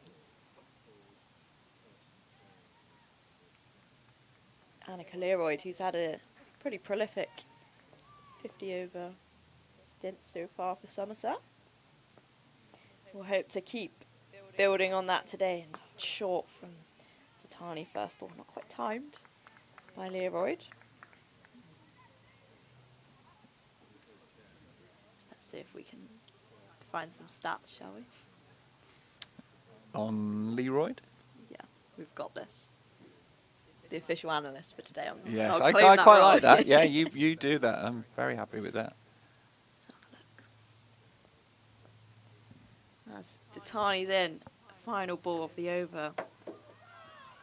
Ooh, just down leg, little half appeal there. Must have just clipped outside of the thigh pad, maybe. Dot ball. Yes, went over the top of the stumps, hence why it wasn't given as a wide. As Emma is busy, nosed in the statistics trough. Just a reminder, there's plenty of cricket going on today. Lots of coverage of it on all the YouTube streams. There's County Championship, there's T20 Cricket World Cup going on. Australia are 7 for 1 in that game against South Africa. That's a big game. That is a huge. In I Group reckon 1. that's got to be the one of who's getting out the group. Yeah, it's a huge game. 8 for 1 they are now. And oh wow, gosh, a lot of wickets falling in the County Championship game as the Odgers just bats this one towards mid-on.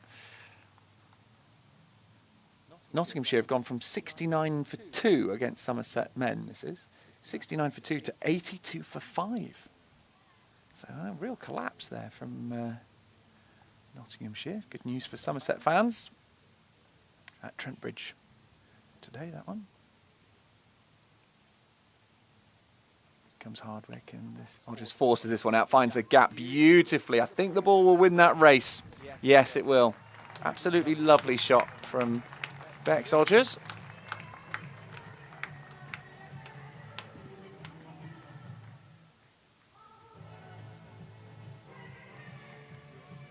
All right, we've found the stats. Okay, you've got what you were looking for. We had to dive deep. Annika Leroyd, 8 matches so far, averaging 38. Yeah, very So I good. think you take that. Definitely. High score of 97 down in Exmouth against the Blaze.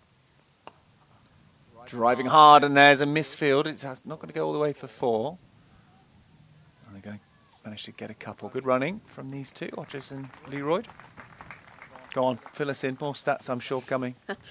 I think what will be promising for Somerset is like average of Bex Odgers 37, Luff when she's out, but 35. Chloe Skelton 29, Yeah. Griff 24. So actually, there's more players scoring more runs, probably compared to last year. Yeah, that's true. Just need one of them at the moment to go big and another one to sort of hang on in there with them for a bit. Oh, Bex Odgers scored 100 in this reverse fixture earlier in the year, 133. Oh, yeah, not that out. was a great innings. 133 off 150 balls. Yeah, that's lovely Chloe stuff. Skelton 77 off 67 not out.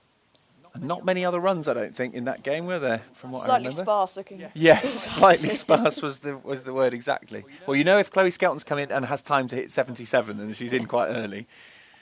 Yeah, it was only those two that really got any. And I think Somerset lost that one, didn't they? Flicked into the leg side. There's no fielder out there. There's a chase on for McCucken, who won't get there. Another boundary. Just beginning to flow a bit more easily now for Bex Odgers. Lovely shot, that one. Spotted the big gap and dispatched the ball there.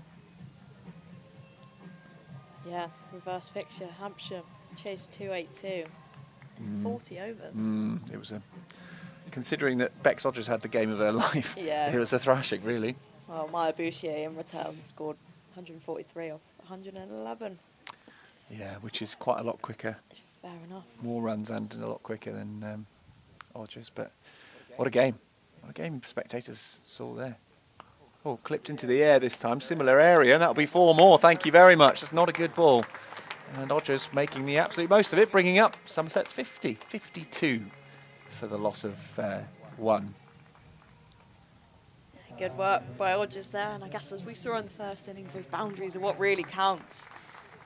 So making the most of those loose deliveries keeps the score ticking along. Run rate at 5.8 now, so things can shift very quickly. Very quickly, and it will happen very quickly if a few overs like that. How many came off that one in the end? It's gone from my screen now, but it was a fair few, wasn't it? 3 boundaries in it, that's from what I remember.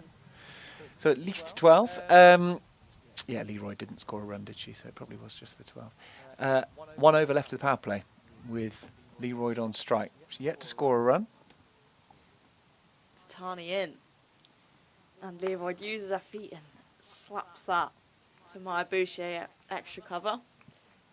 Really tight start from Tatani here, just 14 from her first 4 overs. Just what Hampshire need. And I guess Bex Odgers just ticking the scorecard along there allows Annika Leroy just to see a few balls. There's no rush here. There's a long way to go. As Tatani's in again and straighter. And a little think about the single to mid on, but they say no. Well, it's been given as... Has it been given as a no ball? It has. Free hit.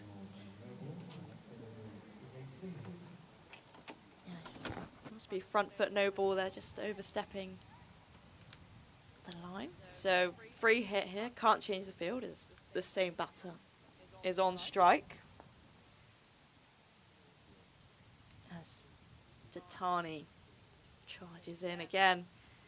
Leroy uses the feet and smashes it down the ground for 4, and Tatani's she's done well to get out the way of that one. That was flying high velocity towards her shins. Took her foot off. Oh my word, that was a tiny gap between her legs as well, and the ball sneaked through it. Wow. Well struck by Leroy there. That's a way to get off the mark, isn't it? Yeah. Crikey. Well evaded. Yeah. Fair Yeah. enough. If I'm playing, I obviously only play village level cricket, but there's no way I'm putting my foot on that for the sake of, I think, no. Be all right. That's a 4, that's fine. Play on. I'll quite happily keep my foot intact, thank you. Wide as well. This is going a bit better now for Somerset, just a little bit looser from these bowlers. From Tatani's just bowled a few wides. Yeah, and Leroy won't mind having that. Is that the seagull that sits on top of the dugout? It is on the dugout. Do you not? Is that famous? Is it? It's Well, it's the there's dugout one that seagull. nests by the indoor school. What's going on with all these nests I know here? what's going on, and it can get quite aggressive. It started dive bombing people last year. If Really? you walked out the door, Wow. it got pretty aggressive as Tatani's in, and Leroy uses her feet once again, but to mid-on probably hit too well to sneak a single there. But yeah, the seagulls, because you hear them land on the dugout, and it's quite confusing what it Yeah. actually is. It's just a big thump, and they just waddle around. Wow. So yeah, probably so many birds here. It's like a zoo. Pigeons and seagulls. If there's a zoo with pigeons and seagulls as an exhibit, I want my money back. Leroy again using her feet, but not quite timed. Liking the intent, and I guess trying to just negate that swing back into her. The closer she can get to meet the ball, the less time it's got to swing. Trying to make it slightly easier for her, trying to really attack down the ground. Maybe we'll see some other birds other than pigeons and seagulls. Well, occasionally, this time of year, you do start to see the peregrines perching on the floodlights. Shot. Clipped away. Oh, good half stop there by Francesca Sweeter mid-wicket, and they scamper through for a single. Oh, she hits every ball, doesn't she, Leroy? Yeah. She, It's either hard or hard. yeah. It flies off the bat. She times it, absolutely flies. Expensive over this from Datani with boundary and a few wides. I mean, it's not too bad, but a no ball as well, of course. And for the last ball against Odgers, who uses her feet again. Can clearly see the tactic here from the Somerset pair to really try and get down the wicket, and I guess with the keeper back. Yeah, I wonder supposed if to do that. Adams will think about saying to Rihanna Southby just to stay up. We were talking about that earlier on, weren't we? Keepers standing up reactively. Fancy a laugh, then rather than just listening to mine and Emma's commentary, you can actually come and see a professional, John Bishop, on the 11th of September, 6 p.m. start on that one. Friday night in Taunton, should be fun. Be good fun. Be a good laugh. Outdoor stand-up comedy at the County Ground. Well worth having a look at that one. He's a funny man, John Bishop. Yeah. Do you know much of it? Have you seen much of him? No, I He's haven't. very funny. We're lucky to have him then. Yeah, absolutely. Yeah, huge name. He's done sort of arena tours. He does big nights. Just defended there by Leroy, or at least a sort of defensive push. Yeah, there's been some good events on. Yeah, I enjoyed the dart. I was going to say they had the darts, didn't they, before the That's good season? fun. Got John Bishop later on. The RT20 game in a couple of weeks with the Sabrina Carpenter and Olivia Rodrigo Well, tributes. That's I've- going to be great fun. I love a bit of Olivia Rodrigo. I've been listening to her new stuff. Yeah, new album out. Yeah, I wonder if the tribute. I assume the tribute act will be desperately Surely. learning all the stuff now, because they only hear the tribute act. Obviously, only hears the stuff when we, Olivia's not sending her directly the stuff to learn, so she's got to learn it quickly, because that's what people want to hear is the Yeah, new stuff. I think definitely. so, as well as all the big hits. So yeah, that should be a good night. Yeah, it's going to be good fun. It was good fun last year. Taylor Swift last year, wasn't it? Yeah.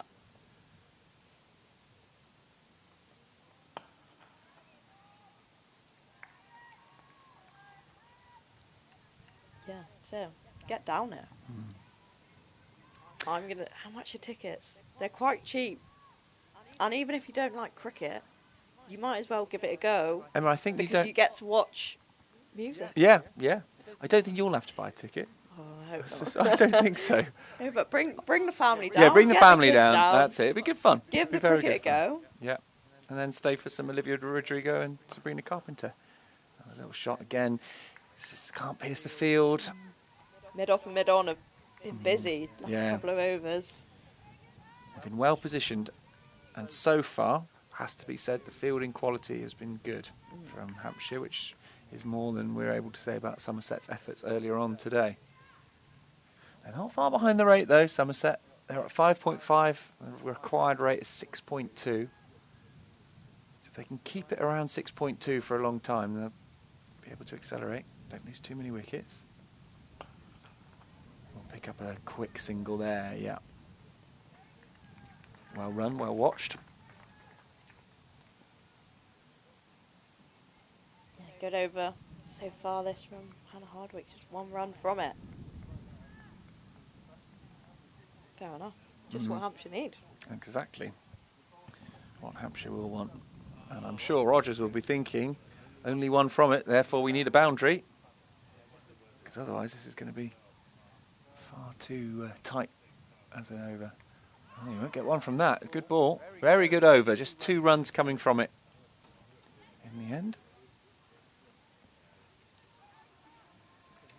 Yeah, good work here from Hampshire. I think Somerset will be happy enough to sit around the rate at 5.5. They're still in the game. Obviously, they'd like to go as quick as possible, but that's probably the minimum they want to be sitting at for the minute. Just to try and stay in the game and not let that required run rate creep too far away from them. As we see another change of bowl, and Bex Tyson coming back on at this end. Out of the power play now, she can have her 4 out, so a little bit more protection.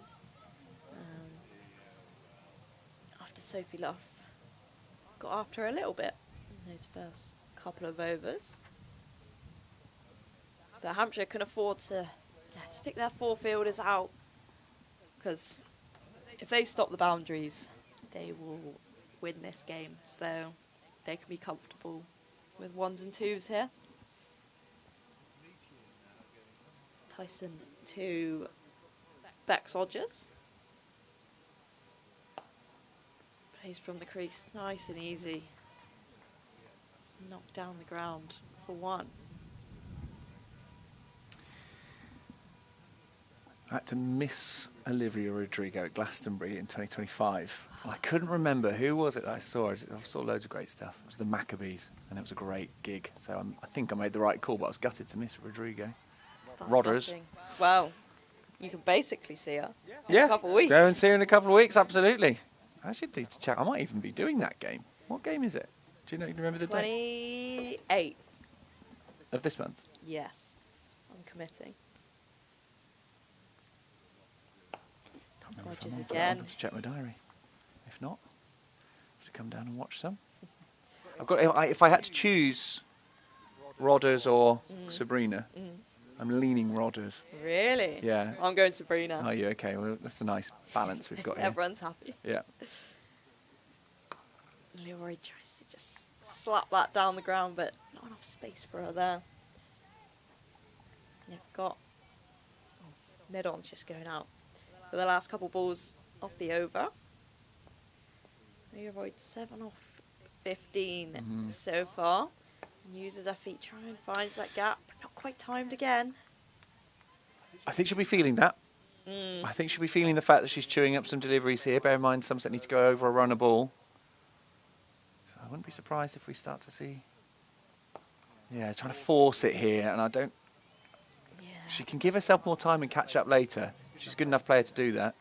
So what you don't want to do is give away something because you've been trying to make it happen. Absolutely. I guess it's all about just staying present, really. She can only control each ball that comes, can't do anything about the last. And definitely she is a good enough player to catch up. If she can hang in there and build a partnership with Bex Rogers, then they'll be all right. Sometimes it's just about getting through that slightly scratchy phase at the start of your innings and just hanging in there and knowing that a couple shots and you're flying. Things start being oiled up nicely. 12 overs in, 64 for 1. Somerset absolutely in this. Need another 240 from the remaining 38 overs.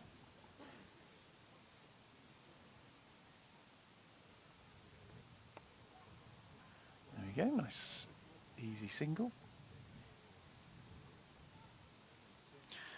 Yeah, if Rogers hangs around, she generally does build up, accumulate pretty well once she's going. Yeah, definitely. You know she's always going to score runs. Just how long can she do it for? Another dot ball to Leroy, just not flowing for her at the moment.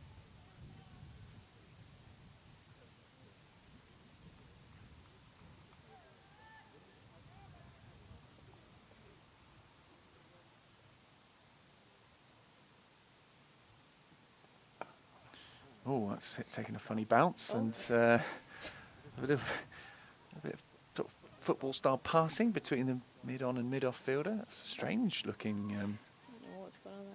Hit the sprinkler head or something? Yeah, something just flew off it. Strange. Better rocking back and trying to find a gap. Hasn't picked the gap, but at least gets a run.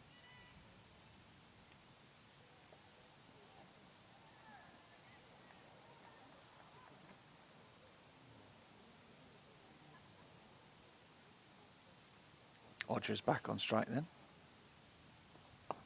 Off the bowling of Amanda Jade Wellington. There is no run. Yeah, she was disappointing, I think, for Somerset fans when it was announced that she was moving to Hampshire. She's a popular character for the fans, definitely. She's a funny gal. She has some interesting tattoos. Yeah. I think it's fair to say. Yeah. She likes Pokemon. So she has like a lot of Pokemon tattoos, isn't there? Anime sleeve. Wow. Yeah. Well, fair enough. Yeah. Crack on. Crack on. Is she... Because Pokemon was very much my era as a child. I'm trying to see, is she similar age to me? She's a bit younger than me. Most of them are now. Getting to that point where cricket teams... Stop looking up ages. Well, they said, yeah.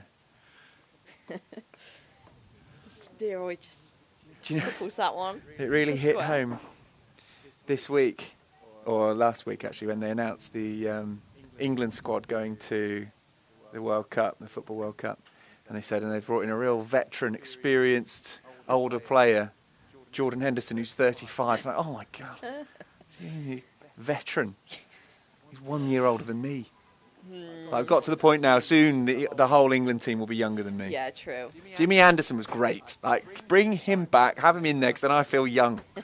But now I'm looking at these teams, they're very rarely are there players who are my age or older. Yeah. But Jimmy's still got it. Still good. Yeah, oh yeah. What is he, 40-something? 43. Again, I'm giving you a vague. Sorry. It's all right, I'll do. Close enough. You do the research. Yeah, 44 next month.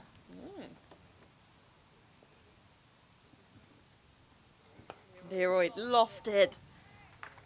Oh, into that big gap at deep mid-wicket. Finds a boundary. Bit of a release shot there. That'll make her feel a bit better. Yeah, needed that. Good use of the feet. Into the gap. Was a fielder out there, but straight enough to beat her.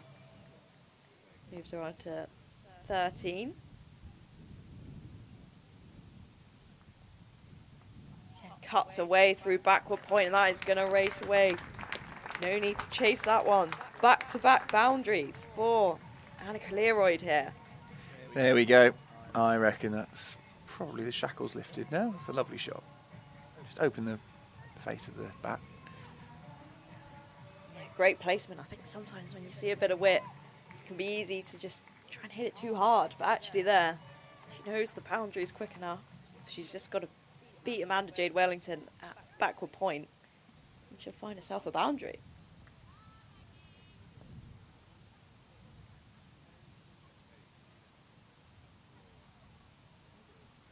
Again, uses her feet and knock down the ground for a single.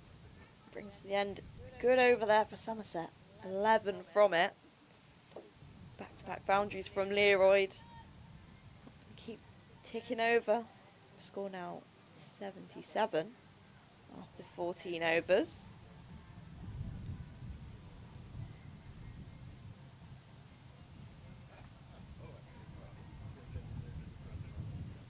Yeah, required run rate still at 6.3. Somerset going at 5.5. Well, yeah, they've kept it pretty much at that, haven't they? I think it's about 6.1 when they started, so yes, it has crept up a little, but still 9 wickets in hand.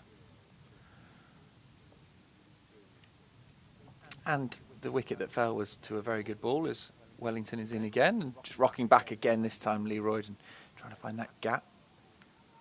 Only a single. Yeah, she plays well off the back foot against spin. Probably a bit of an Aussie thing, that. Going to bounce a little bit more over there, so can play more balls off the back foot.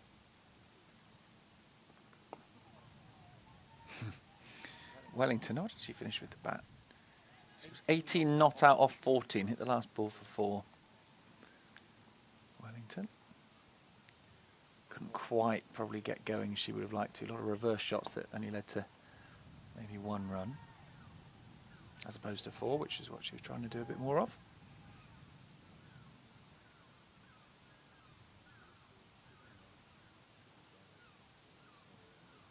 Odgers on 28.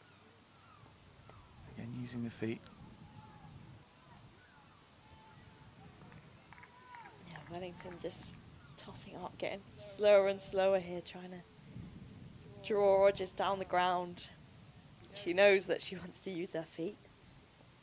But a sweep is a good option here as well for Odgers. Good strength of hers.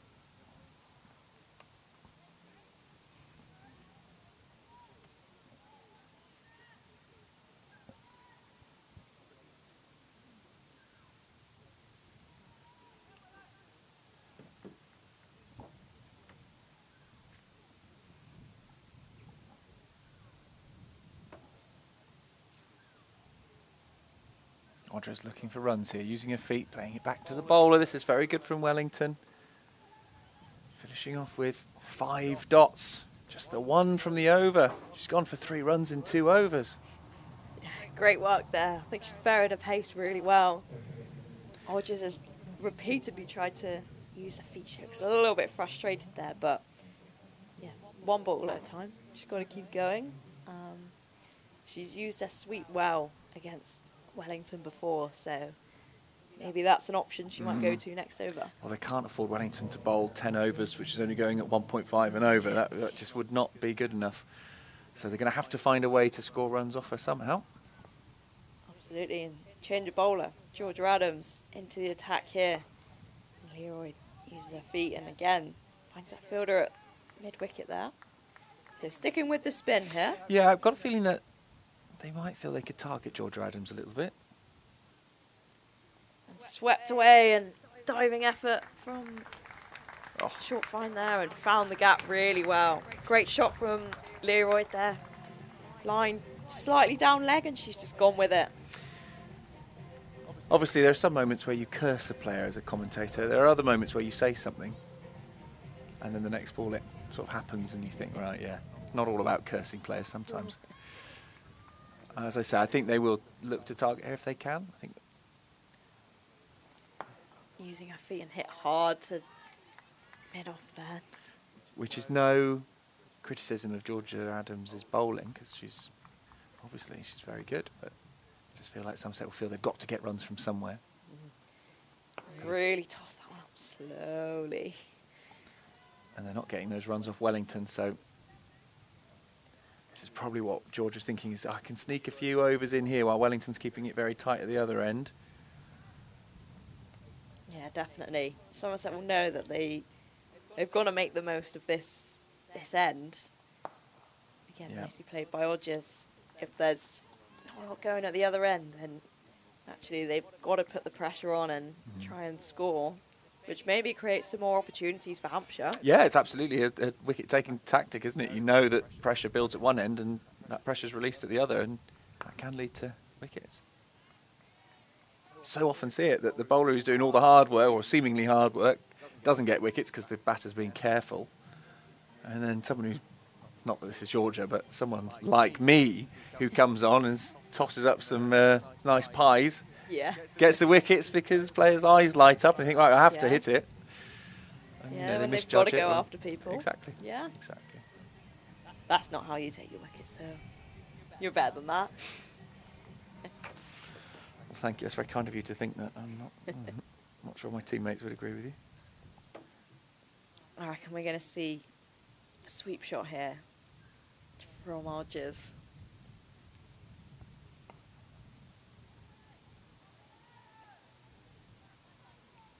Wellington's just playing about with the pace, isn't she? 43 miles an hour, probably a little bit slower than she normally would bowl.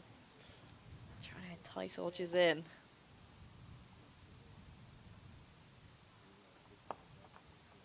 Oh, lovely. Found the gap there. Just powered it through the gap between the fielder in extra cover and mid-off. 4 runs. Great placement there. And the 50 partnership as well. Well, Leroy, who was really struggling, has caught up very nicely there. She's on 24 out of that partnership. Hodges making up the rest of it. That's just clipped nicely to the long-on fielder for a single 4 and a 1. Good. Cricket. The other good thing about that for Somerset is that boundaries come earlier in the over, which is A, good to take off a bit of pressure, and you know you don't have to then score too many more off the over if you just break it down over by over, but also gives the opportunity for it to be a big over as well if there are a couple more bad balls. So get that out of the way early, then you can sort of play each ball on merit later on. Dot ball there. Leroy's on strike. She comes across her stumps, tries to sweep it, doesn't really get hold of it, to be honest, but she might, because she hasn't hit it that well, come back for 2. Yeah, good running. Crowd likes that. Love a 2 here. They do love a 2 Always. here. Yeah, had to hit that. Had to hit it, which is why Wellington had her face in her hands there, because she knew. And Leroy, her fellow Australian, missed that, and it was probably going to be out. There's a single. Yeah, good over. 8 off it. Yeah, good like for to say, Somerset. that boundary makes all the difference. Yeah. Just releases that pressure for the rest of the over. Yeah, well, that's what they needed to do off Wellington, wasn't it? She'd been on top of them for the last couple of overs, so just managed to get a bit back. There's the worm. Somerset been behind pretty much since the start, but not by much. Yeah, just got to keep building this partnership here. Yeah, and it's different, isn't it, when you know what you're aiming for as opposed to when you're setting. Struck nicely by Leroy just for 1. Yeah, partnership at 54. Next job, can they make it 75, make it 100? Keep ticking along. Is that how you work in sort of 25s? You're working with your partner? I just don't really look. I just hope. And nicely work there by Bex Hodges. I think, I don't know, I wouldn't really look at that. I think trying to just get a feel for where you're at and kind of going with the momentum a bit. So like that last over where you've got a boundary, you know, you can just keep rolling with it. Yeah. Leroy uses her feet and frustrated spin of the bat, and she turns away looking for that gap there. But she's got time. It's all right.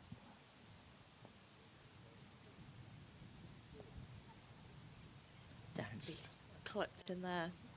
Both of them using their feet often. Yeah, a bit of a risk, obviously, with the spinner if you miss it. And I'm sure Southby will be delighted to collect it. Oof. Bit of frustration here. pressure being built. Just the 3 runs from the over with 1 ball to come. Yeah, good work as Adams is going to get a bit shorter and wider. Cut away just for the single there. But no, good over from Georgia Adams there. Possibly could have been more off that last ball, I think. But going to take the 1, 4 from it. Run rate ticks up to 6.5 required. That's all right. Nothing worth panicking about yet, just yet. Absolutely. I think sometimes it's you kind of got to think, how many could you score off the last 10? Sort of working backwards. Work to 40 from overs. there, Yeah. yeah. What would you say Somerset should aim for in the last 10? 70? Depending on wickets in hand, obviously, but 70, is that I reckon they could chase 80. more than that? 80? Yeah. So actually you need to get to 220 in the next 22 overs. So yeah, that's achievable. So I think breaking it down makes 300 seem a bit less daunting. That felt very slow from Wellington. What speed is she bowling at? 43.5, that does feel slow. Perhaps it's just because it was sort of a looping full toss that it looked a bit slower. Let's have another look at this one. That's quicker, it feels quicker. Swept nicely. Oh, fielded as well. McCucken out there, diving onto it. Could easily have been 4. Sort of ball that might have gone for 4 in Hampshire's innings. Absolutely. Yeah, that one, 46 mile an hour. Whacked it up by 3 mile an hour. Bit more oomph into it. Yeah. Leroy on strike now, 29. Has she found a gap? No, I don't think so, but she certainly got a single. Ooh, throw was an interesting one. Throw's got Nearly hit point. yeah, managed to that's one of the strangest throws back I've ever seen, I think. It's Poppy Tullock out there who's thrown it to the keeper, who's ended up at backwards point. Yeah. Seen it all this game. Yeah. Yeah, we have seen, it's been quite an unusual game in lots of ways. In comes Wellington and Leroy chips this one. Oh, the fielder hasn't spotted it. It was heading in the wrong direction for a while. It won't go to the boundary. Fielder needed a bit of waking up there. And that's the Somerset 100 in the 19th over. I'm trying to remember how many overs did it take for Hampshire to get there? Shall I start you? If you could, thank you. I've got a feeling it was in the 17th over, so 2 overs earlier.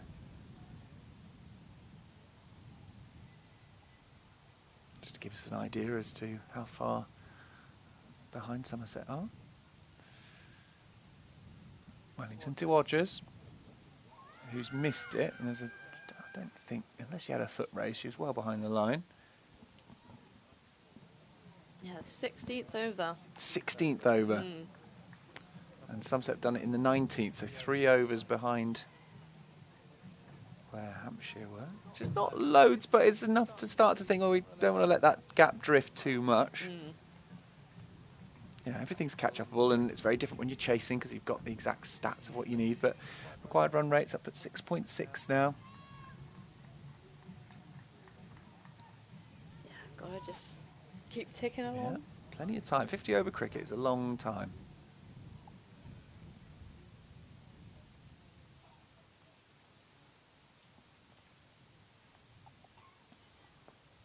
Julia Adams back for her 3rd over. Leroy uses her feet again, looking for that gap down the ground. Keeps finding fielders. She's using her feet and powering it and picking out fielders perfectly. Yeah, mid off, mid on have been very busy. Again, uses her feet straight back to the bowler. 2 different fielders she's found, including the bowler. Giving everyone a go. Keep them in the game. Yeah, that's it. Make sure everyone's on paying attention. Kept nicely there. Having a little look for 2, but stick to 1. Yeah, she's used her feet to a lot of balls against the spin here. Clearly a strong option for her, but just finding that fielder one too many times at the minute. Good bit of fielding there from Abby Norgrove in mid-wicket.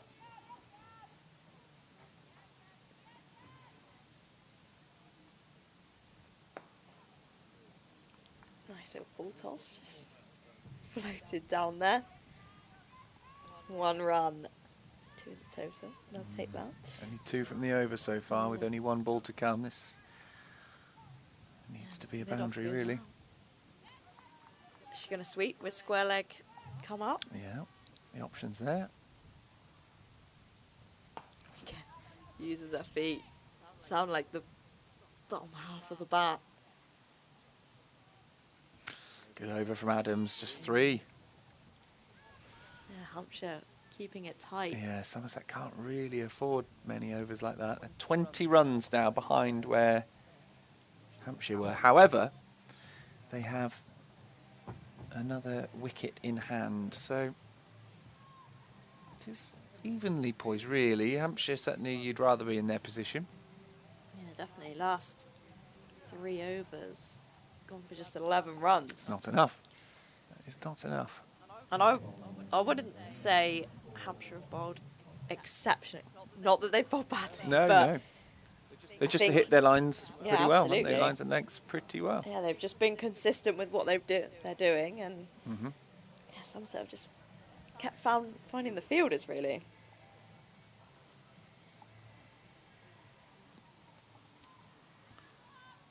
We're going to see Tulloch bowl for the first time. She did well in the batting innings, 19 off 18, was not out at the end.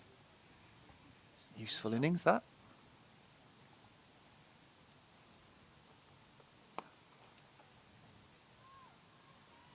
Another dot ball, too many at the moment.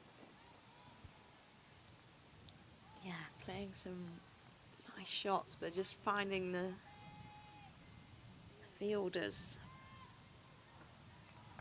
a lot of the time.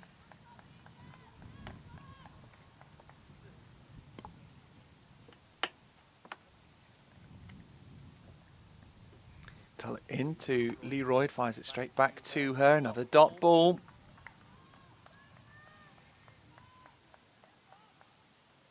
Yeah, Hampshire will be certainly enjoying these dots so far.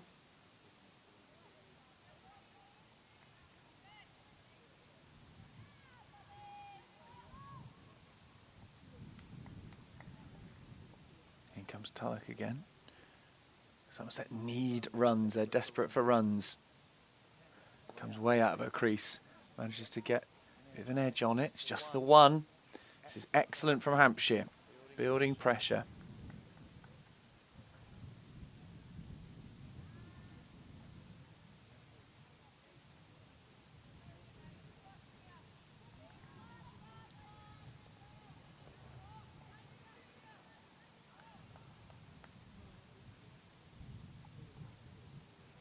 Just really struggling to get anything going here. Hodges is in the air, safely through the field. Picked up on the boundary, again just a 1.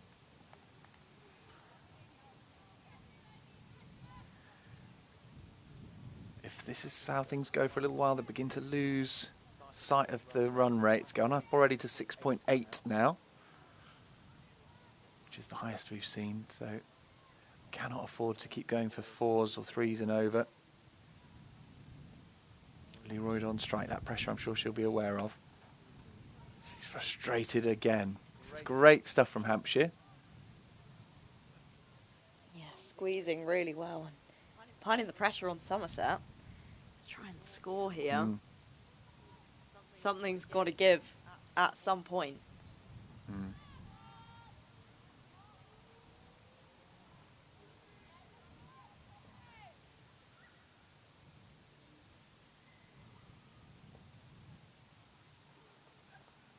Down the ground 4.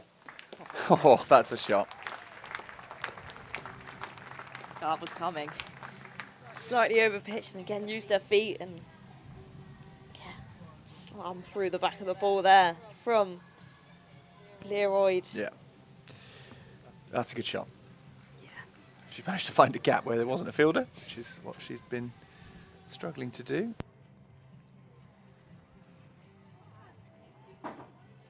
Yeah, probably needed that as well. Yeah. Just releasing a little bit of that pressure.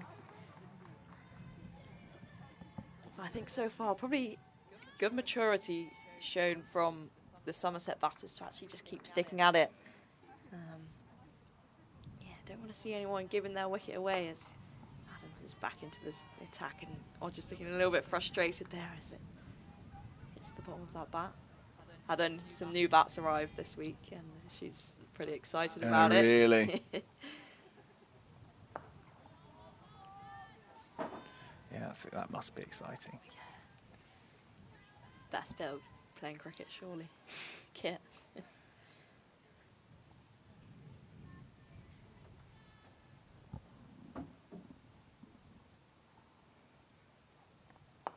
Uses her feet and finds the gap perfectly. Great shot from Bex Rogers there, and diving effort of Naomi Datani can do nothing to stop that one. Yeah, it's that use of the feet and finding the gap. If you can get those two things together, then there's always options against the spinner. But they've just been struggling. That second bit, finding the gap, they've been struggling with. Yeah, that's the gap they've been eyeing up for a little while as well, isn't it? Both batters here, and saw Titania extra cover there, just kind of go back to the ring, which actually creates a bit more space for the Somerset batters to score singles in the ring there, which is something they'll want to see. As Leroy tries to find that gap to mid-wicket and again finds the fielder.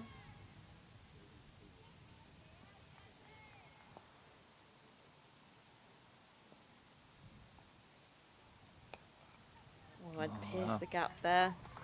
Will it make it? Chase by Poppy Tulloch. That great shot again from Leroy, just finding that gap. Didn't get all of it, but raced away to the boundary. 9 from that over. Just what was needed. And I guess also shows that the boundary or two creates more opportunity to turn dot balls into singles, as they got their 4 fielders out there, extra cover, move back to the ring, so actually one shot can create more space for other shots for you to score off.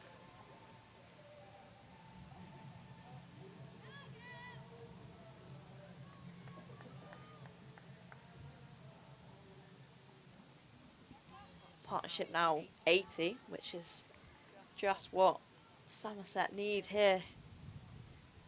Need a big partnership to keep going here, keep them in the game. Rogers on 44. Down the leg side from Tulloch. That'll be a wide. So just beginning to get on top of things a little bit here. Somerset having been behind the rate. I mean, they're still behind the rate, but just that last over, a few boundaries, puts a bit of pressure back on Hampshire. Lets them make a few mistakes like that wide. Potentially he's coming because Tulloch's thinking about making sure she doesn't leak any runs, being as tight as possible, trying to push the line as straight as possible, and just missing her line. That's a dot ball. Yeah, Hampshire have bowled a lot of dot balls so far. Been really impressed with how they've kept a tight line, kept the stumps in play.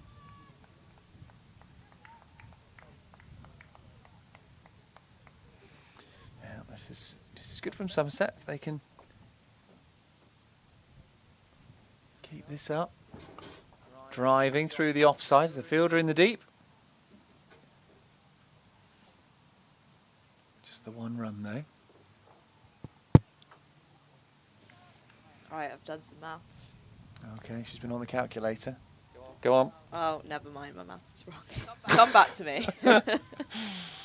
Good to spot it before you Thought read that's it a bit out. high.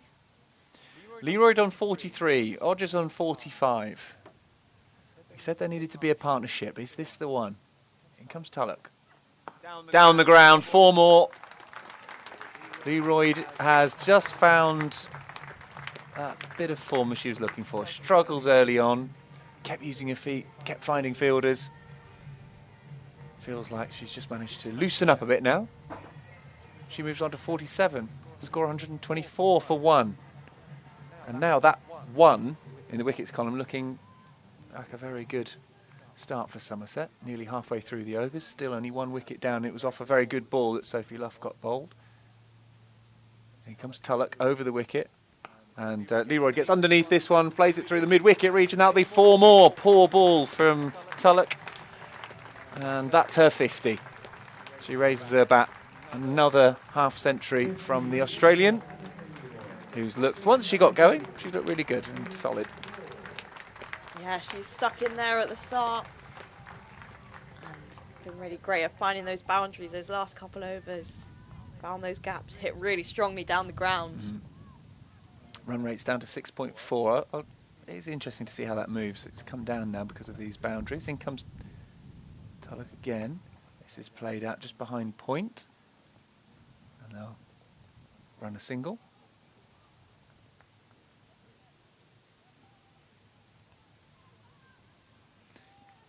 I think, off the over so far, including that wide. 2 balls to go, so 1 ball now to go. So this has been good from Somerset. Odgers is there on 45.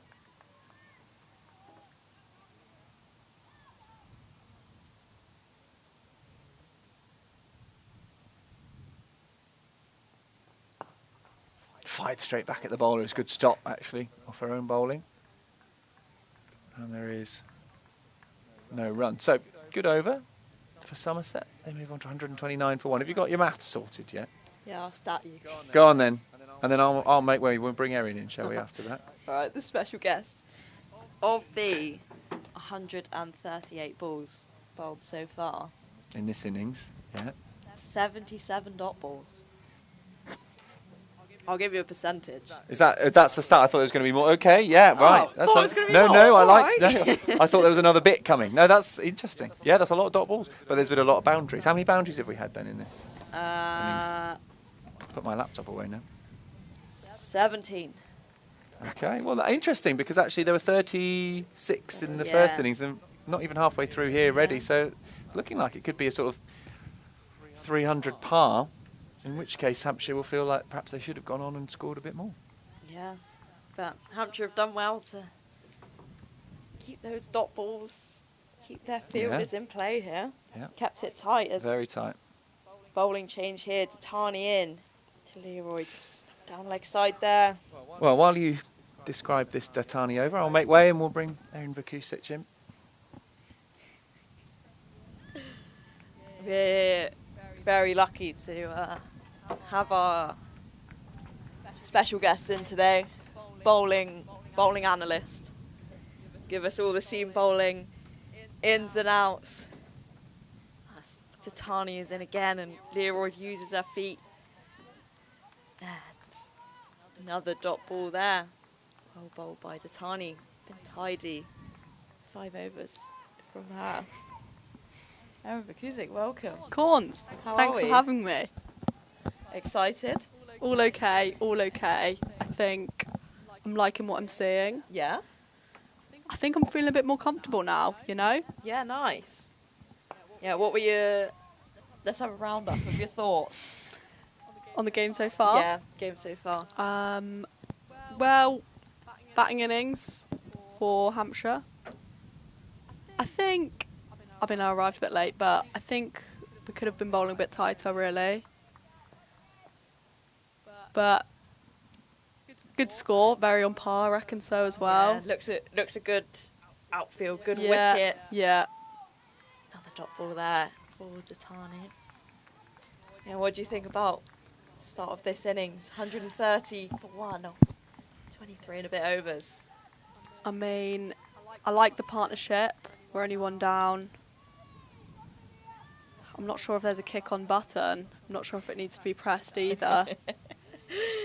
Yeah, partnership now at 92, required run rate 6.6. Somerset currently at 5.5 as that's pulled hard. Just the single out to team mid-wicket. Annie's timing it lovely out there, isn't she? Yeah, looking really good for her, 52. I guess the kick on button, it's in the locker, isn't it? It We've is. seen Chloe Skelton score some big runs. Gosh, yes. so far this season. We've still got Bodgie, big hitter Bodgie out there too. Absolutely. Alex Griffiths to come. Yeah, all of them. We've got Jess for a sweeps. Get some spinners on for her, honestly. So actually, the batting depth is there. The longer these two can keep them in the game, Yeah, absolutely. better. There's Datani in again, and just clips that off her pads. Down to Racing. fine leg. Have a little look for the two, but not quite. Good over so far. Just the 3 from it. The run rate, that's always the trouble really, that creeping up, isn't it? In a chase. They stayed pretty steady for most of this innings.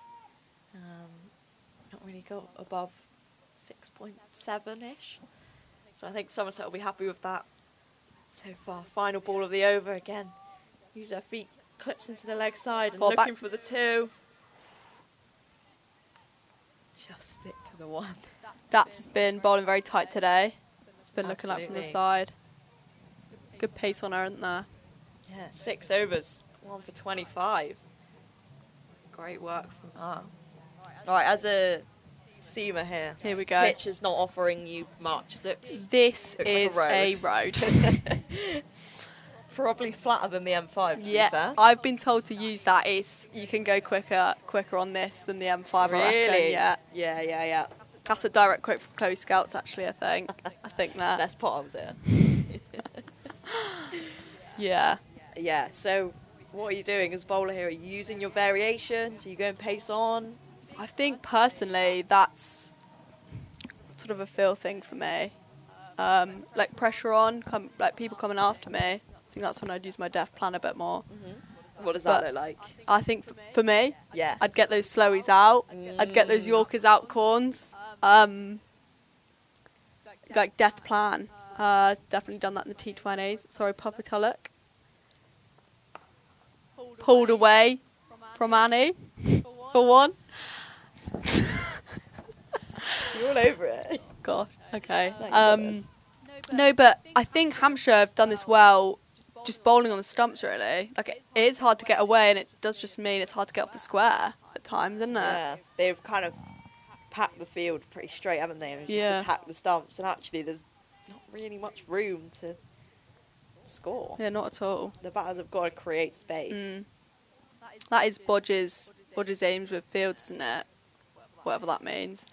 She likes hitting that 5th gap, doesn't she? She'll find that wherever it is. Yeah, so 5th gap here. We'll probably either through extra cover, mid-off, or Yeah, out to that mid-wicket region. yeah. How can she target that? Yeah, the straighter you bowl, the harder it is to try and force that. Vitalik steaming in again. Driven away. Deep cover for 1. Nice bodge, nice rotating there. Yeah, I'd love to see that. I think that's what they got to do, you know. 6 runs and over. If they can keep it round there, just ticking along. Definitely. Dot Ones balls and are twos. absolutely. Dot balls will kill you in a chase like this. There you go. Had it here first. Oh, it's lofted high. Safe 6. Into the greenkeeper's shed. That's flown. Jeez. Great shot there from Leroy. Attempted bounce from really just got under it. It's a little bit top edgy and it's gone all the way. I don't know why we're clapping. Ah, I do. 100 partnership between Leroy and Odgers. That is what we need. Great work there. Yeah, really nice. Just recovered the ball. Good work by the stewards down there. Cooper the dog could have stolen it, so you've got to get there quick. I didn't realise he chases people when they run out here. As in, like, just plays with them and chases them around. I was trying to field. I was doing some rolling, and every time we rolled the ball, he would chase the ball. Really? And I was like, I don't really want to dive here while he's just getting straight at the ball. But luckily, Maxie Waller turned up and started feeding him bacon, so we were all right. Oh, yeah, nice fielding off her own bowling there, actually. Good hand. Always tricky. I guess those boundaries are game-changing as well. They tidy over up till that 6. Yeah, absolutely. So, yeah, Somerset can keep finding those boundaries. Pretty rapid outfield. Definitely. Keep digging. But they are making it look somewhat effortless. This rotation. Not minding it, Corns.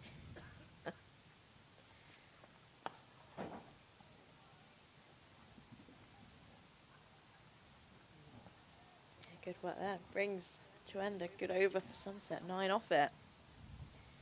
And it's time to have a drink. Drinks break. Here we go. Yes. God, that's come along quick. Somerset 142 for 1 at the 25 over mark. Should we find out what Hampshire were at this point? Just get on the phone. Bit of analysis. 140 for 3. Okay. So, runs basically exactly the same. Yeah. Somerset, 2 more wickets in the bank. With a lovely, cushiony, comfy partnership to sit on. Absolutely. Of 104.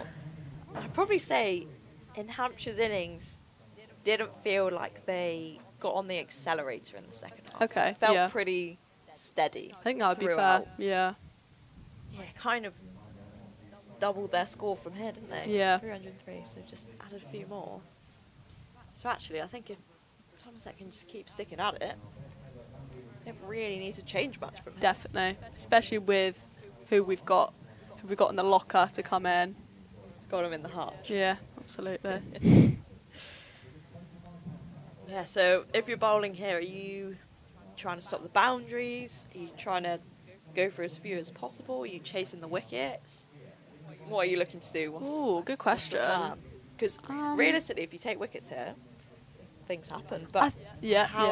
what are you doing? What's the A plan? I think, obviously, if I was bowling for Hampshire in this scenario You here, had a yellow top on. yeah, one of them, mustard, yellowy. Anyway, I think. Sounds like you're a fan. Oh wait, it's blue. It's not even yellow. Oh my god! Let me just use my eyes real quick. Sorry about that. That's my bad. I think wickets are key, really, aren't they? Breaking this partnership. I think as a bowling unit and a fielding side here, you don't want to be seeing this partnership grow anymore. You want to be breaking that. So wickets. I think just attacking the stumps, attacking lines, very, very important to not just give easy singles, easy boundaries. Yeah, and obviously go for as little as possible. Yeah. Yeah, so I guess scoreboard pressure is probably what's bringing you those wickets there. But yeah, like you say, got to break this partnership Definitely. from a Hampshire perspective. Yeah. I actually think they bowled really well up till now. Me They've too. Attacked Yeah. the stumps and fielded really well, particularly compared to Somerset's not greatest Yeah. fielding performance. Yeah. Um, Should we blame the heat? Should we blame the heat? what, the 19 degrees? Stuff out there. But actually, yeah, it makes it a little bit harder. There's a lot more dot balls, probably mid-off, mid-on, extra mid-wicket. Yeah. So actually, Hodges and Leroyd have done well to kind of Definitely. ride out that period where could really get it away, and they've reaped the rewards. I feel like they have been good at just punishing the bad balls in the over, setting them for 4 or 6. Sorry, Annie. And then respecting the really good balls and getting 1s and 2s off the rest. Yeah, definitely keep going like this. Yeah, so far 17 4s and 1 6. We saw 36 4s in the Hampshire innings. Okay. Yeah. Actually, like an awful lot of boundaries Yeah. in school today. Should we have a little look? Should we go round the grounds? Oh, Con, you love a bit of this. Yeah, let's do it. Round the grounds. All right, Durham versus Essex. Durham made 291 in their 50 overs. Essex are currently 114 for 4. Taking in a little bit of a hole there, needing 178 of their 26 overs. Warwickshire made 314. Wowcher. Meg Austin, 116. Katie George, 127. Jeez. So, a partnership of 170 between them there. And Lancashire are currently 109 for one of their 22 overs. So, strong start for them. Surrey are 200 and they scored 252. Blaze are 90 for 2, acquiring 163. So, well in that chase there with a slightly different team. And that's Ooh. Oh, lofted away by Annie. Leroy.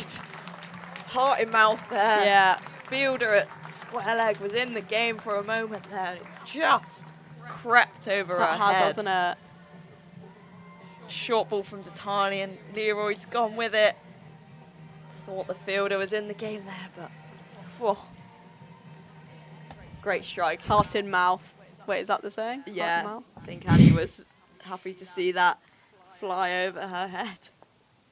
Should we have a little look how the men are doing? Statani in again. Short again and pulled away by Leroy this time. All the way along the carpet. Just for a single. Yeah. Ooh, How are the men? Somerset men. Okay. Talk to me, Corns. So Somerset scored 310 in their 4-day out against Notts. Okay. Notts 1-4-4 for 6. The current Ooh. reigning champions. Lewis Gregory with 3 for. Jack Leach with 3 for. Nice. God, Great not minding work that. Yeah. So they trail by 163 with 4 wickets remaining. And Fuller dug out by Hodges there. One of them where you just got to get the bat in the way. Yeah, definitely. There. What's the weather like in Notts? Do you know? Blue skies like us? Yeah. Bit of sun. Yeah, thank you, Charlie. That'd be great. Our weather reporter from the back of the studio. Oh dear. Tatani in again. Hodges Nice. on the front of him. Okay. Attacking the stumps well. And the Women's World Cup. Australia versus South Africa. Australia are You're on 1-3-3 for 5. What are we saying? 64 degrees Fahrenheit. All Thanks, right. Charlie. Yeah, I know what that is. Feels about right. Tatani in. Clipped away. Nice little cheeky single there. Not minding that. Good running. There we are. 17, Ah. confirmed 17 degrees in Celsius up in Nottingham. Cloudy. There we are. That is the 150 for Somerset in the 26th over. So making good time of it here. Current run rate at 5.8. Good work. Tatani in for last ball of the over. Or just goes Oh. for It's Leroy, on. sorry. It is on though, isn't is it? on. Question. Is it required? Okay, from a batter's mind here. I'm going, it is high risk. I think you're getting high reward with no one there. Yep, definitely. Especially with it racing away today. Yeah, but I think they've just got to keep doing what they're doing. Yeah. They're taking along really nicely. The boundaries are changing things here, so maybe not needed. But then Okay. also, if she's hit that before, we're sitting here going, Yeah. great shot. Yeah. So One of them, it's isn't a, it? It's a tough world out there for batters, isn't it? But there you go. Remind me who you got in the football sweepstakes. In mine, I've got Uruguay Mm. and Iran. Mm. Yeah. But so luckily, we've added some different rules. So what, most red cards? yeah, most red cards, worst goal difference, Okay. and Could Iran be on for that, do you reckon? I don't think they've played yet, but there's a lot of teams that could be in that Okay. mixer. Okay. And the own goal prize pot that's going to be split between all teams with an OG. Oh yeah, one of them. So actually, everyone's a winner. Money to be won. I think my favourite part of the sweepstake, good shot by Hodges there. So we've got a card reader. Oh yeah, you're in Obviously. charge of the card reader, Yeah. Cons. So I've put on the chat that we are having a sweepstake for the World Cup, and one member of the coaching team thought we were betting on the Cricket World Cup, and was like, "You can't bet on cricket. What are you doing?" But luckily, it's a football World Cup, so Stop. everything is okay. Oh, I didn't so realise there's no that. need to stress.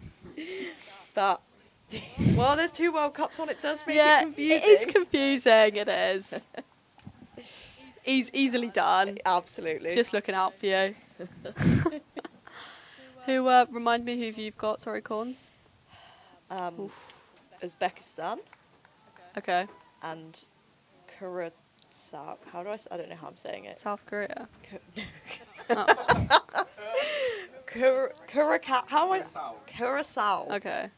I've not heard of that country. I'm not gonna lie to Yeah, you. both of them have never played in a World Cup before. Okay. Oh, lovely sweep from Bodge. Onto deep square. Yeah, so I think I'm going more for the prizes of goal difference. Is that own why? goals and red Is that cards. why you brought those rules in by any Well, chance? those rules were in place Okay. beforehand. Sure they luckily. were. Yeah. That's definitely worked in my favour, and that is 50 runs for Rebecca Rogers. Bodge. 73 balls. So, 100 in the reverse fixture, 50 again here. Clearly likes playing against Hampshire, doesn't she? Yeah, God. She loves facing well, eh? Tell you that for free. As Datani is going to continue her spell. This is her 8th over. Bowled really well so far. I think Georgia Adams is probably just keeping her on here, just to try and break this partnership. How long's her spell been now? Excellent question. Short ball. Trying to cut away there by Rogers. Sorry, I'm getting you to do all of the... Let's do some more statting, shall we?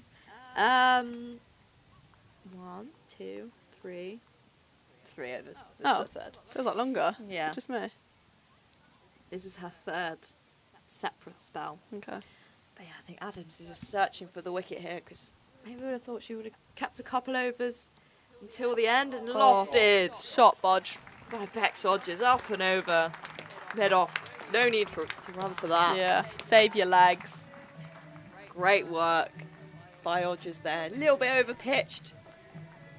She's kind of check dry. Yeah. Classic Bodge shot, that, isn't it? Technically lovely. Great work, and probably a little bit more free-flowing batting from this pair now. Feeling a little bit of confidence as this partnership continues to grow, as Datani is in. Well, again, clipped out into that gap. Having a little look for 2. Bowler's done well of getting a bit in the way there. Got to be done. Gotta be done. Always. Classic foot out.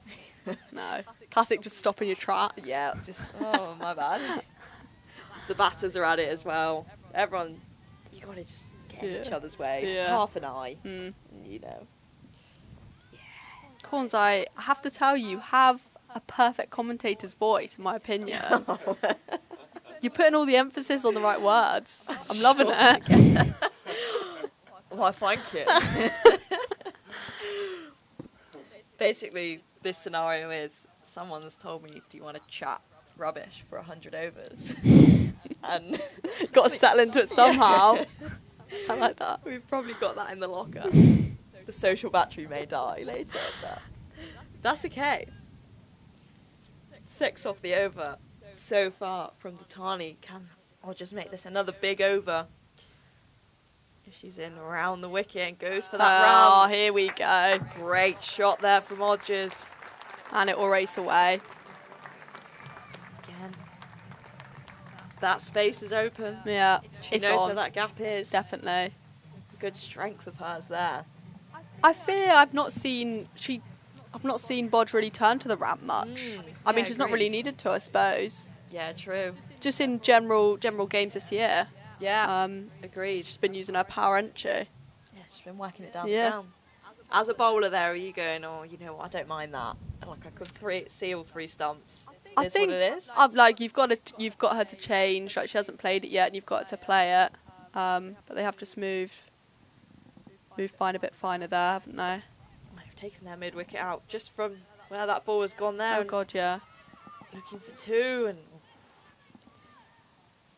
sent that back. But yeah, I guess that ramp there, you've done it once, you've made contact, and all of a sudden, mid-wicket's gone into fine leg. Definitely. And you've got half a pitch to aim at Yeah. to get a bit of bat on to help you score.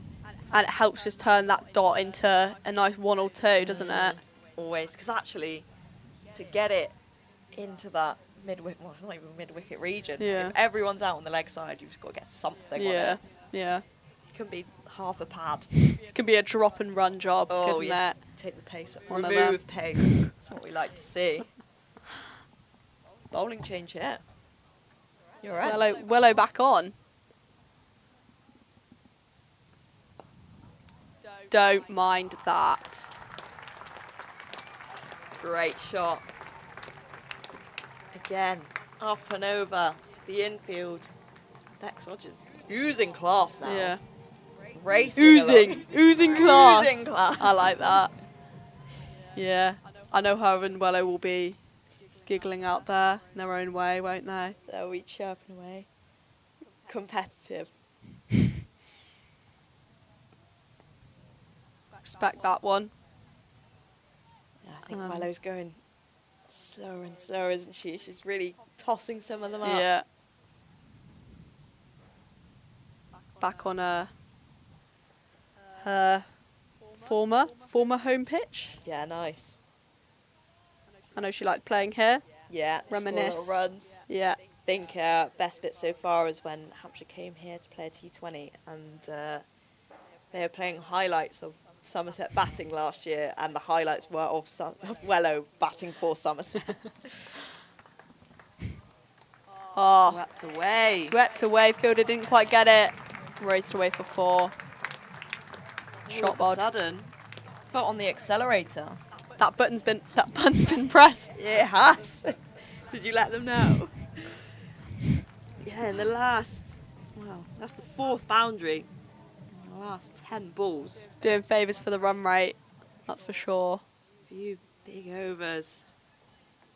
Big overs. I need that. Required run rate creeping down.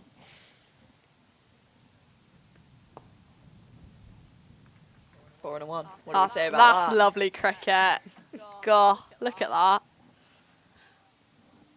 Great work there. Over gone for 9 already.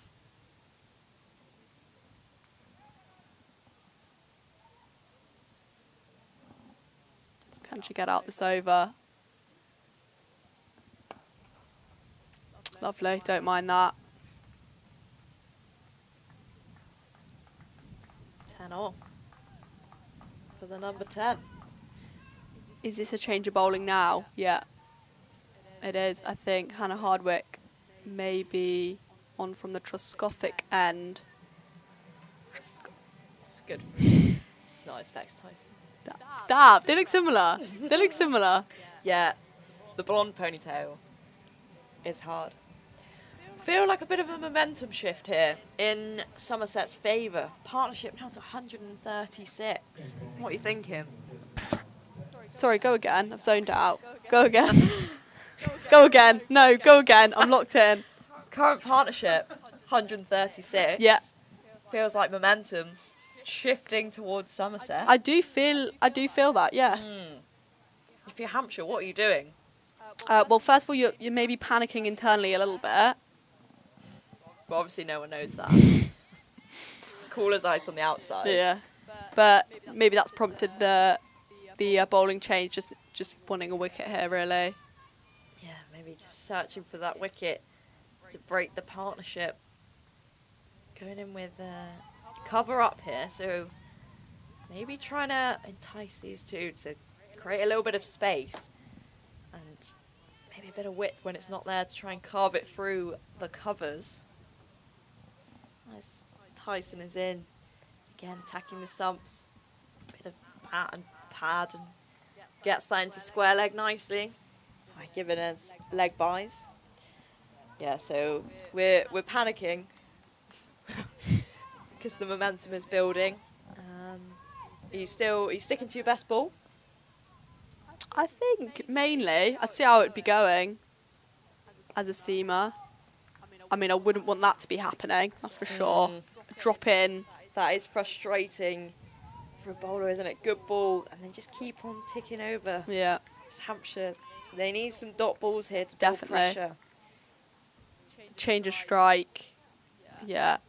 Don't really want that. Nice work again from Hodges down the ground. Because I guess we've gone from a period where Somerset could only hit dot balls. Yeah. Could only find fielders to a period where Hampshire were really struggling to force any dot balls and a sweep there, and not got enough of that. Brings the ending over. Good over there, just for 4 from it. Yeah. What Hampshire needed, a little bit of control, just to draw it back into their favour. Run rate required 6.3 and current run rate 5.9. Yeah, nice. So closing that gap now. Yeah. Yeah, how many runs are actually required? 126. 126. That doesn't seem too many. I think when you break down 303 Yeah. to chase, it seems an awful lot. Definitely. But 126. I think 300 just, it looks a bit scary and intimidating, doesn't it? But you do just have to like grind away. And I think they've been doing it nicely so far. Yeah, definitely. They've found a way, haven't they? Mm. Probably both had a little bit of a scratchy start, and they've just kept on going. And how long can they keep doing that for? Swallow. Ooh. Another cheeky single. Good backing up from Annie there. Yes. Or just trying to use her feet again to find that gap over mid-off. Got a bit of a inside edge. Squirted out behind her. Sometimes the luck just goes your way.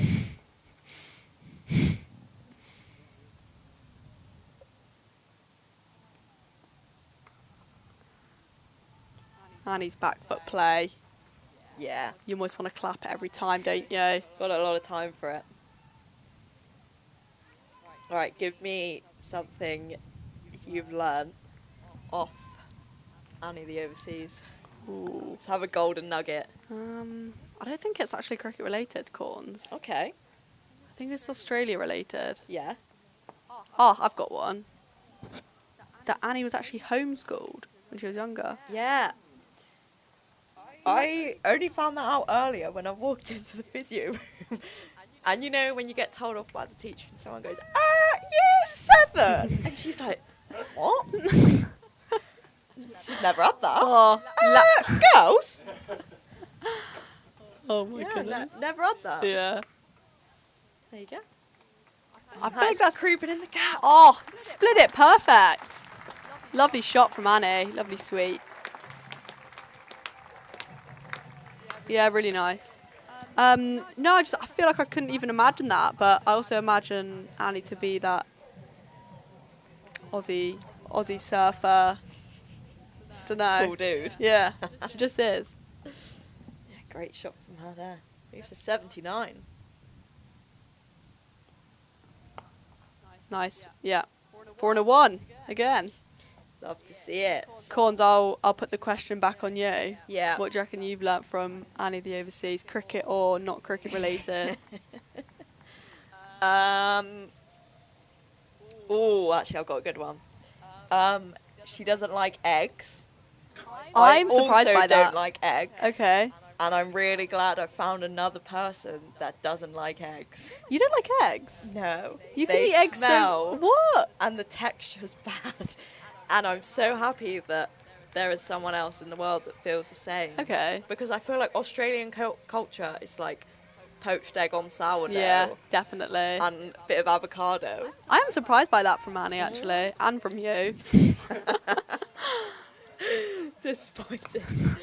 Bex Tyson into the attack. See, we're learning many things. Yeah. But you can eat eggs so many different ways. How can you not like them? But it's just a bit wet. I would agree, like, I can get the egg ick from time to time, though. You know when the smell just hits the Yeah. back of the throat? Yeah. And Leroy sweep here. Yeah. Not it, is it?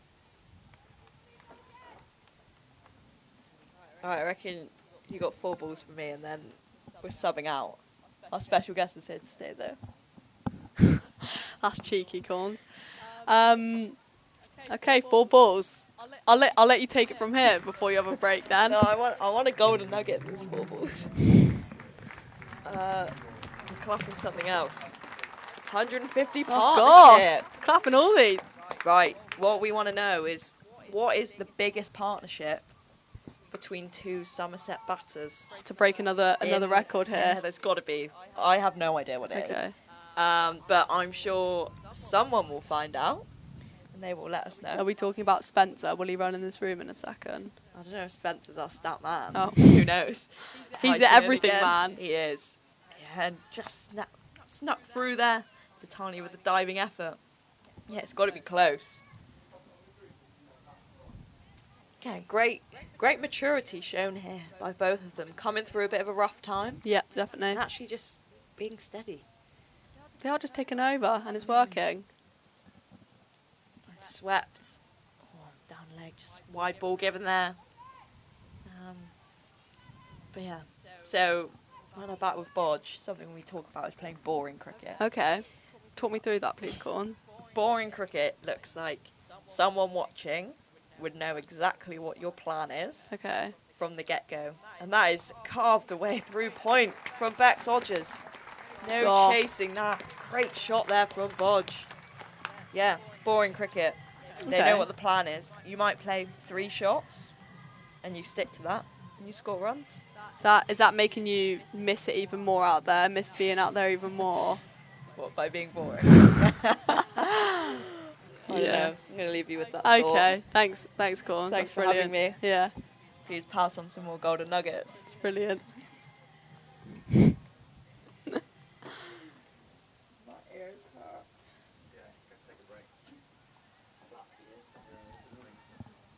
Wello in again. Her 8th over. Swept away. Ooh, split the gap again. Annie splitting the gap again. Lovely sweep shot. Pushing her on to 86 off 79. Hi, Erin. Charlie.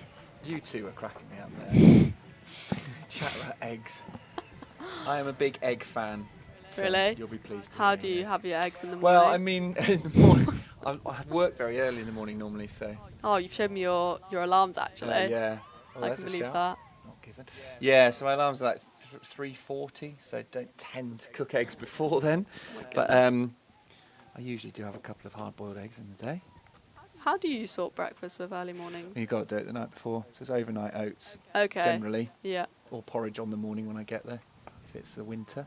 This is just punched back towards the bowler. Yeah, so you got to think ahead. Right. You just have to. You just Yeah. can't, God, sort I it on the bet. morning because it's just too early. That'd be so. You wouldn't be hungry that time in the morning. Well, would no, you? that's it. So when I leave, I sort of roll out of bed and go straight to work. But by the time I get to work, I'm starving. I bet. This is a gap she's aiming for in the covers and won't find it completely all the way to the boundary. But this is going very nicely for Somerset now. Yes. 160 partnership. I've got our teams trying to find the biggest partnership ever for this day cricket for Okay. Somerset. but Yeah. we haven't got that yet, but they are approaching the 200 mark. I mean, Hampshire must be wondering what to do. These two just look so. Well, I don't want to say too much because you always end up cursing it, but they just. Yeah. Look oh, now then. Oh, there we go. Charlie, How about that That's is all you, I'm unbelievable. afraid. I cannot believe that. I had both my hands on this wooden table. I cannot believe that. Well, there we go. Odgers has to go for 77. What a partnership that has been. 161, the two of them together, and she has to trudge off because she doesn't want to leave. But an excellent, excellent partnership between these two, and Odgers can be very proud of the part she's played in that, and set Somerset up for being able to chase us down. Whether they do or not, we'll have to wait and see. Definitely. But what a platform! That was class. Yeah, such a good platform Yeah, brilliant. for Neve to come in and hopefully build another with Annie. Well, apologies. I feel like I ought to send Bodge a message to say sorry. Charlie, I reckon so. I reckon that would be necessary. I reckon that's up there with my absolute biggest ever, because that was 100. They were together for 161 runs. And the first time I come in, and I say they're just looking so calm and so going about it so easily. It's literally as I'm saying. I haven't even finished the sentence. And they get out. Right. So as you say, Neve Holland is the next batter in. She's been in good form. Yeah, very. T20s. I think actually probably Somerset benefited from a few positive results in that T20 block that they've been able to bring in here to the 50 over. Yeah, definitely. Definitely looking towards this sort of chase as well. We've had a few chases in the T20 block. Successful chases. Yeah, that is Somerset's highest list day partnership. Wow. Okay.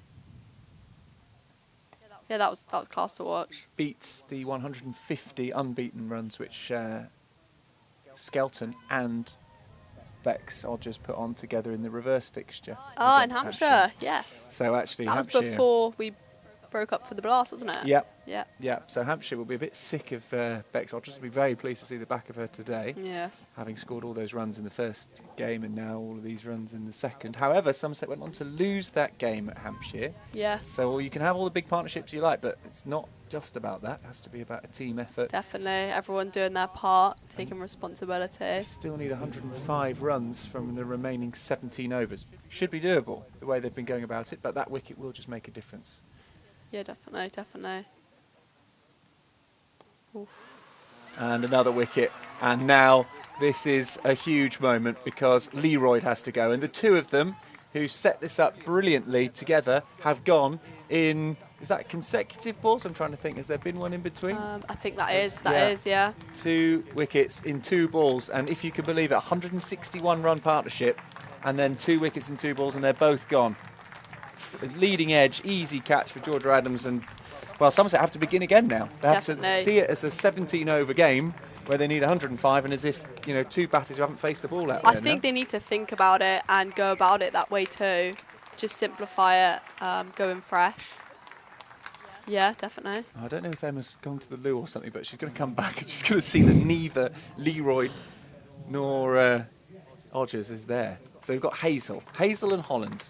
What can they do? Still over 100 runs needed. Yeah. And Hampshire's tails will be up now. This is a massive moment for Hampshire. They've got to make the most of this because the game was drifting away. The game looked like it, not that it had gone because there were still runs to get, but it just looked like they were going to struggle to get a foothold back in it. But definitely. Wickets can happen so quickly. Yeah. Games can turn so quickly. I think those Annie and Bodge, they sort of sussed the field and manipulated it the way they want. They were sort of doing what they wanted out there. Mm. Well, these two are going to have to try and emulate what they've just seen Bex Odgers and Annika Leroyd do. They've definitely got a rebuild in them here, though. Well, there's still 7 wickets in hand. Yeah. Still plenty for Somerset, but there's 105 runs. Will take some getting, and these two have to start again. They have to get their eyes in, whereas obviously the previous two were seeing things well. But Leroyd will be cross with herself, getting out on the Australian unlucky number as well, Definitely. 87. Yeah. A bit like getting out on Nelson, except for you haven't got 3 figures. But of course, Australia we're one of the teams. We were going through the teams earlier with Emma, the teams that are in both the Men's Football World Cup and the Women's T20 World Cup. Yes. And there's quite a few actually crossover. None of the ones you can't pronounce. None of them. Well, Curacao is a Caribbean island, so they kind of are because they're in the West Indies, I suppose. Take that back. Yeah, I'm not sure there's ever been a West Indian cricketer from Curacao, but perhaps someone will be able to sort of update me on that. Very small island. You involved in any sweepstakes for the Football World Cup? Well, I was going to ask you about this actually. I am involved. Yeah, I've got Cape Verde in the one I'm doing with my other job when I'm a radio presenter. I did one with the listeners, and I got Cape Verde, which is an island in the Atlantic. So how will they go? Do you reckon? I think they're going to struggle. They're in the same group as Spain. Okay. So I don't think they'll win that one. Spain are one of the favourites, aren't they? Yeah, I think they are the favourites in the betting odds. But yeah, they'll be good this season. So, this tournament is just a single there. Brings up the 200 for Somerset. Well, it looked like they were going to get their 199 for 1. They were at one point, and now they're 200 for 3. But there we go. Somerset need 104 more to win. The run rate's gone up to 6.5, and that if they have a few quiet overs, that run rate will start to go up quite quickly. Yes, definitely. But then I've got 8 teams in my family one because there's only 6 of us. And one of those is a cat, so so we get 8 teams each. I love that. So between my cat and me, we've got 16 teams to keep. Have you got any good ones in that? I've got Brazil, so I'll take that. My cat got Germany. Okay. So I don't think they're going to be the top teams, but. What is it? France and Spain. Yeah, France, Spain, England up. Are England up there? Yeah, I think so. Really high up there. Okay. Argentina, of course, right up there as well. I was going to ask you because. you have Croatian heritage, don't you? So do you follow much? Because Croatia are in England's group. Will that be split loyalties there? I wouldn't say so, no. Okay, I fair remember enough. my dad, a couple of years ago, he wore a Croatian top whilst we were watching England. And Oh, this is in the air, should be nice and safe. Oh, And we'll lovely go for shot, four. yeah. Great shot. Through mid-wicket, Hazel, her first aggressive shot, and picks up 4 runs. yeah, definitely a strength of hers, the sweep, reverse and conventional. Well, for my money, Croatia usually have pretty much the best kit at any Yeah, tournament definitely, because they've got yeah. the red and white little squares checks, which is very cool. Now, my dad has a few football tops, actually. Shirts, what do you call them? Football shirts. Jerseys, Now I don't know, they're yeah. really cool, really cool. But no. he hasn't sort of put that Croatian support No, into you and no. your brother, no. Well, your brother's played for Croatia in cricket, hasn't he? Yeah, he has, yeah. So he must have a little bit of a feel for. I think it's different. Croatia. Like, neither of us speak Croatian at Yeah. all. But no. No, it's okay. It's fine. So when England play Croatia, Yeah. you'll be supporting England, will you? Or? I'll support whoever's winning. I reckon, Okay, Charlie. you can do that, can't you? Yeah. Which is nice, yeah. I was listening to the radio yesterday, and Adrian Chiles was on, as this one's just played through the covers. They'll pick up a single. Adrian Chiles, who is half Croatian as well, I believe. I think his mum is Croatian. Yeah. So he was talking about the fact, and I think he is a Croatia fan. Like, he goes out Okay, and supports yeah. Croatia. So he was talking about that. Usually pretty good, Croatia. Got to the final, didn't they? Yeah. In 2018, beat England in the semi-final. Yeah, But your remember dad was that. happy. I think that's when he got the shirt out, actually. Oh, and Boulder, another wicket falls. It's Hazel who's got to go. Wellington sneaks one through. And Somerset have lost 3 very, very quick wickets now. They needed that big partnership, but what they can't do is just fade away. They They've can't, yeah. still got 98 runs needed to win. And 15 overs in which to do it. Wellington picks up a wicket. Run rate's still looking steady, Mm-hmm. but definitely agree, need a partnership here. No problem with the run rate. That's achievable, but it just will take someone to stick around, probably with Holland, who's likely to come in now. Jones, probably. Yeah, Jonah running in now. Still got Griffiths and Skelton, so there's definitely runs. Even Lola Harris has been pretty Yeah. good with the bat. Yeah, So absolutely. the runs are out there. They've just got to find someone to stick around. Definitely. Or 2 of Dig them in to here. Stick around. Exactly, yeah. Even if that means just holding an end and letting Neve do the run scoring. Yeah. That's what Somerset require. They've got 4 wickets gone down now, and it was looking so good for a while. Wello's only got 1 over left as well. Who have they got left to bowl? Let me have a play cricket look. Well, they've got 7 left from Tulloch, if they want that. Adams has got 5 left. They've got 7 left from Hardwick. They've got 3 of Tyson that they can use. Yeah. And they could still have 2 of Datani. Right, of course. And it's going to be Adams bowling from the Marcus Trescothic Pavilion end.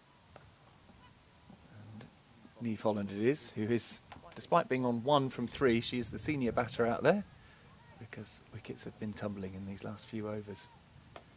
Should never have come on, should I? It was going so well with you and Emma up here. Yeah, that's all you, Charlie, I isn't know, it? I do take Oh. responsibility a bit for this. But you don't want to win easily. You want nice drama, Yeah, don't you? you're right. You want to score off the last ball of the With a game bit with of 1 wicket in hand. entertainment, definitely. Exactly. If Somerset now win with 1 wicket in hand off the last ball, then I will also take responsibility for that. But I realise it was shaved a few years off everyone's life. 97 more to win. There's nothing better or worse than that feeling, though, when a game's so close, isn't there? Yeah. Oh yeah. It's why we love sport, really. Yeah, definitely. And cricket is a great knack of making it happen. Yeah, dropped short of Datani, the fielder. They've come through for a quick single. Well run. What are you like as a watcher of cricket in the dressing room? It kind of depends. Nervous, are you- I can get a bit sort of scatty, I reckon. Scatty, A bit all over the place. But I'm actually not one of those people that can't move. Yeah. You know those Very types of superstitious people? Yeah. who think that if it's going well, they have to stay still. Yeah, I've tried to break that superstition. Yeah, I sort of get it though, you know. Me too. Oh, this is in the air. Ah. Is he going to land safe? Tatani comes underneath it, takes the catch, and Holland goes, and Hampshire now just keep taking wickets. That's the fourth one to fall in about 3 overs, maybe 2.5, 3 overs, something like that. I'll find out exactly, but another one goes, and it's the senior batter again, and now Somerset's top 4 have all gone. And yeah, this is going to be now a very difficult chase. It's a stressful chase, I think, for Somerset, who have 5 wickets in hand, still need 96. The run rate's at 6.8. That's still doable, but yeah, the top 5 now all gone. And that partnership of 161 from 38 for 1 to 199 for 2, and it's now 208 for 5. For 5, okay. Yeah, and that's exactly 3 overs. In 3 overs, they've gone 9 for 3. How long have you been sat in that chair? 3 overs? 3 overs and 1 ball, baby. Yeah. That hasn't been my finest 3 overs of luck that I brought this Somerset side, or not. Although Hampshire fans, they'll want me to stay here. Yeah, I think they will. I'll be very pleased with how They won't how want I've you been to doing. move, yeah. No. Alex Griffiths then, what can she do? And gets a little bit on that one, I think. There is no run. Well, it's going to be nervy. It was looking so smooth. Well, It was. The good news for Somerset is that those two, Odgers and Leroy, did the vast majority of the work. They've got over half the runs between them. Definitely. They did it at a good rate, and what it means is now that it feels like a sort of normal-ish chase. It doesn't Yes. feel like a massive chase anymore Definitely. because of all that. But it's still going to take calm heads to get there. Definitely. They just need to keep chipping away, don't they? And keep their heads. You're right. Pick up a boundary and over, that's tough, I know. They're only just starting out, these two as well, but if they can just find those boundaries early on, just to make sure they're not leaving too much for themselves. As Wellington comes in, she's been really good. Oh, could be a mix-up here. Griffiths is back in, and they are going to get a run. Okay. Yeah. Nice. Well, Nice, Jonah. Nicking that. Yeah, really good from Somerset. Keeping an eye on, there was a bit of a mix-up-ish to start off with, and then put a pressure on the fielder. Fielder gets the throw slightly wrong. There's no one backing up. Definitely, yeah.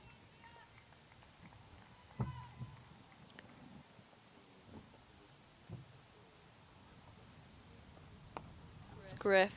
Off the mark. I'm going to a fancy dress party tonight. Okay. And I'm in that. Just had a message from a friend saying, how much is too much?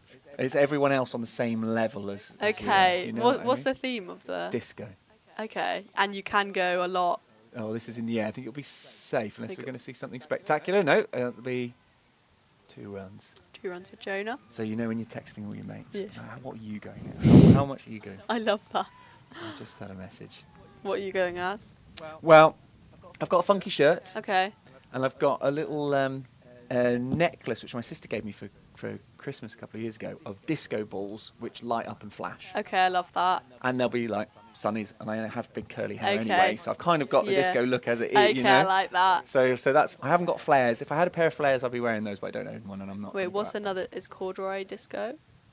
I think it would be, except for it's a bit hot. Oh wait, no, it's like sparkles. Disco's like sparkles. Yeah, isn't corduroy it? is 70s, and disco is big in the 70s. Okay, maybe that's what I'm. Yeah, what I'm but no, correlating. sparkles would be good. Okay.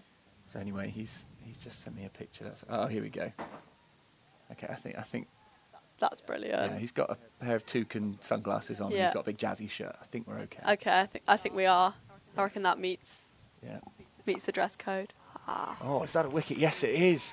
What a bit of fielding that is from Yeah. Amanda Jade Wellington, and Griffiths has to go, and now it's looking like a real uphill struggle for Somerset. They had such a good partnership, and now they just cannot stop these wickets from falling. Griffiths firing one straight back at Wello, who takes a good catch. Yeah, brilliant. Great bit of work from the Australian, who calmly collects her sunglasses from the umpire and says thanks very much. And that's her last over, isn't it? Yeah, that's it. That's how she's going to finish off her day's work. Her figures: 10 overs, 52 runs, 3 wickets. Yeah.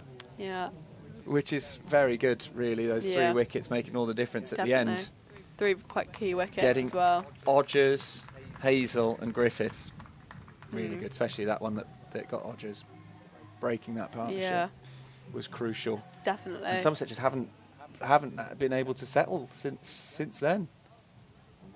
So Chloe Skelton, she scored a lot of runs with Bex Odgers in the reverse fixture at Hampshire earlier on this season. Did. If she can score, what did she make there? 77, did you say earlier on, Emma? I think if she can score another 77 now, well, Somerset will be pretty much there. Yeah, we'd love that. Yeah, come on, Scouts. But that's going to take some work. At least Amanda Jade Wellington won't have any more bowling to do. Jordan Adams taken 2 wickets so far, 6 overs for 25. All right. Don't mind that, yeah. We'll run into a vacant area. Hasn't got the legs to go to the boundary, but it's a single.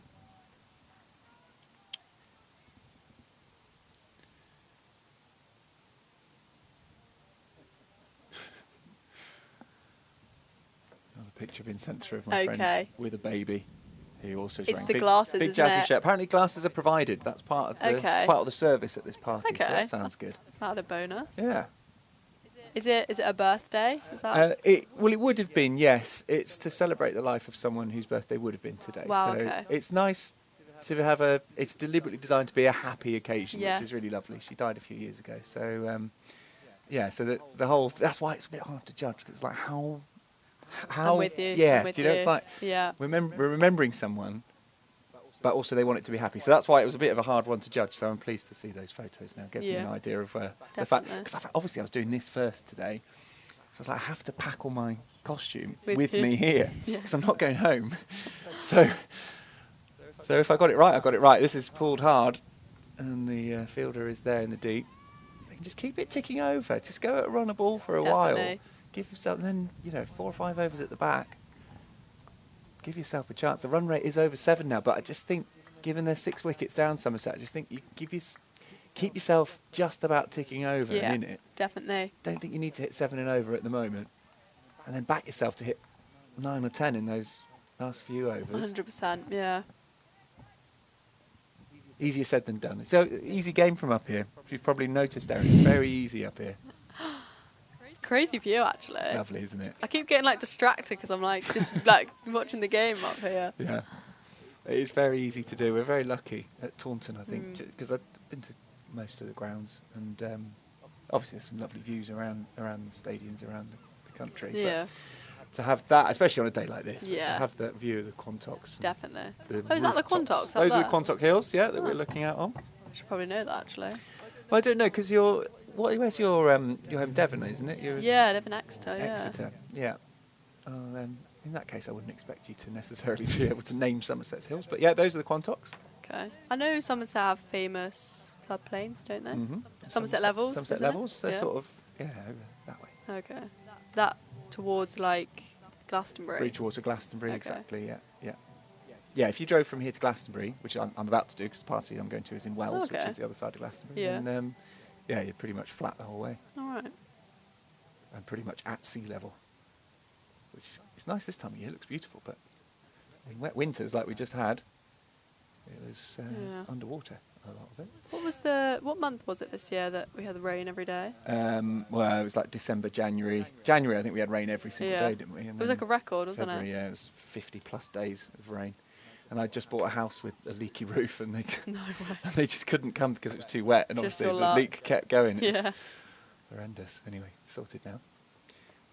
Hardwick, just a little touch this one. Beg your pardon, it's Tulloch, and fielded Hardwick. Enough of it, yeah. Hardwick down there beneath us doing the fielding. So they've brought Tulloch back on. She's a little bit expensive from what I remember, but she was up against. Yeah, she was going at 8.5 or nearly 8 9s and over, but she was up against Odgers and Leroyd when they were at their most fluid best.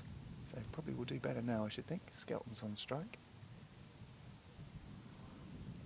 Of course, Exeter, big game for them in the rugby today. Yeah, I wonder how they're getting on, actually. I can tell you if you like. I don't think it was too good for them at half-time, but I must gosh. say, my rugby team, not that I follow rugby particularly, but my rugby team is Bath because it's the Somerset side. So. Oh, God, Oh, they've come back into it. It's tight, actually.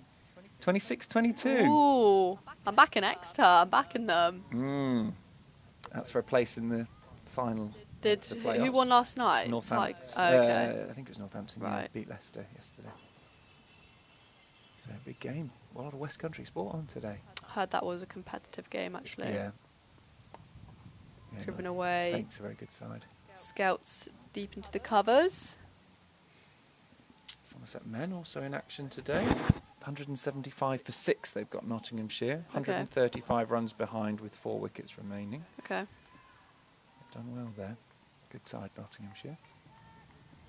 And of course we've got this game going on involving Somerset. Busy sporting day. Yeah.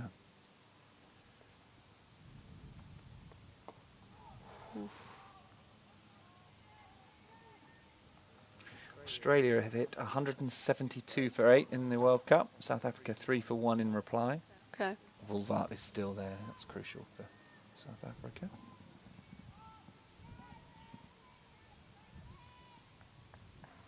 Yeah, lots to keep on top of. Can't keep up. And then the football starts in the evenings and goes on overnight. It's a lot. Is anyone playing tonight? 4 games today, yeah. Okay. I'll run through those if you like. When's England's first game? I think Thursday. And it's against Croatia. So I knew your that, yeah. dad's going to be having that on the telly. Could get awkward at home. Where's he from in Croatia? I mean, I think he was there for the first 10 years of his life, Right, and then yeah. they moved over here. Got it.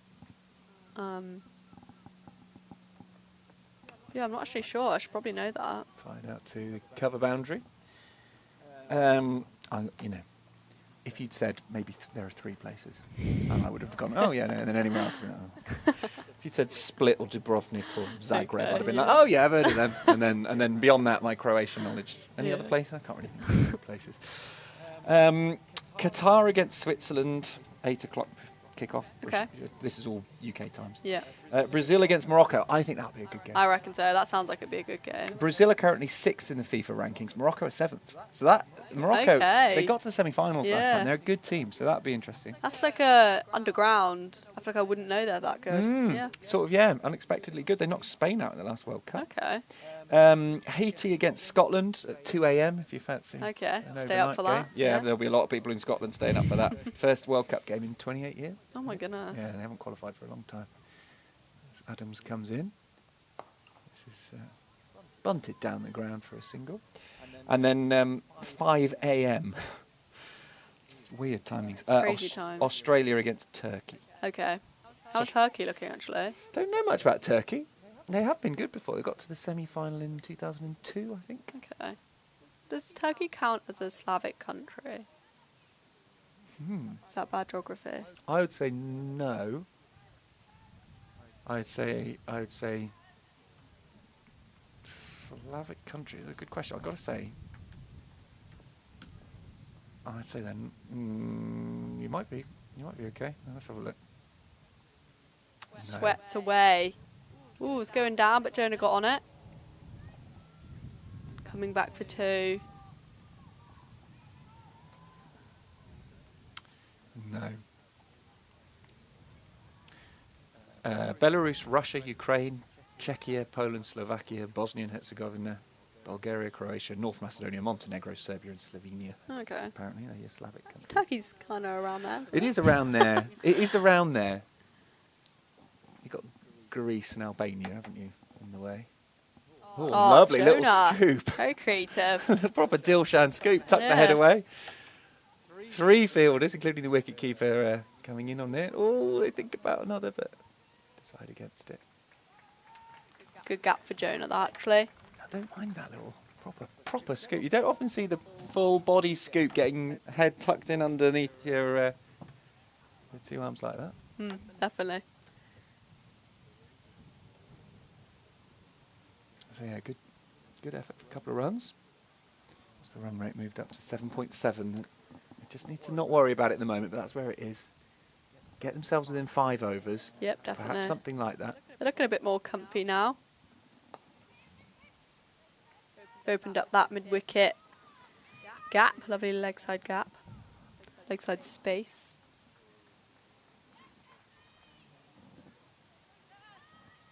Corns is back for more.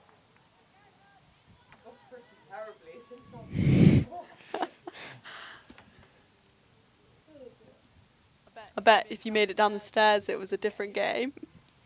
By the time you made it down there. Just a single on that one. Well, Erin, thank you very much for coming up and seeing us. Thank you for having me, Charlie. Yeah, it's been an absolute pleasure. Thank you, our special guest. I'm afraid we didn't save you any biscuits. They'd all gone by. You've got to be up here for the first That's the innings. only reason why I trekked up here. Yeah, well, you have to be up here for the first inning. Well, before the first innings, if you want biscuits, unless you've got Spencer reserving some for you like Emma had today. There was a little packet which said Emma's biscuits on them when I arrived. I'll pester him now then. Yeah, get on to him. Yeah. Next time you're up here, he'll sort you out with some bourbons or something. Perfect. Although there's a big call on bourbons because Emma and I both go for bourbons. Okay. So you might custard do I, creams, yeah. ginger biscuits might be the ones. You can see Tulloch continuing. Skelton on 4. There's a big old flash at that one. Sends it out towards the boundary. It might just be one of those games where that's what you do. Yeah, definitely. Ride your luck a bit. See how many you can accumulate that way. Skelts does make that shot look very easy though, doesn't she? She can play that shot off anything. Yeah. Yeah, she backs herself with the bat, which I really like. I think she's one of the first picks on the team sheet, really, for Somerset. Definitely, yeah. Controlled with the ball that she offers. She's a good fielder. Very good fielder. Lovely catch today. Very composed catch today, wasn't it? It was indeed. And they've gone for 2 here. Quick running. Very good. And then offers a bit with the bat at the end of the end of the innings as well. Definitely.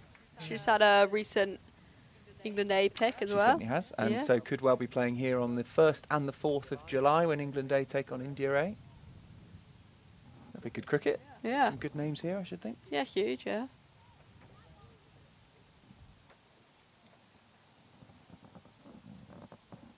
Jones on strike now after that. Oof. There's a shout.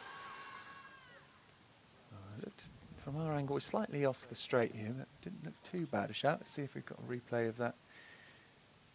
See how close it was. Not sure we've got one. It was a bit of a half-hearted appeal from the team, but the bowler was pretty confident. Yeah. Not too convincing from behind the stumps either. No. 74 to win from 57.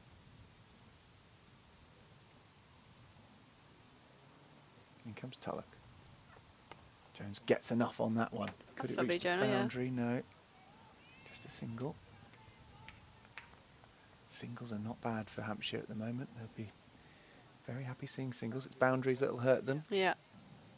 We're already 4 off this over, so we can keep the singles coming. It will mean that they're in touching distance.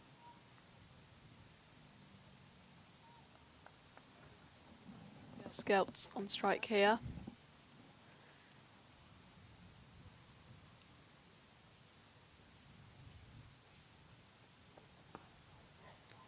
Don't mind it. No, she's finding gaps. Enough of it for the singles. 5 off the over. Well, when the run rate's 7.8, if you can get 5 off an over with a ball to spare, so I mean a boundary here would be perfect. Would be, yeah. But those are going to be a bit tricky to come by. But once these batters get themselves in properly, fully. Definitely. Partnership growing to 19. Yeah, useful. Well, it's the biggest partnership we've seen for a while. Yeah. After that 161 for the second wicket. Oh, go on, sail away. Sail away, I dare you. Might just get there, no. Good bit of fielding. Very tidy fielding. It's Abby Norgrove out there. Gets a big round of applause from bowler and wicketkeeper and the whole team. They know how crucial that is going to be. Definitely. Thank you for having me, Charlie. No, a pleasure. I'll let Corns back in the hot seat now. Thank you, Erin Vakusik there, who is been joining us, our special guest. Thank you, Charlie. Thank you, Erin. Nice to have Erin up with us. Been playing in the T20 fixtures. Giving us some good bit of insight.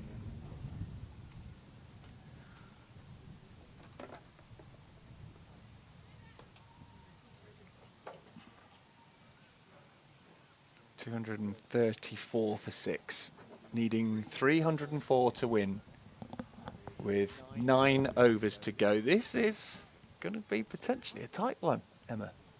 It's in the balance, isn't it? It really It's been a is. rocky few overs.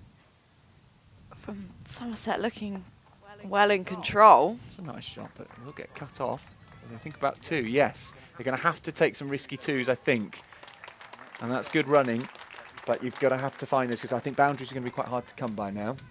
You've got 2 players who, you know, they're not the power hitters that we've seen at the top of the order, like Odgers and Luff and Leroyd. Not saying they can't find the boundary, but it's just going to be harder for them.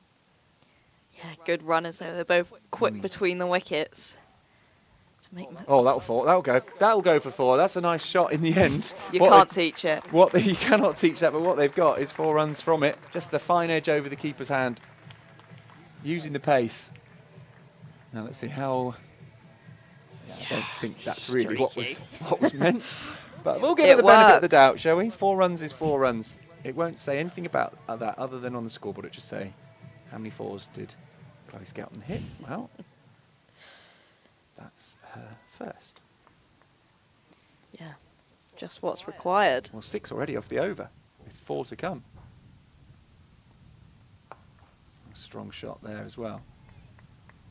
4 and a 1. Not quite how you'd plan it, but it is what it is. It'll do.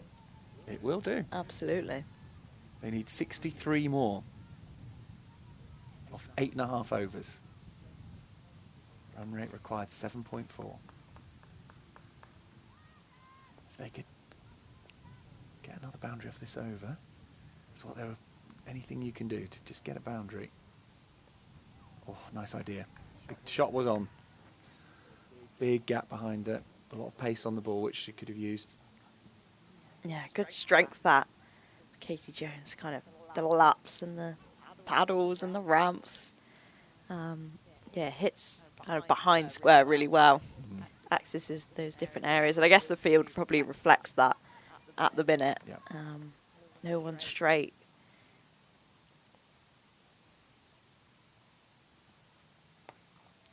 Oh, just managed to get something on it, but not enough to pick up a run. This is good from Zatani. 2 dot balls now.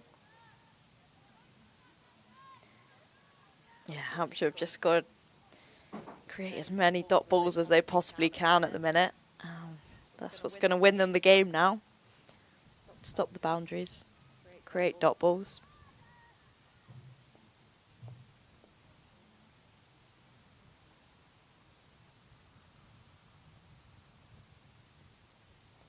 Oh, in the air. Could go straight to the fielder. Yes, it will. It was a bit of an top edgy shot from Jones, and 2 dot balls brings a wicket. And after a great start to that over, it's Datani who has the last laugh. Yeah, didn't really get hold of it at all, just top edging it. And another wicket goes, 241 for 7. And that will bring out Lola Harris, I expect. Yeah.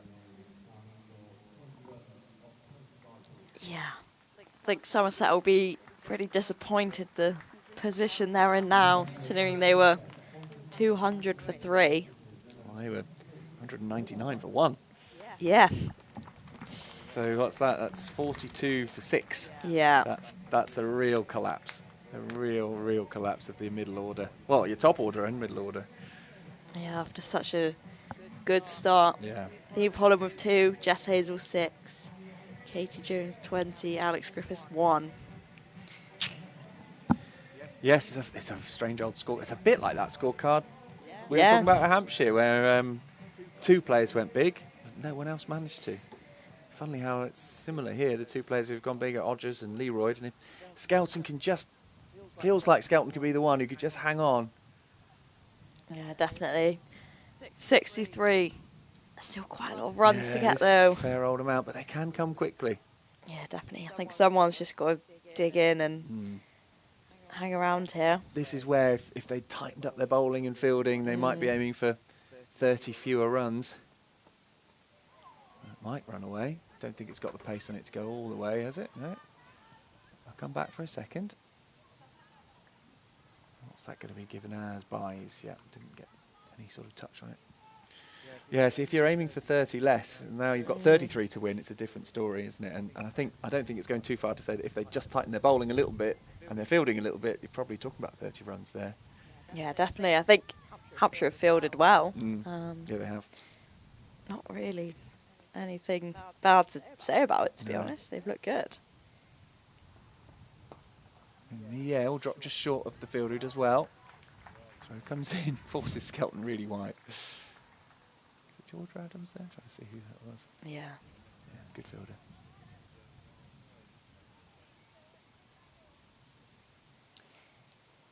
Yeah, Somerset have probably dug themselves a bit of a hole here, haven't Well, they? they have really.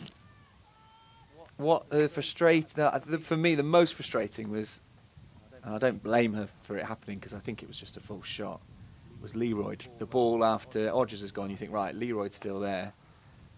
Like I said, not her fault, but that's a frustrating moment because suddenly you've got two brand new batters as opposed to someone who's already there who can coach through any new batters. And the batting game sort of restarts, and it's still a big ask. You know, 100. It was 105 needed at that point. Yeah, kind of instantly changes the Yeah, whole feel of the game, doesn't it? Massively, yeah. That was yes. Odgers going was big, but that felt like getting the two of them gone in two balls was just so quick. Was it two balls? It felt like two balls. Was it two balls? It was pretty quick. I literally walked down the stairs. It was three balls. Walked back up again. And I was like, "What's happened?" Yeah. Yeah, no, it was three balls. It was the 32.5 and then the 33.1. So 2 wickets. Those 2 set batters gone in 3 balls. Yeah, that changes a lot. And Hampshire will be delighted at how they've been able to do that. Change the momentum. Oh, what's happened here? Flying awry? Something awry. Yeah. Strange.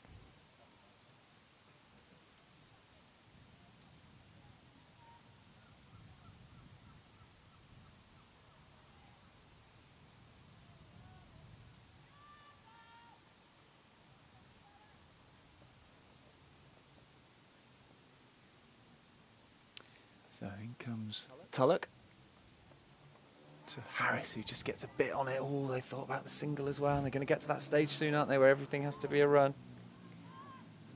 Yeah, good over by Tulloch as well. Keeping it tight.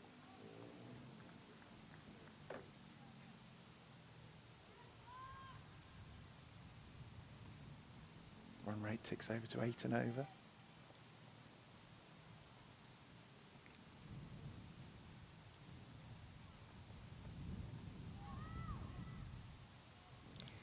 Dot ball. That run rate has crept up pretty quickly, hasn't it? The equation getting difficult now. Yeah, I think when it's sitting around 6, maybe even 7, you can get away with not hitting a boundary every over. You can kind of get there from 1s and 2s, but 8 and over and upwards, you need to be able to find that boundary. And I think you need to have a few big overs in there that are 10 plus. Another dot ball. This is really good from Hampshire. Somerset will look back on this game, assuming that they don't go on here, and funny things can happen in cricket, and big overs can happen, and mistakes from bowlers can also happen. 5 wides, etc. But Somerset will look back and think to themselves, how with that partnership there, yes, we could have tightened up the bowling and the fielding. That saves us probably 30 runs, I reckon, ish. I haven't really looked into that, but I reckon about 30 runs. So in the end, you're aiming at 273 instead of 303. But how then with a partnership of 161, you've got to say, well, what did we do wrong straight after that partnership? Did we try to go too hard? I need to look back. I don't really feel like the bowling was brilliant in that period. It just felt like perhaps Somerset felt they had to go hard and got themselves out quickly, and then momentum was completely lost. Felt a bit scrambled. Yeah, there was a few just wickets that just kind of happened. Wasn't really forced by anything. Yeah, maybe a little bit of panic setting in. I don't know. After that big partnership, and they've both gone at the same time, and then losing a couple more wickets pretty quickly. Yeah, maybe just not enough clarity on what people need to do to win the game from here. Yeah, clarity is a good word, I think. Tyson in, well, that's not a great ball, and Skelton was backing up so much, and Lola Harris just played it straight back to the bowler, and Skelton nearly tripped up over her own bat, getting behind the line.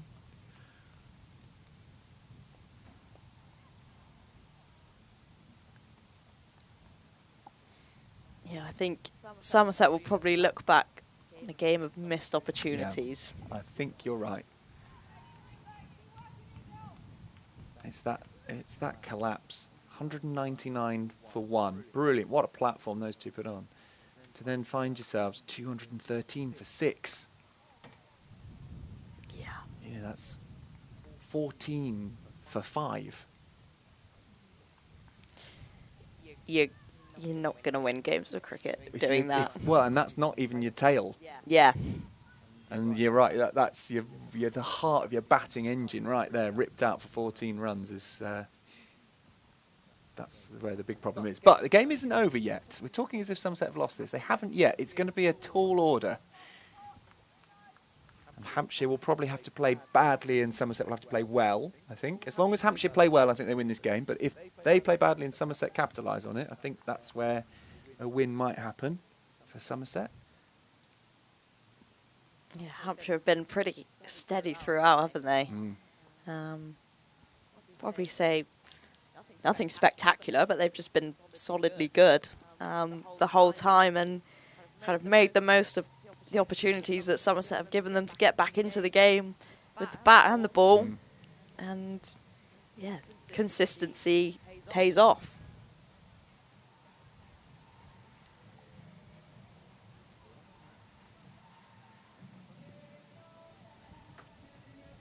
Yeah, run rate now, 9.2. Flying up. 55 needed. Off 36 balls.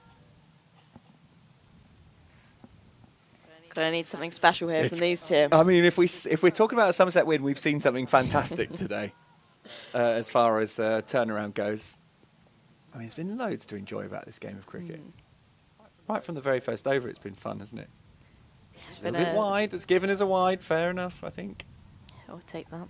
It's been a topsy-turvy game, hasn't it? That's a very It's been interesting. Yeah, absolutely. That's exactly what it's been.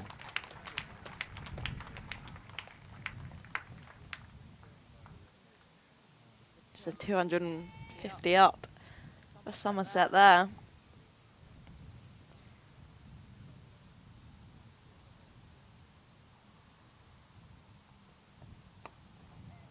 Yeah, steal a run there.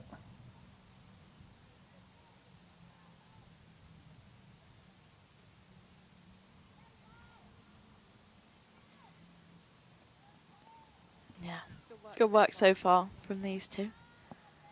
But got to find a way of getting some boundaries here. Not easy with 4 fielders out. Got 3 out on the leg side, plugging those gaps. We know Scouts is good down the ground and through point. Go over the infield. Yeah, just evades the fielder.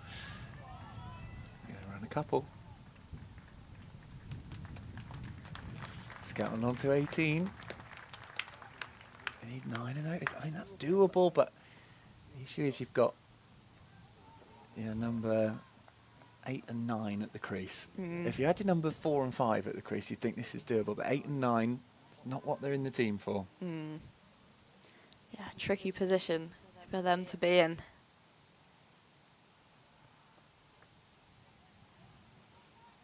That's the one that Scouts likes to cut. Yeah, I was going to say that's very much in her wheelhouse there.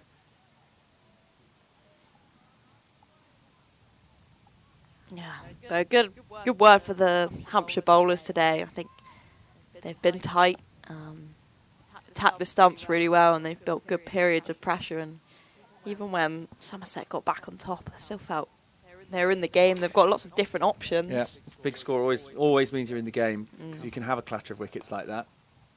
Oh, it's probably just the one. She hit it pretty cleanly to the fielder. Comes in quickly from the boundary. But yeah, I guess it goes back to the batting again. If you can score 300, yeah, like you say, you're always in the game, no matter what. Yeah, even at 199 for 1, because you don't know what's going to happen. You know, you've still got 100 runs on the board to play with. And, you know, collapses happen, and that's exactly what happened today. Proper collapse. Something quite beautiful about a proper cricket collapse. Oh, this has gone in the air, should be out. 3 fielders coming underneath it, and in the end, it's the bowler who takes it. They're all having a little look at each other there. Harris has to go. He just needs someone to hang around with, Chloe. Skelton, who's at the other end, who's doing a good job here. She's run a ball pretty much 19. I can see, you know, the bat has to be swung. We're in a position where the bat has to be swung. So it'd be B. Willis, by the looks of it, who could make up for some loose bowling early on. If she hits the first 3 balls for 6, then we're into interesting territory then. Yeah, she can hit the ball pretty hard. Is she quite tall? I'm not. Yeah, she is pretty tall. I was going to say she's taller than Chloe, but that probably doesn't take much, does it? Chloe isn't particularly tall. Yeah, she can, hit a long ball. Got long levers, can hit it hard. Yeah, so I guess a good opportunity here just to bat and see where it takes you. 50 still required to win. Personally, I would rather see Somerset get bowled out trying to win it than fall short. Yeah, than lose by 25 runs, 30. Yeah. Might as well go for it. Yeah. Because what do we need? 9.7. Seems to be going up by a run every over, that required run rate. Yeah, I completely agree with you. May as well go down with a fight rather than just sort of eke it out. If you're only going at 6 and over, but you need 9, then that just adds up very quickly. That run rate will go up very quickly. Tulloch into Willis, who has a bit of a go at it, to be fair, but doesn't hit the ball, and that's a dot ball to finish. 5 from it, 5 and a wicket. Run rate up to 10 and over now. 5 to come, and they need 50 runs. Easy maths. Don't need to calculate what we for that like. one, Corny. Yes. For once.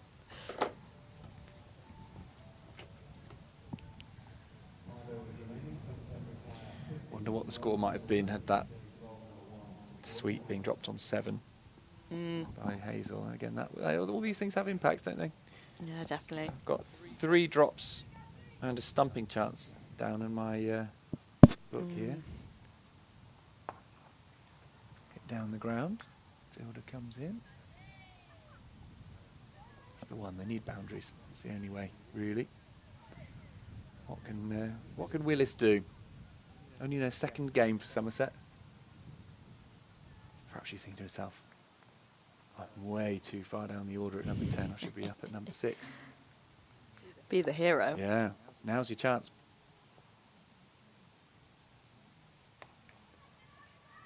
Well, she'll pick up a single there. Throw will go in. Direct hit would have been close, but she's home. Just hesitated a little bit, I think. I think Skelton's just going to run everything here. Yeah, yeah, I think that's what Needs to be done. Chloe needs to say, isn't it? Skelton needs to say, look, just be ready. If you hit it, we're running. Yeah. Fielders sat on the ring as well. They know they just need to stop the boundaries. Yeah. Over the top of the... Oh, that's going to be 4 runs. That's a lovely shot. Absolutely glorious shot from Chloe Skelton. And if she can do that a few more times, I might get Somerset close. She moves to 24. 44 more to win. How many have we got left? 4.5 overs. Run rate is just under 10. Yeah, good shot that there. Used her feet really well. Seen that a few times this season, just getting under it. Down the ground. Straight over the bowler's head. That could be 4 more. Can the fielder get there? Yes, does a brilliant job. They'll come back for 2. Oh, they're going to protect that straight boundary now. Now that they've seen that Skelton fancies it. Yeah, I think she's had enough now. She's This is going it. all in. Fair enough. Well, she's done a great job for her team already. What can she do here? Trying again, this time straight to the fielder. So it'll only be a single. But They might decide to turn down a single off the next ball and keep Skelton on strike for the next over, potentially. She's farming the strike now. It gets a bit silly when you start seeing singles being turned down, but Skelton's the woman who can do this. She's on 27 off 24 now. Willis is going to go. Yeah, if you're going to come down the pitch like that, you do have to hit it. And Willis's day is over.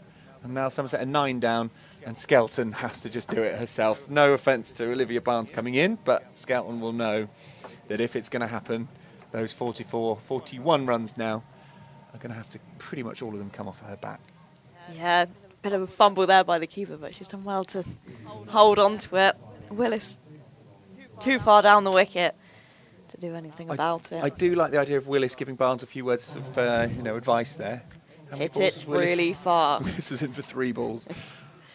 It's turning around corners, mate. She's just missed it straight one, yeah. Yeah, Georgia Adams just taking the pace off there. She knows she can just get it down there as slow as she can. And it makes it pretty hard for the batters. Olivia Barnes, the hero here in the... Is it against Warwickshire? No, Yorkshire. First game out. Not out. Outstanding work supporting Sophie Luff there. Yeah, that was brilliant. Bit of a different role here. Role there was, please, whatever you do, do not get out.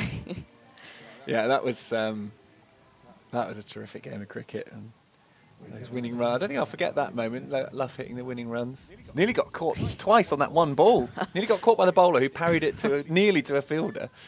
Luckily, neither of them held on as far as Somerset were concerned. Right, Skelton's on strike. She's going to have to do this by herself pretty much. Barnes is at the other end. This is the last wicket partnership now. Ooh, what's gone on there? That's an interesting shot. Trying to sort of change her mind halfway through, decided to defend. Got a bit of an edge. After all that, it's a dot ball.